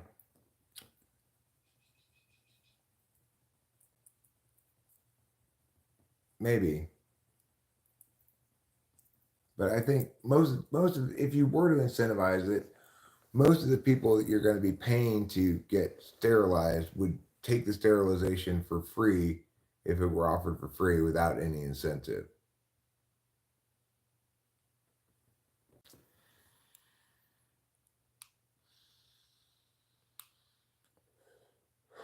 Well, I mean, the thing is, you got to make some sacrifices somewhere if you're going to make a meaningful impact in population. So it may be worth it to essentially have a higher percentage of poor people be sterilized than wealthier people is one way to do it, and incentivizing that is a way to accomplish that.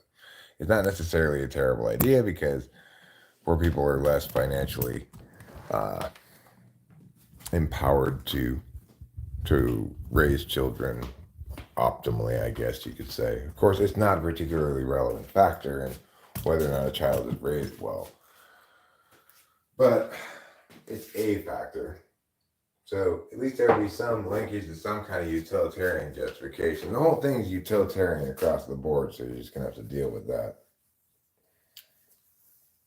As long as it's not rights violating, it doesn't cause any legitimacy problems regardless. Should I make a new pot of coffee? That's the question we're facing here right now. I think the answer might be yes. Maybe I should make a new pot of coffee.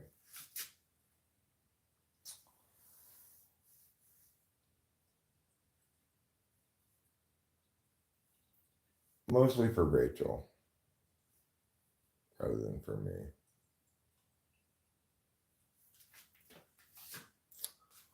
I've had so much coffee already today. All right, let's do it. Let's make a fresh pot of coffee. Let's rise up against the oppressors and make some new coffee.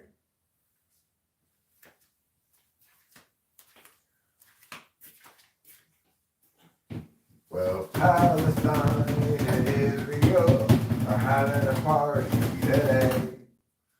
Palestine and Israel are having a party today. The Palestinians and the Israelis, they're dancing and singing so fine. Cause they love everyone and they love one another like they have for all of time. It's called My False Song about Palestine and Israel.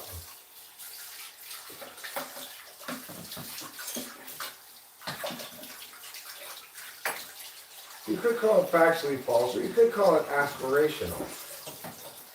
You know.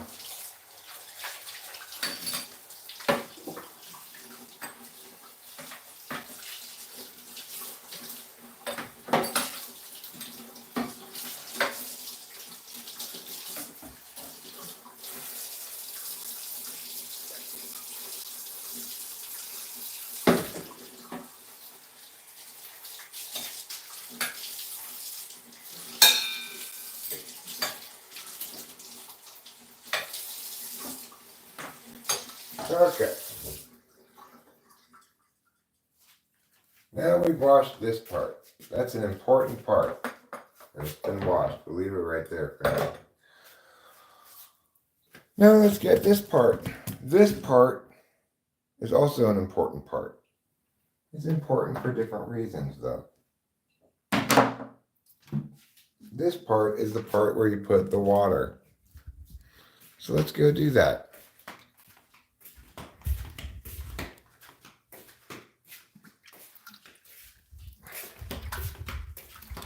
We'll do that, and then we'll be able to enjoy the fresh, mellow flavor of U-Ban.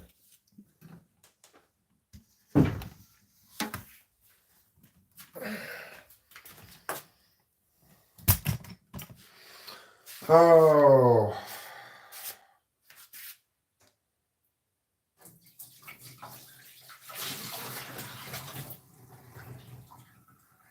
I should eat something. My stomach's feeling kind of upset.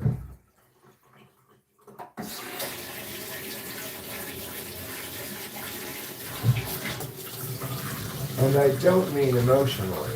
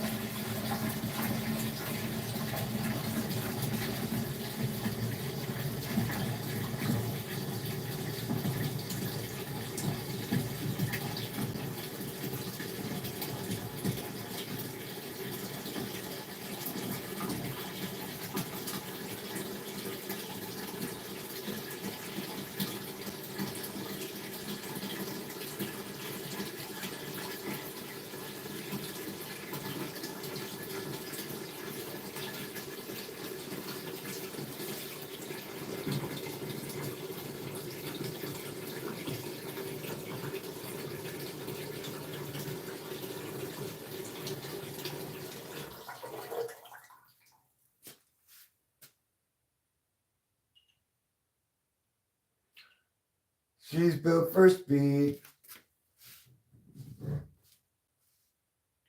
Ah. Okay. You just have to wait here for a second.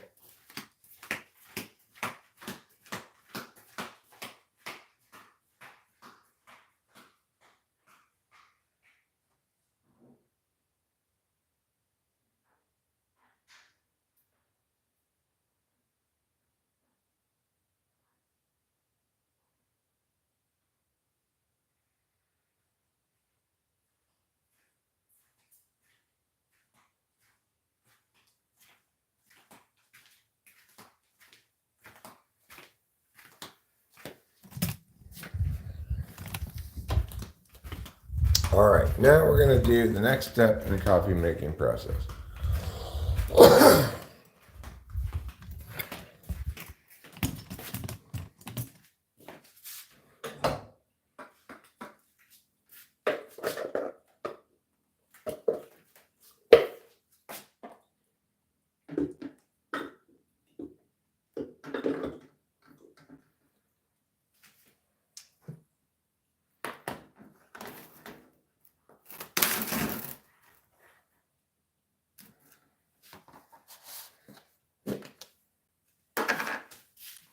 All right,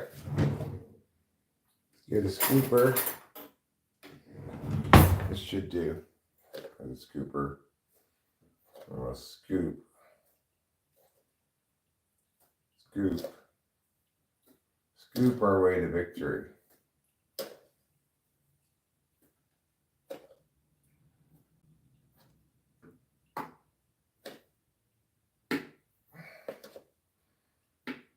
Okay. All right. There. That's a good amount of coffee for it. Now, put this spoon away. And we'll put this on here. This. Turn it. we're done. All right, so now that coffee just needs to brew. While that coffee's brewing, we're going to bust out some grapefruit juice. That's right, nature's most healthiest of all juices, grapefruit juice. Israel does not need any aid from us, okay? Whoever thinks Israel needs our aid is crazy.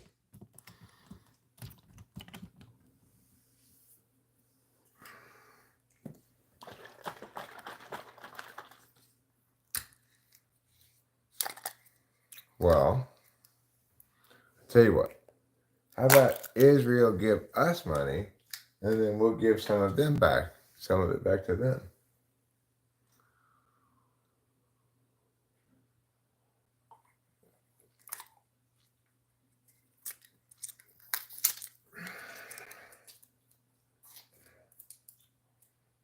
You know what? I think Israel and Palestine should both give us money. They should give me money, both of them.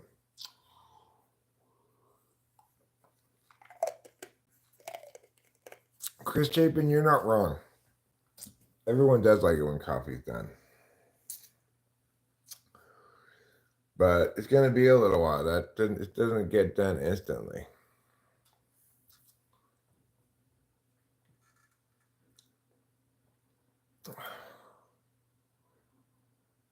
Well, we're going to close this poll. With 42 votes, 60% of people think, yes, I will someday reach.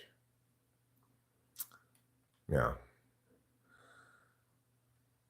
I'm going to say which kind of juice is best, and I'm only going to put non-juices here, okay?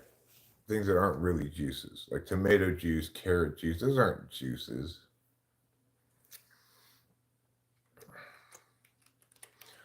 Which juice is best? Tomato, carrot,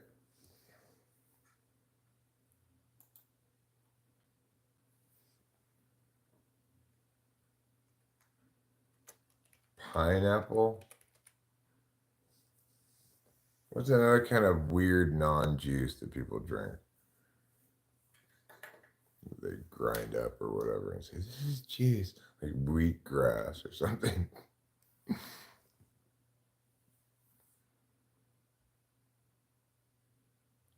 Corn juice. Yeah. They have corn juice in China. I got it before. I'll put it here. Corn juice.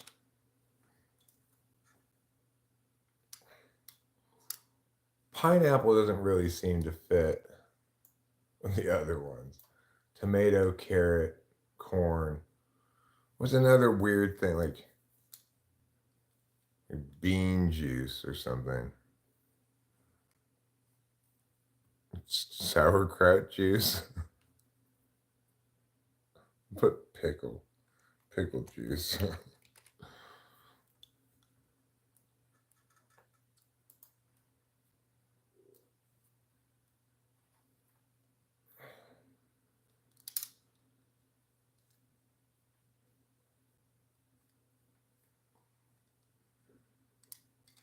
Thanks, Forever Too Tired.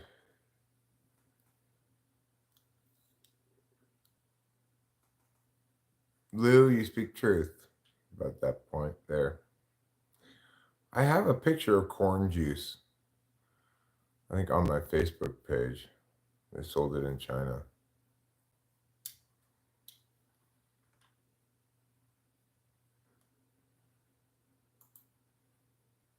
Tomato is beating carrot. I actually like pickle juice. Pickle juice is good when you're sick. Just drink the juice from the pickle jar. It's very salty.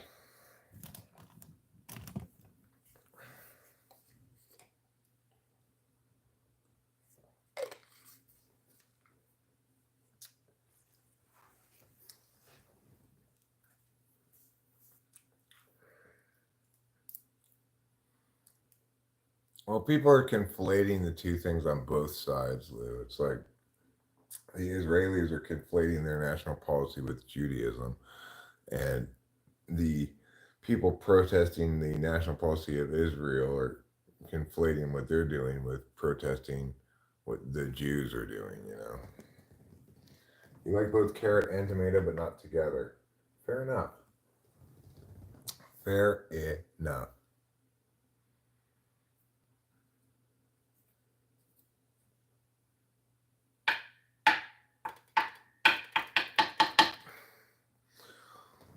I don't think that Israel's looking to conquer Europe, Jonathan Earl, but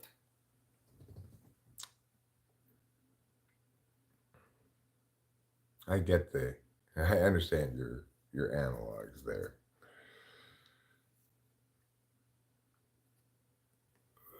I don't like V8 juice at all. You know, the only thing that tomato juice is good for is only one thing that V8 juice or tomato juice is good for. Everybody knows. What is the one thing that tomato juice is good for? Yeah, it's a Jewish state. That doesn't mean they represent Judaism.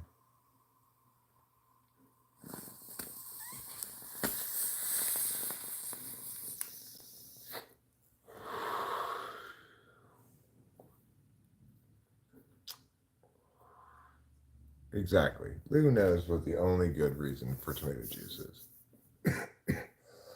I should have put tomato without vodka. Everyone's just picking tomato because they're imagining themselves making Bloody Marys.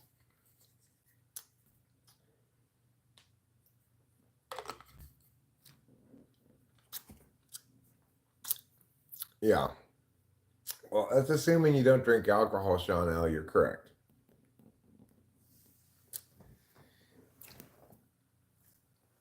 My dad used to drink V8 sometimes. I think he drank it, though, as like a hangover cure, probably. Because for all the time I was growing up, he was a pretty heavy drinker, but never had any problems with being a drinker, you know?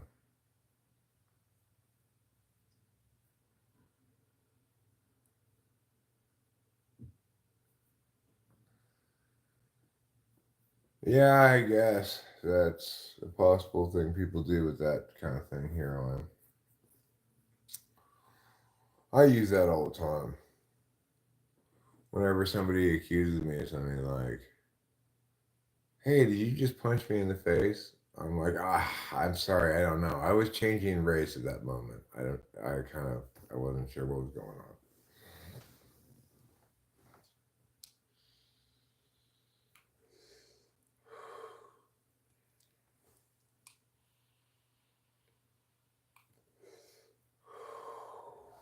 Nobody can deny that if you're going to drink alcohol, that Bloody Marys, there's a time and a place for a Bloody Mary, you know?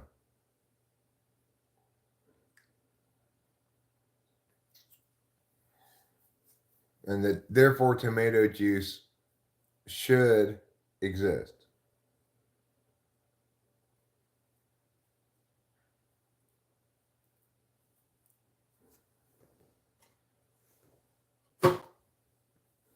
Carrot juice, is that even a cocktail? Has anybody ever tried to make that cocktail?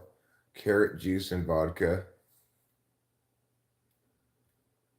That was Eric. I'm Eric 2.0. I can't be responsible for what Eric 1.0 did. Yes, Lou's being sensible about this. Everybody listen to what Lou's saying. She's doing the discursive work that needs to be done here, so I don't have to. Good morning, Gert the Turtle. I'm not anybody's grandpa, but carrot juice and vodka. Is that a drink? Is that a cocktail? I'm gonna Google it. Yes, it sounds disgusting. I agree. But I bet somebody's made it before. Are there any cocktails made with carrot juice?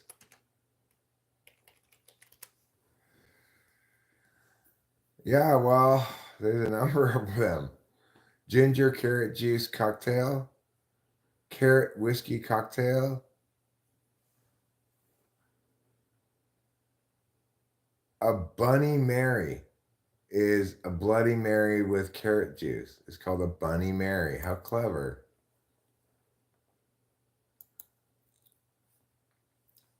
A Bunny Mary. How fun. That's what it's called, apparently. Who knew? That should be your like Easter morning cocktail. For Easter morning, we had Bunny Marys, and then sent the kids out on a long Easter egg hunt. Yeah, see if they know. Yeah, next time you go to the bar, try ordering a Bunny Mary and see if they even know what it is. Yeah, can you make me a Bunny Mary, please? A Bunny Mary? Yeah, it's like a Bloody Mary, but with carrot juice. You don't have any carrot juice? Will you stop doing that, Kiss My? For fuck's sake, enough. We get it.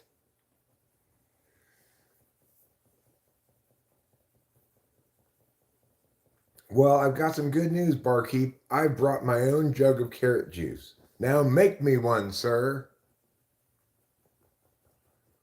Your favorite cocktail is a June bug? I gotta look this one up.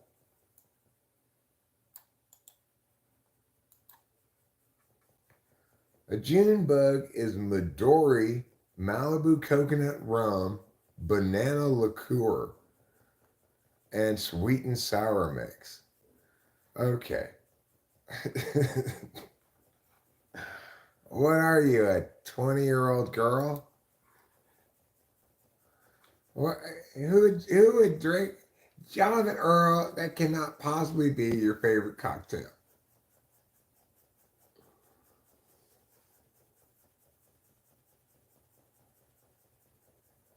Yeah, I thought he would just stop on his own maybe if he just ignored it, but he didn't. So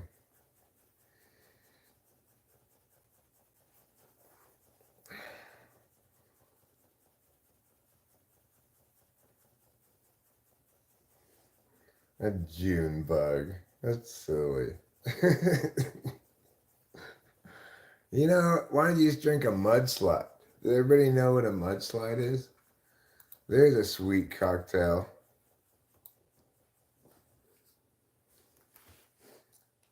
Mudslide cocktail.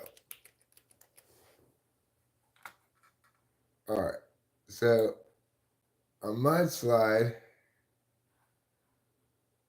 except all the cookies, is fine.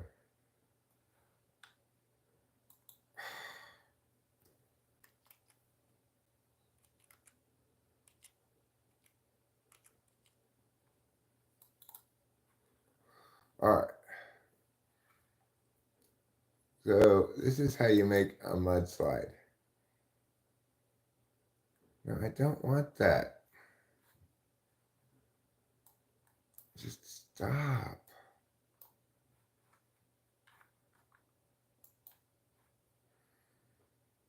You put Bailey's Irish cream, vodka, and a cup of ice into a blender. Then you put chocolate syrup in it. Bailey's Irish cream, vodka, ice, and chocolate syrup. I don't drink alcohol now, but I used to drink alcohol. After five is a Kailua Bailey's.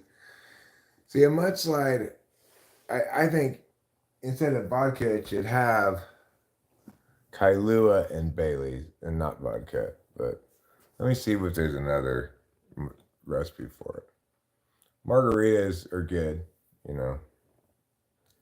You want a sweet drink like a strawberry daiquiri is good.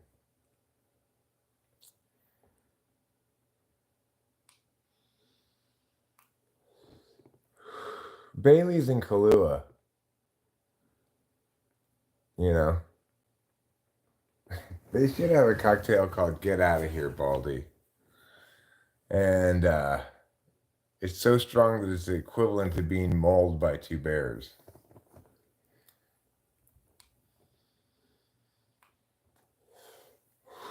It tastes like being mauled by two bears. So Get Out of Here, Baldy would be like, you know, Ralph Vaughn's brand gin mixed with like milk, a shot of Bacardi 151, Four Loco equals police. Okay. A Baldy for the win, yeah. Yeah, Gibson is a martini with an onion in it.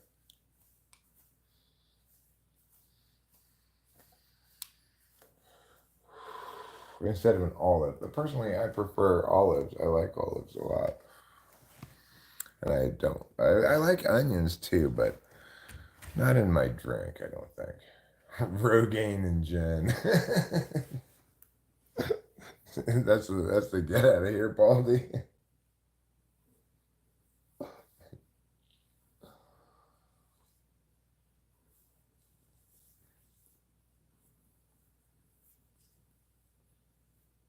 I want a drink that's got gin, testosterone, and some of that menopause medication in it.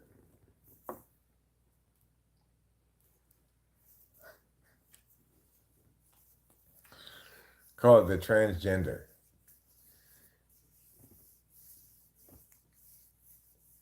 You could have whiskey and gin, which should never be mixed together, but we're gonna just mix them anyway. Brown and light, you know, whiskey and gin, and Rogaine, testosterone, estrogen, and some of that menopause medicine in it.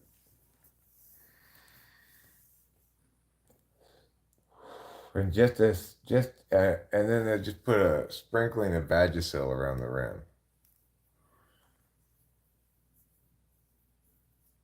How old are you? I am 53. I think instead of calling like just like whiskey straight up neat, they should call it cis. Can I get a cis whiskey, please? Oh yes. What a good kitty. What a special friend. It is okay if I drink some beer. Okay if you say it is, you know. It's okay if you say it is. But I don't know for sure if it's okay for me. It's not okay, but maybe for you it is okay. I could drink some non-alcoholic beer. Jesus loves you all, says B of A. Are you really Bank of America?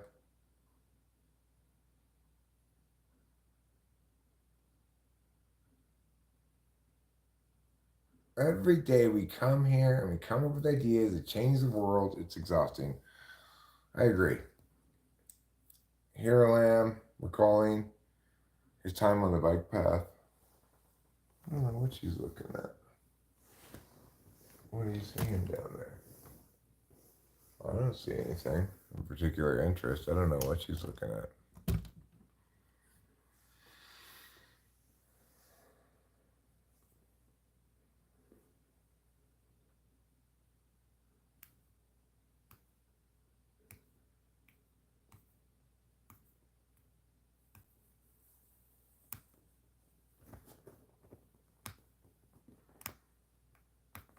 Oh, it's a little bird. I do see what she's looking at. There's a little bird out there. And she's like, I want to eat that bird. I want to catch that bird. I want to eat it. I want to eat it with my kitty mouth. Hey, kitty, leave that bird alone.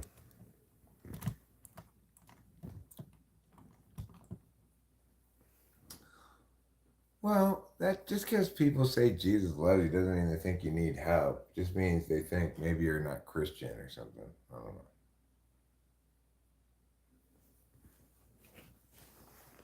Like, that young man doesn't look Christian enough to me.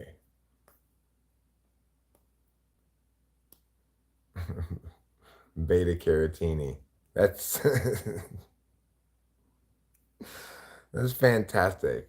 A beta carotene. But see,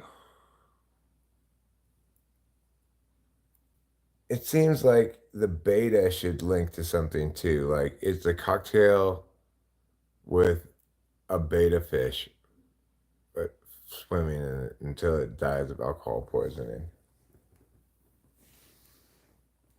It's got a carrot juice, a beta fish, and vodka. the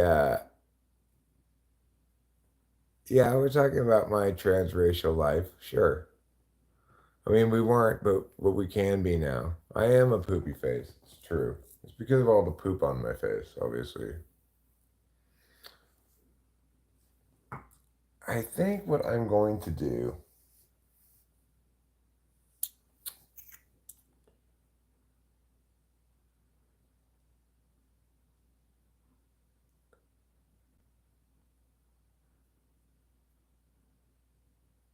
Tomato juice goes great with grocery sandwich. No, tomato soup goes great with grilled cheese sandwich. Oh, so you're saying a beta carotene is only for beta males? What would an alpha carotene be then? My cat has AIDS. He also is still limping. I'm a little worried about him actually. This cat's fine, but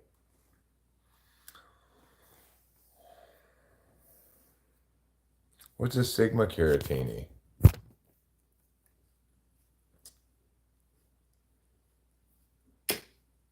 All right, I think I'm gonna do this thing I've been thinking about doing.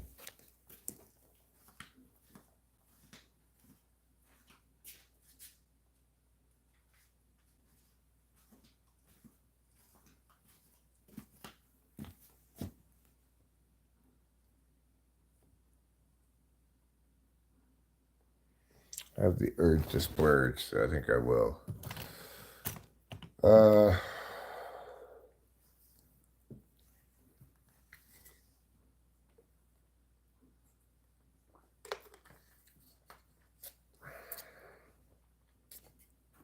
so I just took Rachel's Adderall. My thinking being that if I if she really wants one today when she gets up, that we can, you know, get another one from Ruben. I'll pay him back tomorrow because I get mine filled tomorrow. You're a gamma male? I'm an X male. Okay. Since there are gamma rays, there must be X rays. Since there are gamma males, there must be X males. I'm an X male. That means whether I'm alpha, beta, sigma, or gamma changes all the time. I can't drink with you because I don't drink alcohol, unfortunately. But I can pull a bong rip with you if you'd like. I could pet my kitty. No, we're not bickering. Um, you know, she had what I would call uh, emotion blow. Um, she had a few things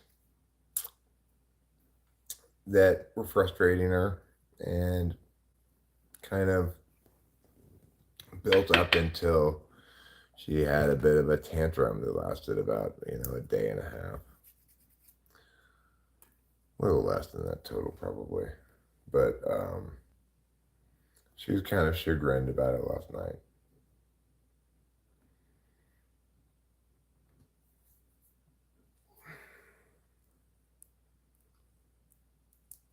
We did play rodeo, yes. And I, for one, felt a lot better afterwards. So I was like, there, take that, lady. That's what you deserve. You're gonna get humping and learn some valuable lessons in the process.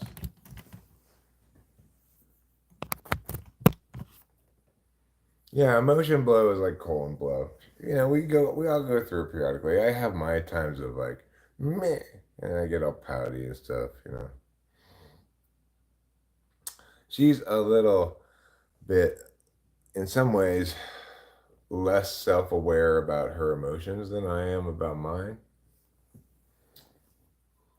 But uh,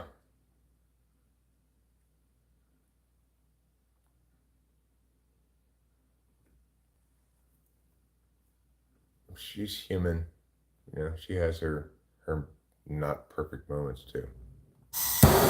Yeah, I'm from California, America.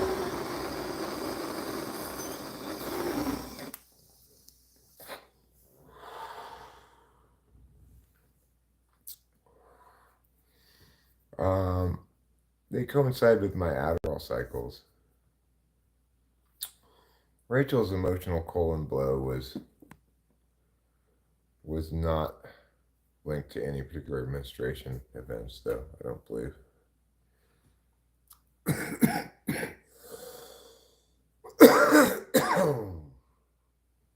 Alpha and beta are where we get the word alphabet from. Hmm.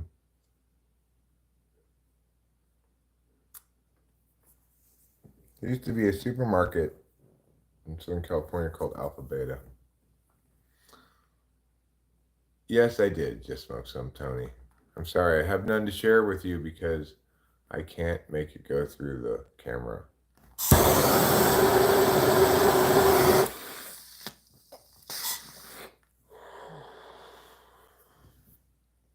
Good for you, Anthony is. Good for you.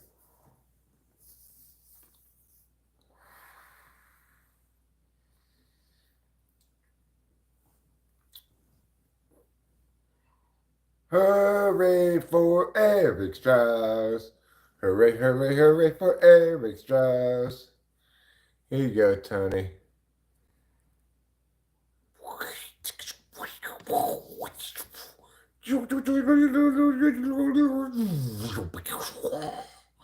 That's the sound it makes going through the internet.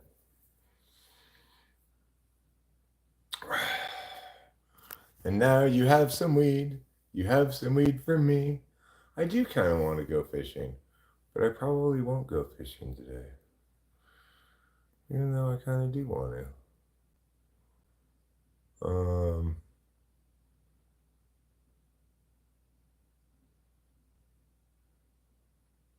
They finally agreed to go on a date. Yeah, pickle juice is actually pretty good, right? And this is from somebody whose name is Corn Dog. And I'm thinking maybe, even though his name's Corn Dog, he's not even voting corn juice. That should tell you something right there. It's like that TLC song says, don't go drinking corn juice.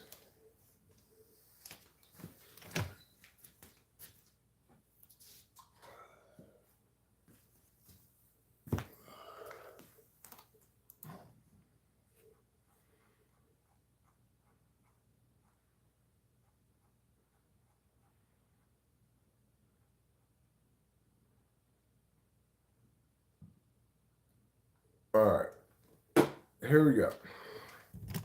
Hundi Zazie Millie. Are you ready? It was 100,000 million years ago. Time ran slow. Nobody yet to show. Place the slabs below. Let them go. They will start to grow. More years ensue. Tears gnashing through. Holy slabs come to view. Unchangingly true. Eternally new. For when the slip up is in charge today. Options at large show other ways. Take a chance now, once quick to check, but don't get caught standing on deck. The snow presents a fork. It's not easy stopping short, too far along to turn around. Perhaps the better course was headed ever north. Now there's a fitter force. Enemy ground, enemy ground.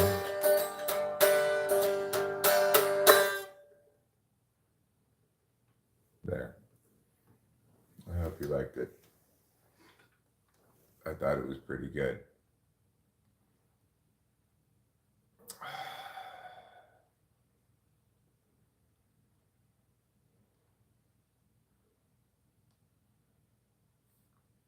As I just play this song now.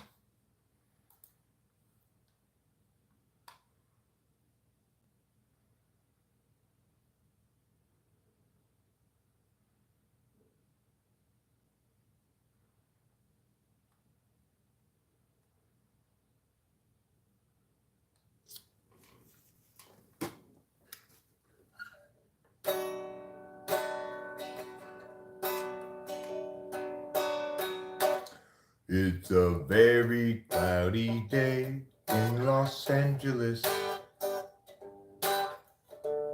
And today we run out of time. Struggles past, troubles still to come. The day is nearly done. Will someone buy us some more time?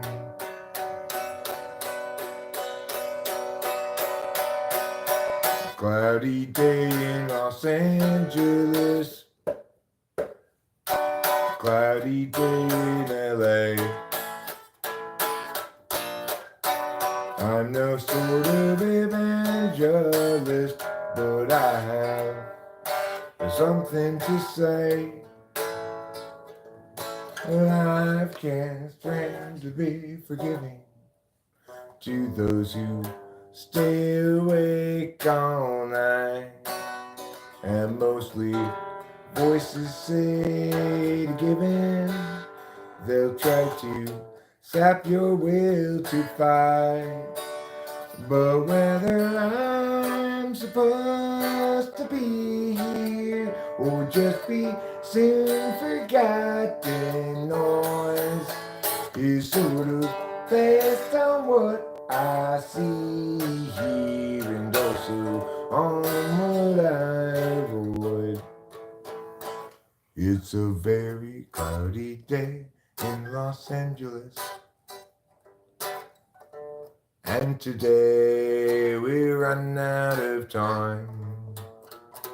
Struggles past, troubles still to come.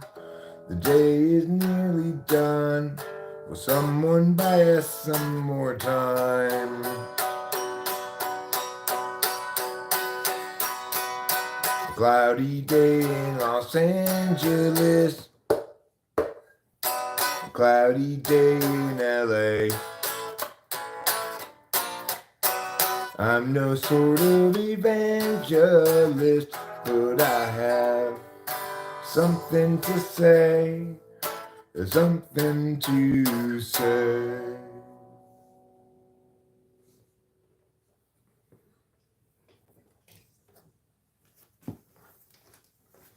Let's see what's going on here in the chat. Thank you, Anthony is. Let's go take a ride on the side-by-side. I don't think we're going to be taking a ride on the side-by-side today, but thank you very much for the super chat nevertheless. When I'm in the middle of playing songs, especially if I'm reading the chords from the set list, I'm not seeing what's going on in the chat, so I may be a little slow to respond to things like that. What's the one call where you get in the argument in the car? It's called Share of Shame. I could play that since you brought it up. Mark be done, that's horrible. It's a horrible thing. is assault and a crime.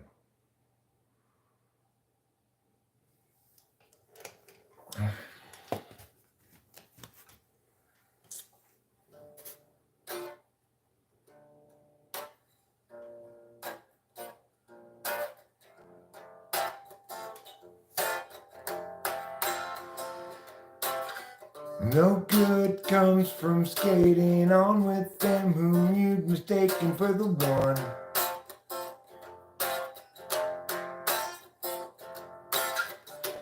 Perpetuated defense and decency self-inflicts eventually once your search is done. Driving in the car last night, we had a massive fight.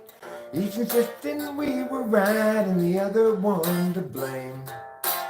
So when you pulled that stunt, I screamed something awfully blunt. My words were as wrong as they were dumb, and I've earned my share of shame.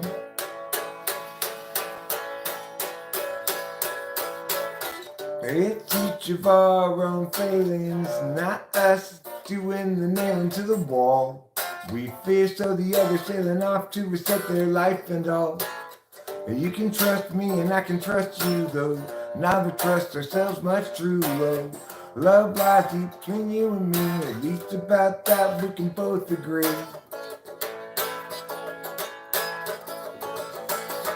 Driving in the car last night, we had a massive fight. Each insisting we were right and the other one to blame. So when you pulled that stunt, I screamed something awfully blunt. My words were as wrong as they were dumb, and I've earned my share of shame. My share of shame.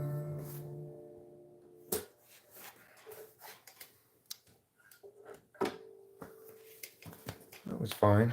Thanks for requesting that, or mentioning it. I guess you didn't really request it, but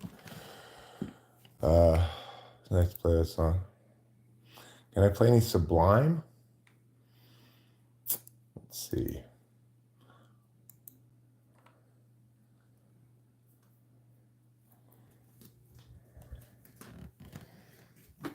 Leave that song. Right? That's a Sublime song, I think, right?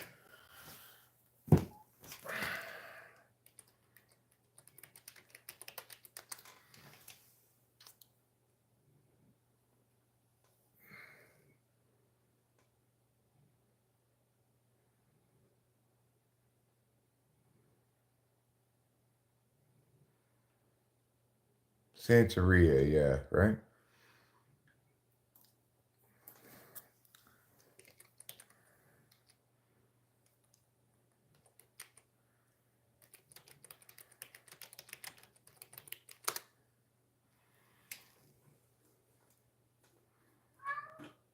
Oh, meow.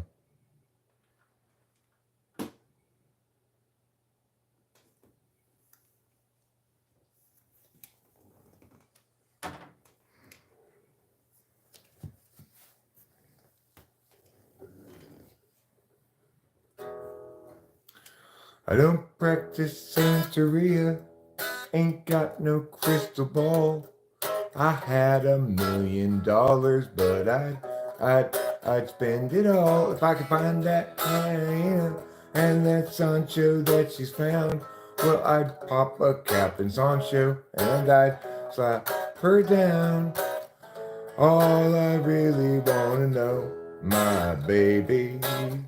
All I really wanna say, I can't define. It's love that I need, but my soul will have to wait till I get back, find a hyena of my own. Daddy's gonna love one and all, but me now I feel better.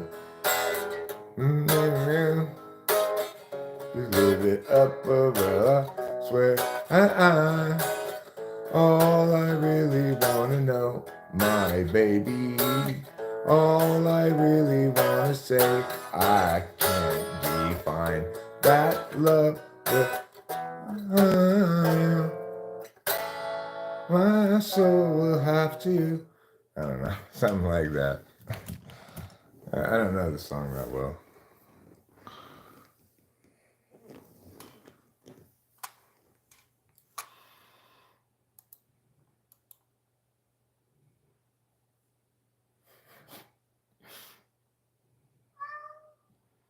That's a silly joke for the cat.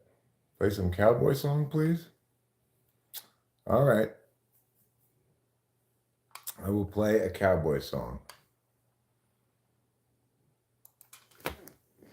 I'll play a great cowboy song.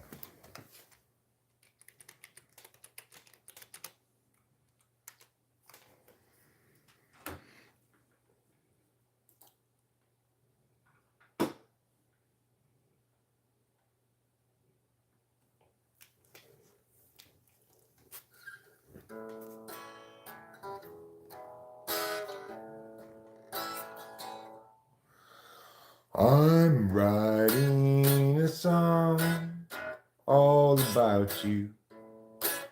A true song as real as my tears. But you no need to fear it, 'cause no one will hear it. Sad songs and waltzes aren't selling this year. I'll tell all about how you cheated. I'd like for the whole world to hear. I'd like to get even with you 'cause you're leaving. But sad songs and waltzes aren't selling this year.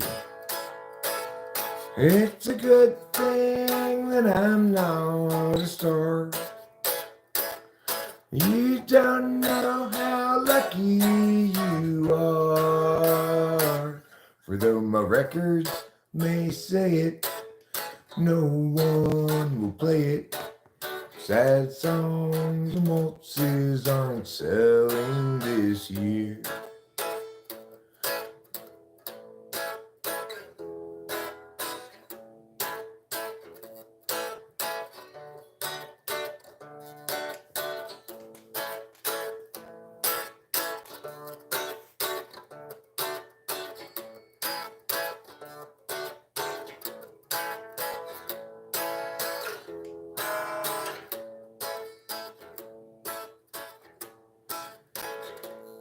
It's a good thing that I'm not a star. You don't know how lucky you are. For though my records may say it, no one will play it. Sad songs and waltzes aren't selling this year. Meow. Meow.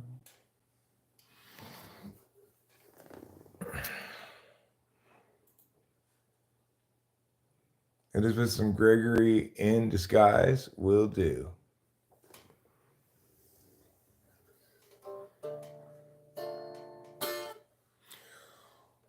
He's Gregory in disguise, hands in his pockets. Now he's walking down the drive. Averts his eyes. He doesn't want you guys to realize that he's Gregory in disguise, hands in his pockets. Now he's walking down the drive. Averts his eyes. He doesn't want you guys to realize that he's Gregory in disguise. He hates the lies, wants to confront the men, always telling them. But every time he tries, they only run and hide. Again he is denied the chance to yell at them, until the bridge brings a new approach. Sneakily he'll try to encroach up on the guilty, then perhaps he'll get the chance to yell at them. He's Gregory in disguise, hands in his pockets. Now he's walking down the drive. Averts his eyes. He doesn't want you guys to realize that he's Gregory In disguise, hands in his pockets. Now he's walking down the drive. Averts his eyes. He doesn't want you guys to realize that he's Gregory in disguise. He hates the lies, wants to confront the men, always telling them. But every time he tries, they only run and hide. Again, he is denied the chance to yell at them because he's Gregory in disguise.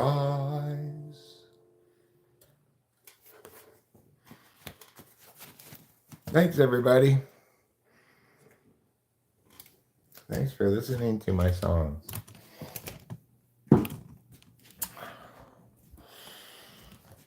Of course, Sad Songs and Waltzes, that's a Willie Nelson song.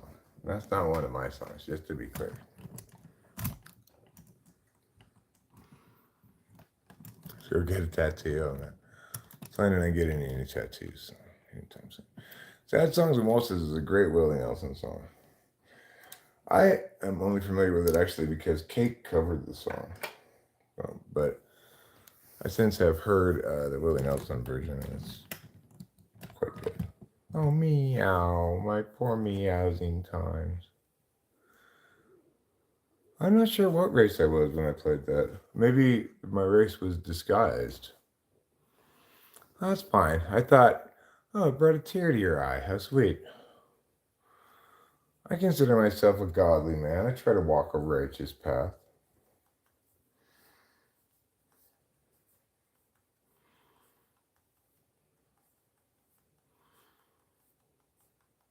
I don't want any tattoos.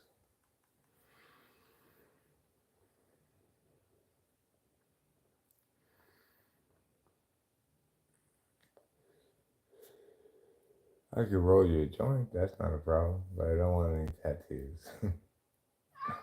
Oh, my poor meow. What are you meowing about?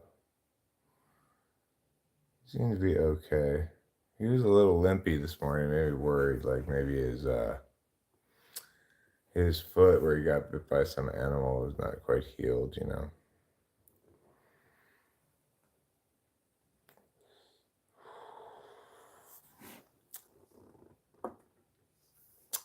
All right, it sounds like the coffee might be ready. This poll, I'm sure, is complete. Yeah, thank you for reminding me. I appreciate it. Looks like tomatoes the winner with pickle, bringing in a surprising second. Actually, corn juice has beat out pickle, has beat out carrot juice.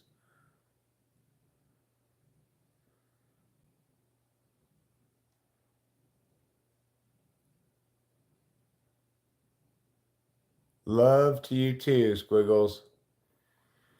Um, you want to make a poll about what?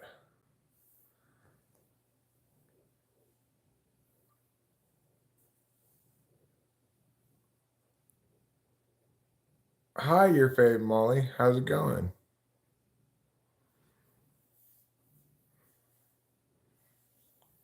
I'm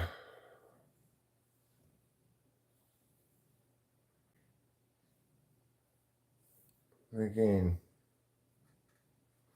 a good possible poll is this.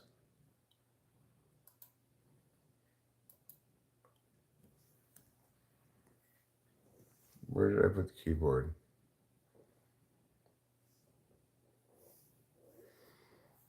Way over there.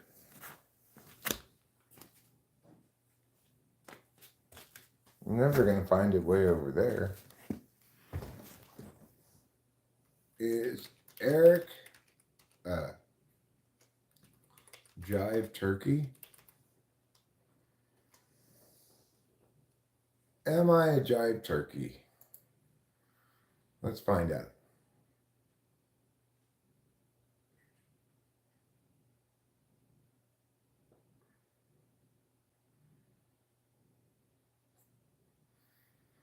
If we should go fishing, I'm transracial. I'm fluidly transracial. I'm a little bit transgender. Usually I'm in the man range from very manly to super manly, but occasionally I go down into the extremely womanly range. You know, like we could go fishing. It's just I'm not used to doing things that impulsively like that. Like just, hey, let's go fishing. I'm going fishing now. See you later. I'm going off to go fish. Oh, of course I can do on top of that one. Well, listen here, y'all. Hold on a second. Tiffany will be mad at me if I do her voice without her here. You can't do my voice. I had to do my own voice, dumbass. Tiffany, don't call me that. You're gonna tell back my own voice, a stinker. I'm not a stinker. Do you like my dress? I found it. Yeah, it's cool. Where'd you find it? This lady lost it on her body. So I found it and I took it from her and it's mine now. Good for you, Tiffany. Good for you. That's how you became mine. I found you, now all of you belong to me. Yeah, I remember. Unfortunately, you're a horrible, selfish old man. Yeah, I know. That's what you tend to call me. I don't know what that nice lady says at you. You mean Rachel? Yeah, whatever her name is. It's like, God, get away from this horrible, selfish old man. Thanks, Tiffany. But, I guess everybody's different. Yeah, true.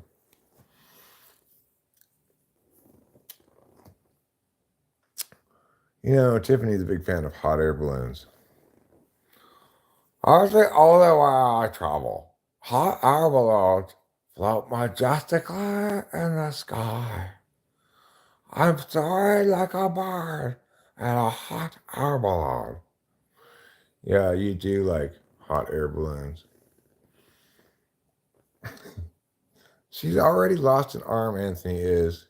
God, have a little respect for Tiffany, please. You know, she's got her own whole channel, right? For those who don't know, Mindy's Club, which features a lot of Tiffany, a lot more of Tiffany than anybody else.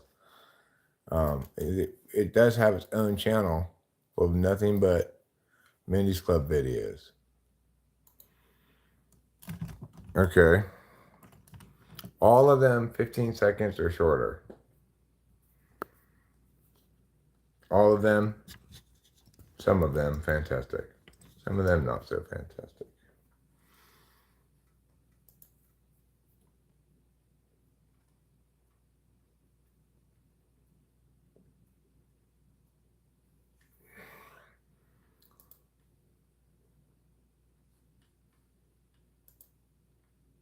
Good luck. Oh, of course you're off the block back. I got all dressed up. Tiffany, I'm thinking about bringing you into the casino with me. I figure you might be good luck. Tiffany's dad? I'm not Tiffany's dad. Oh, well, whoever you are. Yes?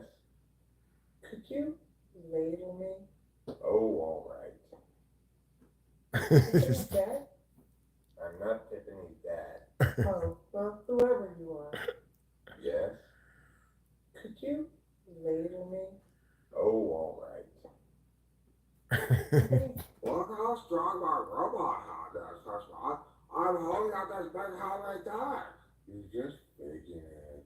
I am too, but who asked you anyway, you stupid horse? Look how strong my robot hand is, that's right. I'm holding out this big heavy thing. Why won't these birds just land in the sea so I can catch them? I've been waiting here forever. Forget it. Why won't these birds just land in the sea so I can catch them? I've been waiting here forever. Forget it. What? Without your robot hand, you could not defeat me. Well, I just tried hard to say that. Now I will defeat you. I'm gonna beat you with my hair. Without your robot hand, my foot has fallen off. Cause you're complying with a robot, you're color back. My foot has fallen off. What are y'all? I am a robot, inferior human. I will defeat you with my hook hand. I don't think so with a robot. You're color back. What are y'all? What's that side? It's the garage door opener. Please don't push it. I said don't push it. You said a lot of things. What's that side? Tiffany, what are you doing with my machete? I found that. You mean you took it from my toolbox? Weathers. That's what Saturday belongs to back. Tiffany, what are you? I want to light things on fire. That doesn't seem very safe. Just make it go away. I want to light them. Life is like a beautiful autumn lane. Oh yeah, how? You can stab it with your robot hat. What? You're close. Cut me so hard here. You're close over there. Makes me think we have to get some rain. Oh my god. All people? What? You're close over there. Makes me think we have to get some rain. Oh my god. All people are so racist. Cut me so hard here. It's a bit tough for me. It's my turn to slide. My name's Cunningham and you won't even fit on this slide. I can't fit. But why aren't you sliding? Because I'm stuck, okay? Cut me so hard here. It's a bit tough. Have you ever heard a baby talk? Oh my god, you are a cat. Have you ever heard a baby? So anyway, that's Mindy's Club. It's nothing but little shorts of my dolls like that. All the way down to the bottom. From top to the bottom is nothing but that. Why are you afraid, Molly? What was the bedtime story you were telling before? I don't know. I was just making something up randomly. Not jive, just stupid. Thanks, Robert. I prefer when people don't make completely unsubstantiated and counterfactual claims about me, especially when they're accusing me of being a criminal or a horrible person. So you've been hidden, Pat Oplin.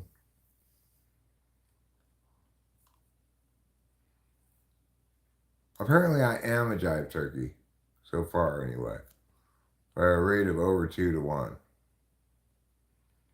So it's good to know.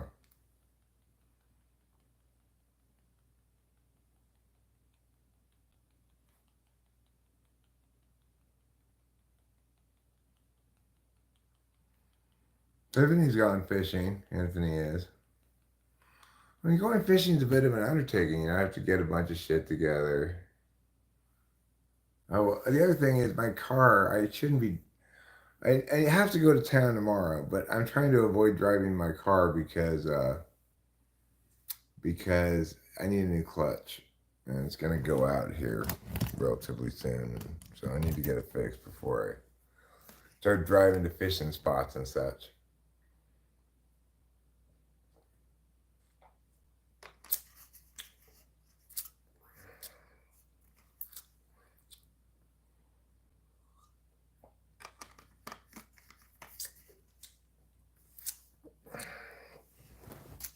I think I might get up and make some lunch.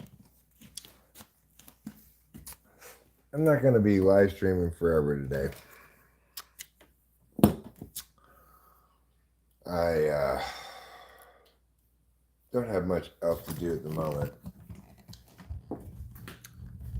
No, we're not going fishing, but it would be a possibility, except I need to get my car fixed before I start driving places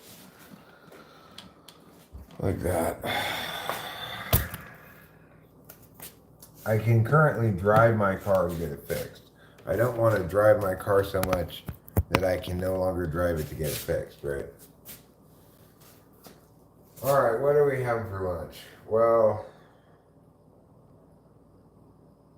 oh right, I can't even get coffee too.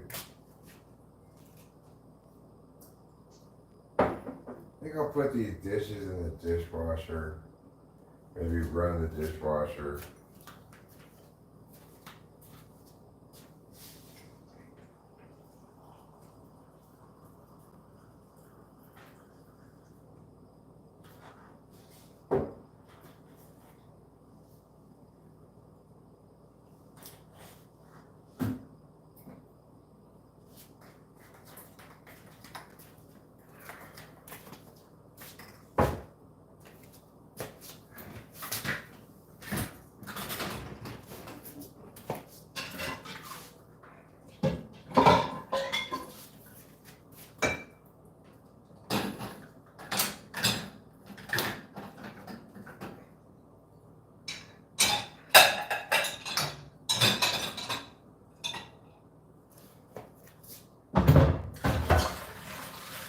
Just put these dishes all in the dishwasher.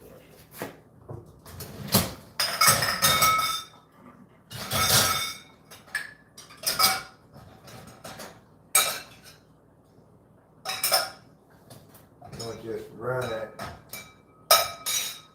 even though it's not full. We'll just run it.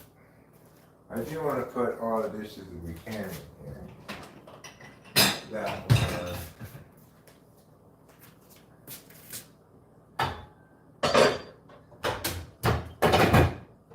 I think I'll actually maybe fit this in here. I arrange things a little bit better.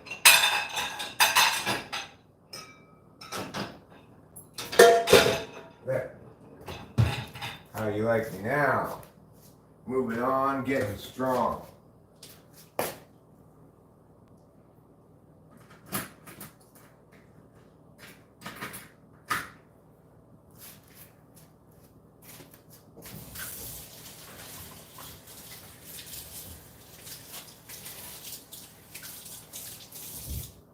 Put this in here. Like, yeah. Okay.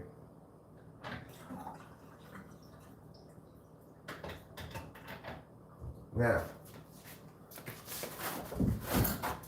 how much easier is this than doing all of those dishes? A lot easier. That's how much easier. Just put this in here. Close that bad boy. Put it on heavy. And biddity bang, badity boom. We're done with the dishes so soon. Badity bing, biddity boom. I've got some coffee. It's nearly noon. 9:30. Alright, so it's not nearly noon, but you're missing the point here. I've got some coffee is the point. There's another point I want to make right now too though. Another point, an important point, a point that needs to be made. Namely, let's empty the coffee grounds now. Coffee's done being made. Doesn't need any more grindings. So let's empty it now. Squirt it out with our squirter.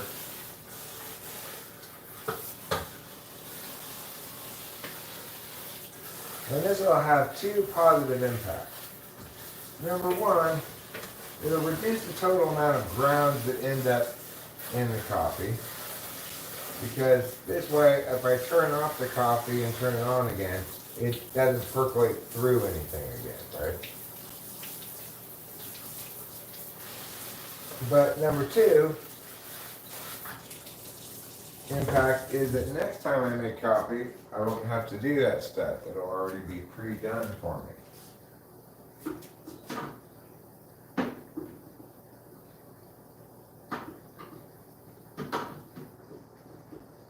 Just put this back on here. Put it back on there. There. And put this over here like this. There.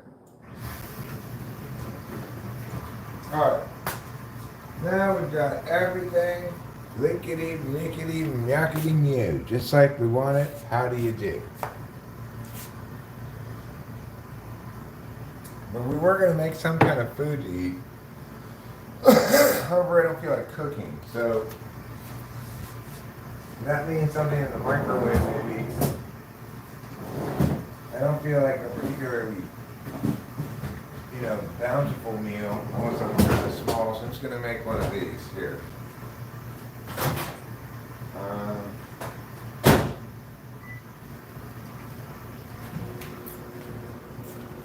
I'm going to make a sweet and sour chicken.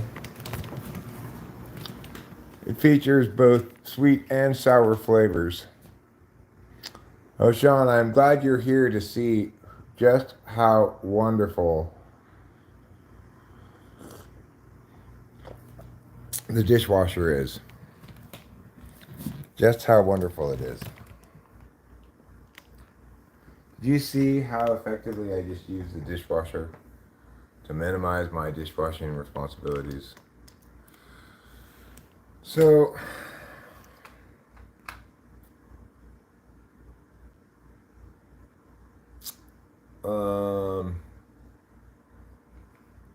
what I'm going to do here is I'm going to wait for my food to be done. I'm going to eat my chicken with you guys. Then I think I'm going to wrap this up. I'm going to watch an Archdemon's Dilemma, How to Love Your Elf Bride, take a shower, and maybe lie down for a bit. I'm actually feeling kind of sleepy.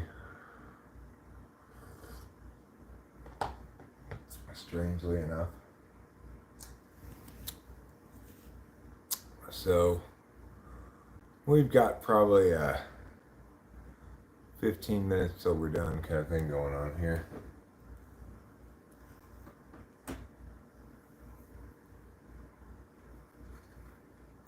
Just to give everybody the 15-minute countdown.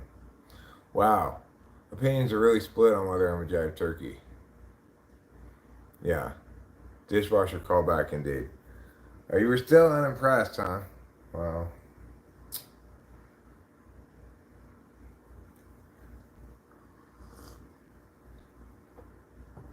I don't know if I could do a better dishwasher advertisement than that one.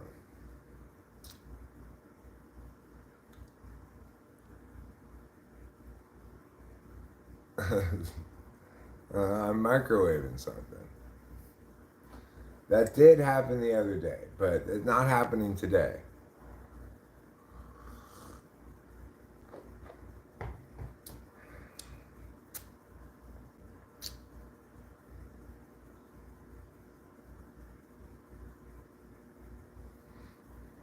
I'm a very stinky boy right now. It's just this pit. I have one stinky pit, and the other pit does not stink. I wonder what that means. I wonder if that means only one half of my body is getting exercise. What do you guys think? Is it a medical condition when only one of your armpits smells bad and the other one doesn't?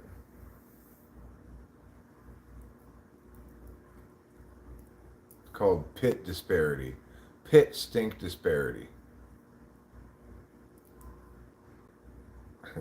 It doesn't take 4 hours. It does take a little while. Okay. Do industrial dishwashers really work that fast? That's kind of crazy if they do.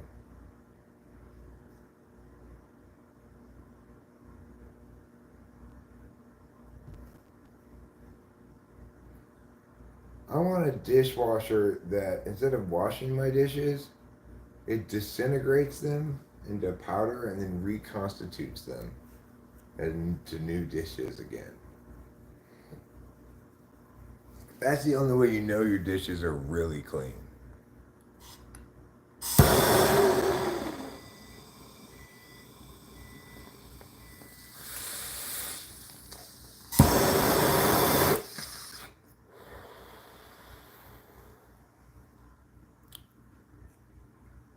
It does need to take a little while. Well,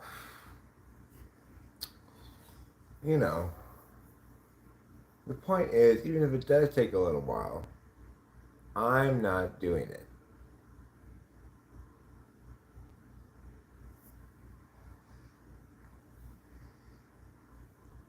How can you get your nose closer to one pit than the other? How does that make any sense? I have to get my food now.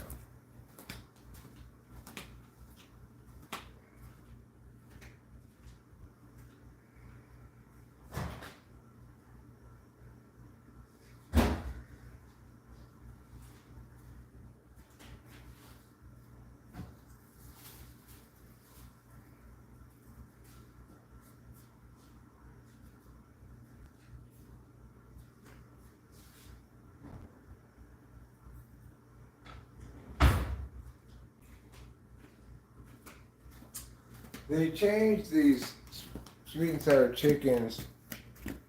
Oh, you have a fucked up neck. I'm not sure what a jive turkey is. No, it's not really. I'm just joking, Lou. It's definitely not a medical condition. I was making up the medical condition called pit stink disparity syndrome.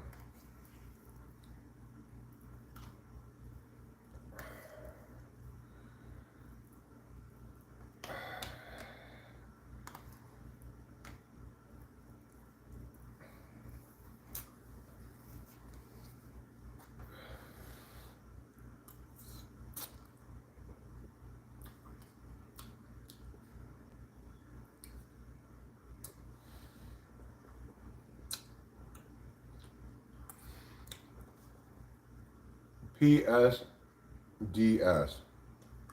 pit stink disparity syndrome. It's a syndrome in which one of your pits smells worse than the other.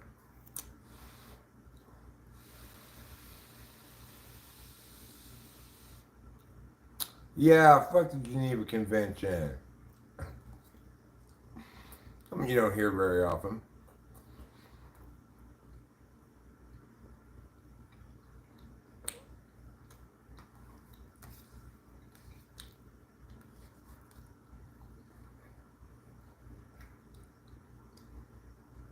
You know, I don't believe in the armistice. In my opinion, World War I's still going on. I still fight it every day.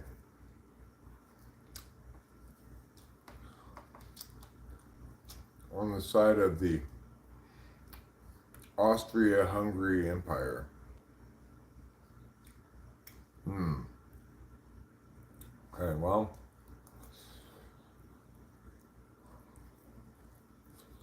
Thanks, Jonathan Earl. Thanks. Would you say a jive turkey is equivalent to a skibbity bombleclap?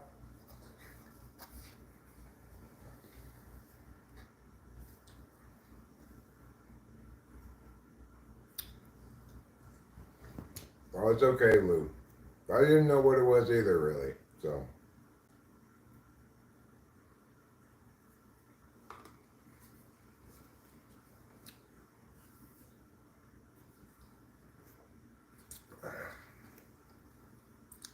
Apparently, yeah. Jive turkey should be the name of a cocktail. It would be wild turkey. How do you add jazz to wild turkey? I mean, jive. How do you add jive? You get one pit from your mom, one from your dad. That explains it.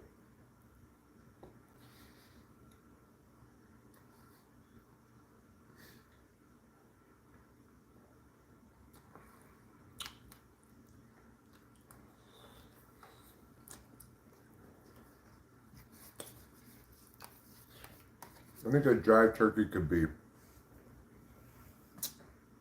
Wild Turkey 101 with Midori in it. That'd be a good way to jive it up. Maybe plus an umbrella. Definitely an umbrella adds some jive, I think.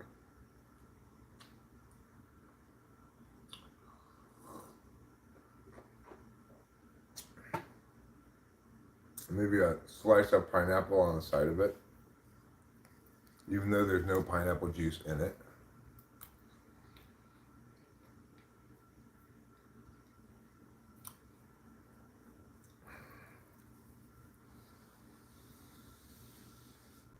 I'm just thinking what a jive turkey would be if I were gonna design a jive turkey as a cocktail.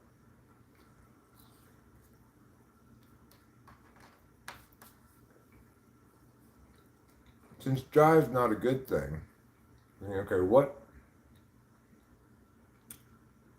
conflicts with Wild Turkey 101? Midori? Melon liqueur? Maybe like, Frangelico. I think a jive turkey should have Frangelico in it. Okay? jive turkeritis. So, I think a jive turkey should have wild turkey, Frangelico, which is hazelnut liqueur.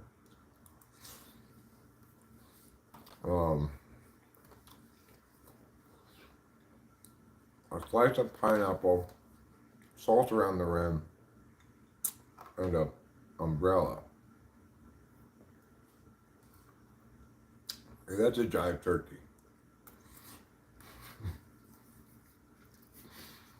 Frangelico on ice, You could add a little soda water if you want. Frangelico and wild turkey shaken and then poured over ice with a little bit of soda water on top. Salt around the rim, a slice of pineapple on it, and a paper umbrella. And a cherry. Let's throw a cherry in there too.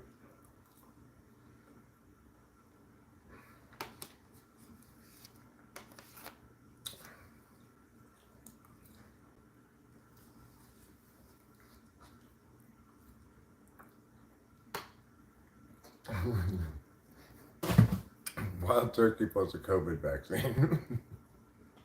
That's a jive turkey.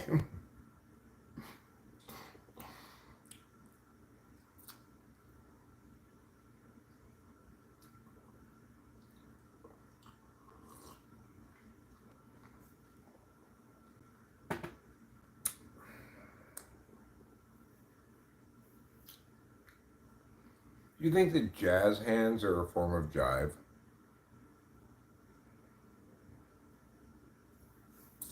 It's a good question.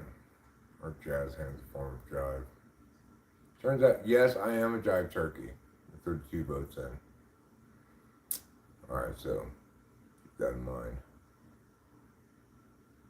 Why am I a jive turkey? You'll have to ask those who answered yes to that question. I don't really know why I'm a jive turkey.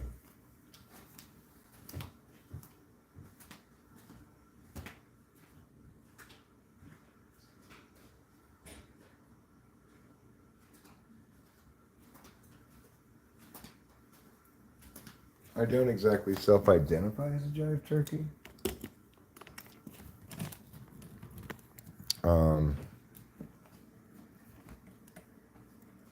But I'm going to right now go to the bathroom. Then I think I'm going to lie down for a bit and tell everybody a bit of a bedtime story. What do you think about that?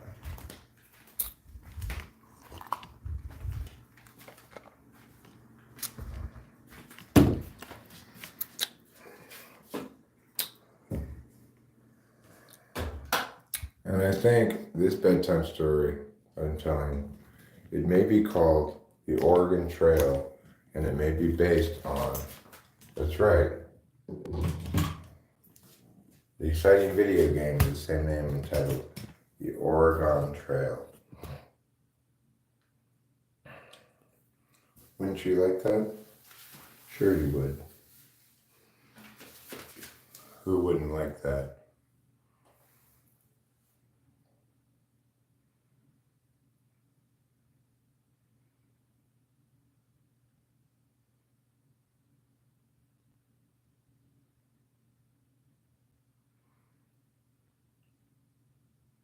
A microbiologist who studied physics and botany from a law college.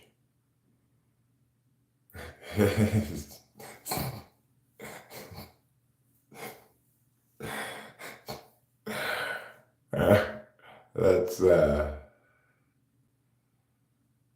that's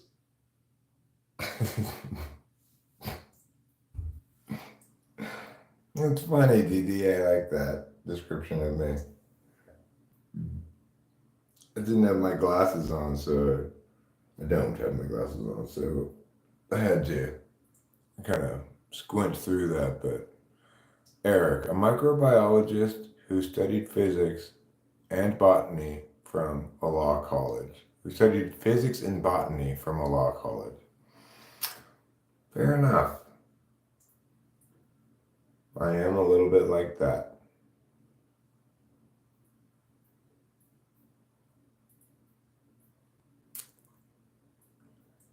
Minus everything but the law. And, really, everything but law.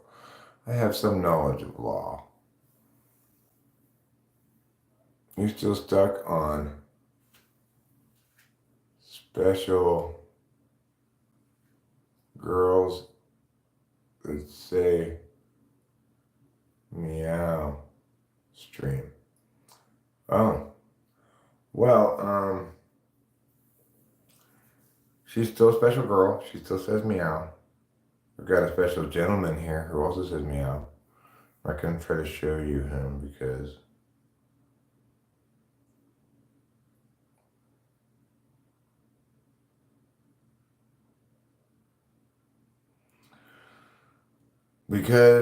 he's over here standing directly next to my wiener, and it'd be hard to make sure I just got him in frame.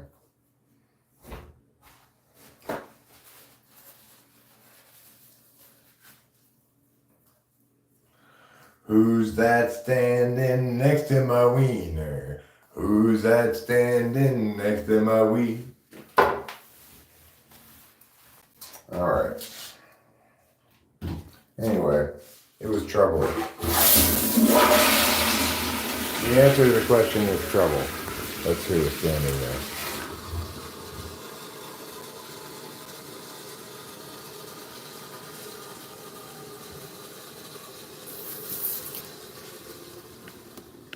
No, well, the special lady who meowed was my kitty Capillo, She was a very special lady. She is, and she meows sometimes. Now, she's not as meowy as Trouble. Trouble is much more meowy than she is.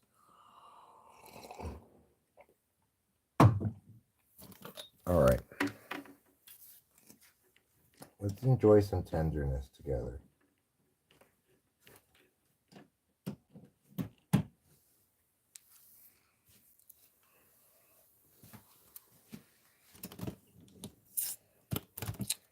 So let's see. What do we got here? Well, we got 4 people, 5 if I remember Dee Dee. Jonathan, Earl, Lou, Colby, Sean, and Dee Dee. Jonathan, Earl, Sean, Dee Dee, Colby, and Lou. Jonathan, Earl, Sean, Dee Dee, Colby, and Lou. Jonathan, Earl, Sean, Dee Dee, Colby, and Lou. 5 people. Okay. Jonathan, Earl, Sean L, Colby, Dee Dee, and Lou. And Pody Cat, of course. I forgot Pody Cat. Probably was 6 now. It's hard to remember. Jonathan, Earl. Oh, yeah, I'm not scared. I can prepare a little bit,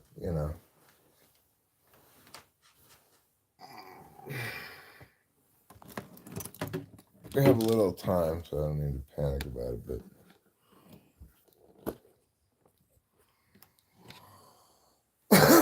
all right.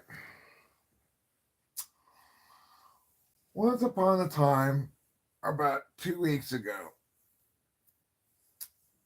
Jonathan, Earl, Lou, Putty Cat, Colby, Dee Dee, and Sean L. All of these people, they got together in Independence, Missouri, and they said, hey guys, let's reenact the Oregon Trail in real life, following the real Oregon Trail today, ourselves now, just like they did in the olden days. We'll get a covered wagon, we'll get some guns and some oxen and some clothing, and we'll set off following the exact trail the pioneers did in that game, Oregon Trail. So they went to Independence, Missouri, and Sean L. He had brought with him a covered wagon that he used for other purposes back at home. So Sean, I was like, I got the covered wagon covered. And Colby's like, well, I happen to be an oxen farmer. I'll bring these 20 oxen that I have. And then Dee Dee's like, well, I have various things like extra wagon tongues and wagon wheels. So I just bring those along. And Lou's like, well, I can make clothes out of leather. So she makes some clothes and brings it along. And then Putty Cat's like, well, I can bring a sassy attitude. And everyone's like, well, that's good enough. And Dee Dee's like, well, I'm double D's. I'm bizouncing up and disown all over the place. And everyone's like, well, you're in too, then. So they all piled in this covered wagon. They started heading on the Oregon Trail. Problem was, almost immediately, they hit some fencing, and it was a farm, there's some private land there. But Putty Cat said, don't worry, I brought more than my sassy attitude. I brought these bolt cutters. So they cut away the fence where it was um, where it was barbed wire, and they just went right on through. And so they're driving along. They're just going right over some cabbages that they've got growing in these fields. And after they've gone about half a mile or so, they hear this kind of this tractor coming up on us, yelling at them, "Hey, what are you doing? What are you fuckers doing? You're killing my cabbages." And Lou says, hold on a second, mister. That kind of language is not appropriate. And he says, not appropriate? You're driving your covered wagon through my farm. And they said, we'll be done in a second. Just leave us alone, says Lou. And then Colby's like, yeah, what she said. And Dee Dee's like, I third that notion. And Sean L's like, hurry up, oxen. Let's keep them moving. We can outpace this tractor. So he sets their pace from steady all the way up to grueling. So now they're going a lot faster than they were before. Well, the farmer, who's on kind of a slow tractor, starts falling behind. And he starts shaking his fist and saying, curse you, curse you. They get to they see the other fence coming over the other side of the farm. And Putty Cat jumps off of the covered wagon, rolling on the ground like a trained gymnast, and rising up with the bolt cutters in hand to cut away the fence, all in time for the wagon and the oxen and everybody to go through the hole on the other side of the fence. Meanwhile, way back in the distance now, they hear the faint sound of the tractor and the farmer saying, curse you, Oregon trailers! Curse you! So they get to the other side of the farm and they find that now they're in another farm, except this time it's a ranch. And so it's just like kind of rolling hills, kind of what they were anticipating to begin with. What happened, Trouble? What happened?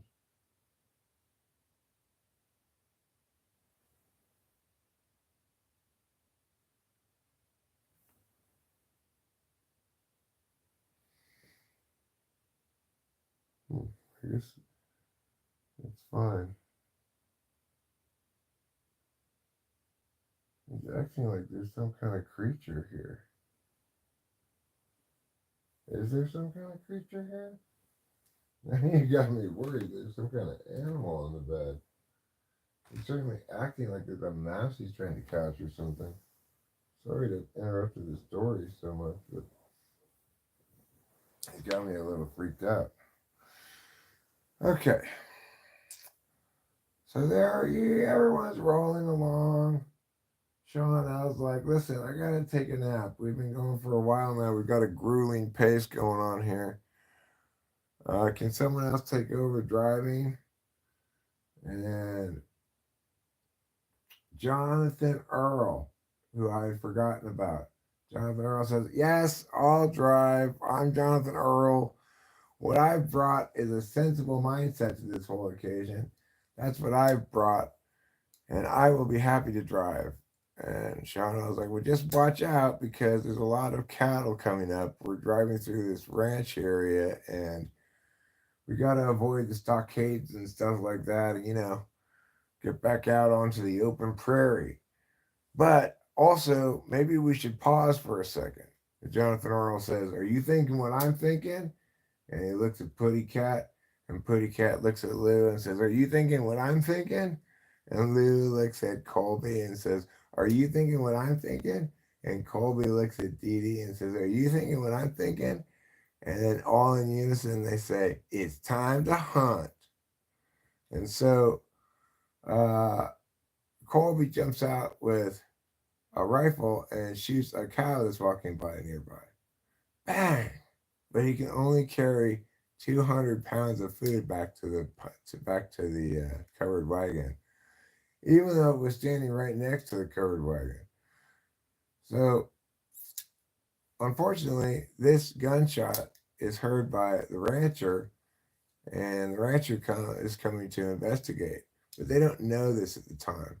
So they're kind of slow getting going again until pretty soon they hear the sound of a truck in the distance, along with, like, hey, what are you doing, you covered wagoners? So Jonathan Earl says, hurry up, get the stuff in, get the cow into the covered wagon, put it in the food box. Let's go, let's go. And then they all jump back in and they go, yeah, and they get the oxen to go. But the truck's catching up on them fast, even though they've set the pace to grueling. So they say, okay, well, I don't know, we don't really have any choice now. The rancher's closing in on them, and the rancher's got a shotgun. He's pointed at him. So Colby says, I don't know what else to do. And he grabs the rifle and he shoots at the rancher. And unfortunately, he hits him square in the face, killing him dead. The rancher, by the way, was leaning out the window of his truck. And the truck swerves aside and crashes into a water basin and explodes. And Lou's like, Colby, what have you done? You murdered the rancher. And Colby's like, I. And Dee Dee's like, Colby, you murderer, you killed the rancher. And Putty Cat's like, calm down, everybody, calm down. Stop the wagon, stop the wagon. And Jonathan Earl stops the wagon. And Sean L wakes up from his nap. He's like, what happened? And Lou's like, Colby killed the rancher. And Sean's like, what, Colby? What did you do? He's like, he was pointing a shotgun at us and I didn't know. And so Sean was like, okay, well, let me get out and deal with this. And Lou's like, well, let me come too. So Lou and Sean, they get out of the covered wagon. They walk back to the truck. And they see the rancher is there, dead on the ground. Clearly, like, there's just no saving him. He's like, has no face. And Sean was like, what kind of rifle is that, Colby? And he's like, military assault rifle? And Sean, I was like, why did you bring such a powerful gun? What kind of shell size is that? And he's like, it's, like 78 caliber. 78 caliber? I've never even heard of that, says Sean. And Lou's like, Colby, all right, everybody, Let's just bury the rancher and pretend it's never happened. And so Putty Cat's like, I second that. I, by the way, happen to have brought my dead body burying shovel. And Jonathan Earl says, how is that different from a regular shovel? And Putty Cat says, well, I used this one to bury dead bodies, obviously. So fortunately, the ground's relatively soft where they are. They're quickly enough able to dig a 6-foot hole, and they say, okay, well, it's time to mourn the dead. We lost our first party member. And Lou said, let's not lie about this, Colby. We didn't lose a party member. You murdered the rancher, okay? Colby says, I prefer to think he died of dysentery just a moment before the bullet hit him. And Pretty Cat says, that seems reasonable. Let's go with that explanation. So they all agree that the rancher had died of dysentery, and they put up a little gravestone saying, here lies an unnamed rancher dead of dysentery, 1882, even though it wasn't really 1882. Then they get back in the covered wagon, and they're continuing along. They finally leave the ranch, and now, though, unfortunately, they're having to go around the city or they'll leave the original trail, the Oregon Trail. It's some city called like Dorton. It's called like Dorton, Missouri or something. And so like, well, we want to stay on the trail. So, you know, we're just gonna have to cut through the town. So they start driving like they're trying to stay as true to the trail as possible. Everybody is here. And Lou's got her GPS out and she's like, no, 4 degrees to the left is the proper route. Go, go. So they start cutting through like people's backyards and like coming out their driveways and stuff. And people are popping out of their houses left and right, going, hey, you, and shaking their fists at the covered wagon. So finally the covered wagon gets onto the main street of Dorton. And then they start throttling down the main street. And Jonathan Earl's like, guys, we're getting a lot of looks here. Maybe we should set the pace back to grueling. And Sean Earl's like, who turned it down? And Colby's like, I set it back to steady. And everyone looked at him and they're like, Colby, what is wrong with you? First, you killed the rancher. And Colby's like, he died of dysentery. Okay, fine. First a dysentery rancher, and now this. Now you've set it to steady pace. And why am I so hungry? And Colby's like, well, I set the rations, I set it to meager. And Dee Dee's like, why would you set it to meager? We just killed the cow. And Colby's like, I just thought we'd be safe, think long term, plan for the future. So anyway, everyone again turns to Colby and says, with their hands on their hips, Colby. And Colby's like, I can't believe it. Why is everything bad happening to me? Just then, they hear, whew, and there's a police officer behind them. And they say, and Sean L. says to Jonathan Earl, quick, set the pace to grueling. And Lou's like, I'm changing our rations right now to filling. So they change those settings and the covered wagon starts really moving, okay? But the police car, unfortunately for them, is still able to keep up. So once again, Colby takes out the rifle. And Lou's like, no, in slow motion, trying to stop him. But before she can stop him, he fires another bullet. It hits the police officer in the face, killing him instantly. And the police car goes crashing into the nearby mini mall, which it then explodes, as does the mini mall. It catches on fire. People running out of the mini mall, all on fire, trying to find some kind of a water to get washed off and wash off the fire.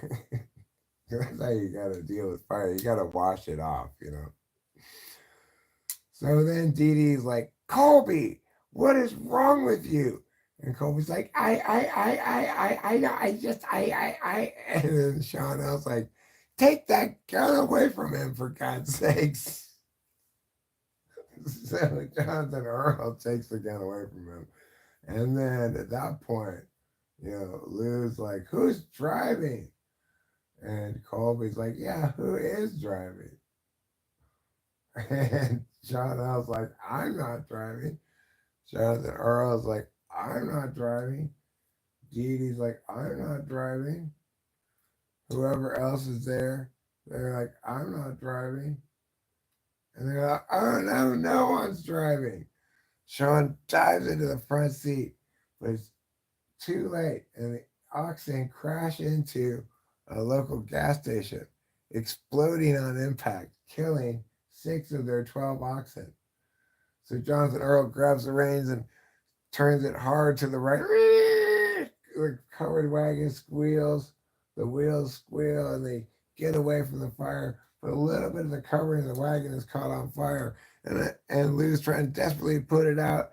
And Dee Dee's like, "Oh no, the fire has cost us 12 boxes of bullets, 2 sets of clothes. What are we gonna do?" They say, "Calm down, everybody, calm down." And it's just right then that Colby gets bit by a snake. And he's like, I'm snake bit. I'm snake bit. And Dee Dee's like, I think that's what that cop died of too, probably, the snake bite. There's a lot of snakes around here. And everybody agreed that's what the cop died of. So then Jonathan Earl turns the cover wagon around and says, come on, guys, we got to do it. And they go back to the scene of the fire at the mini mall. And they grab the charred remains of the police officer from the vehicle and they bury him. And it says, here dies an unknown police officer of snakebite, 1882. And then Lou's like, we gotta hurry, guys. Everybody get back in the covered wagon. Set the pace to grilling. Set the rations to filling. We gotta make time. We gotta get the chimney rock. So, then they get the chimney rock eventually. And they're all like, this doesn't look that much like a chimney. I wonder why they called it this. And the park rangers come around saying, what are you covered wagoners doing here? And then Colby grabs the rifle. He's like, bam, bam, bam, bam, bam. He shoots the ranger and a bunch of tourists too. So they have a bunch more funerals, Jonathan Earl eventually says, you know what? I think this Colby guy is just a serial killer. And they turn him into the police. And, he gets probation on the grounds of being in a covered wagon. They're a little more forgiving with pilgrims, homesteaders, and such. So, anyway, that's the end of the story. I hope you enjoyed it. Thank you for listening, and good night, America and the world.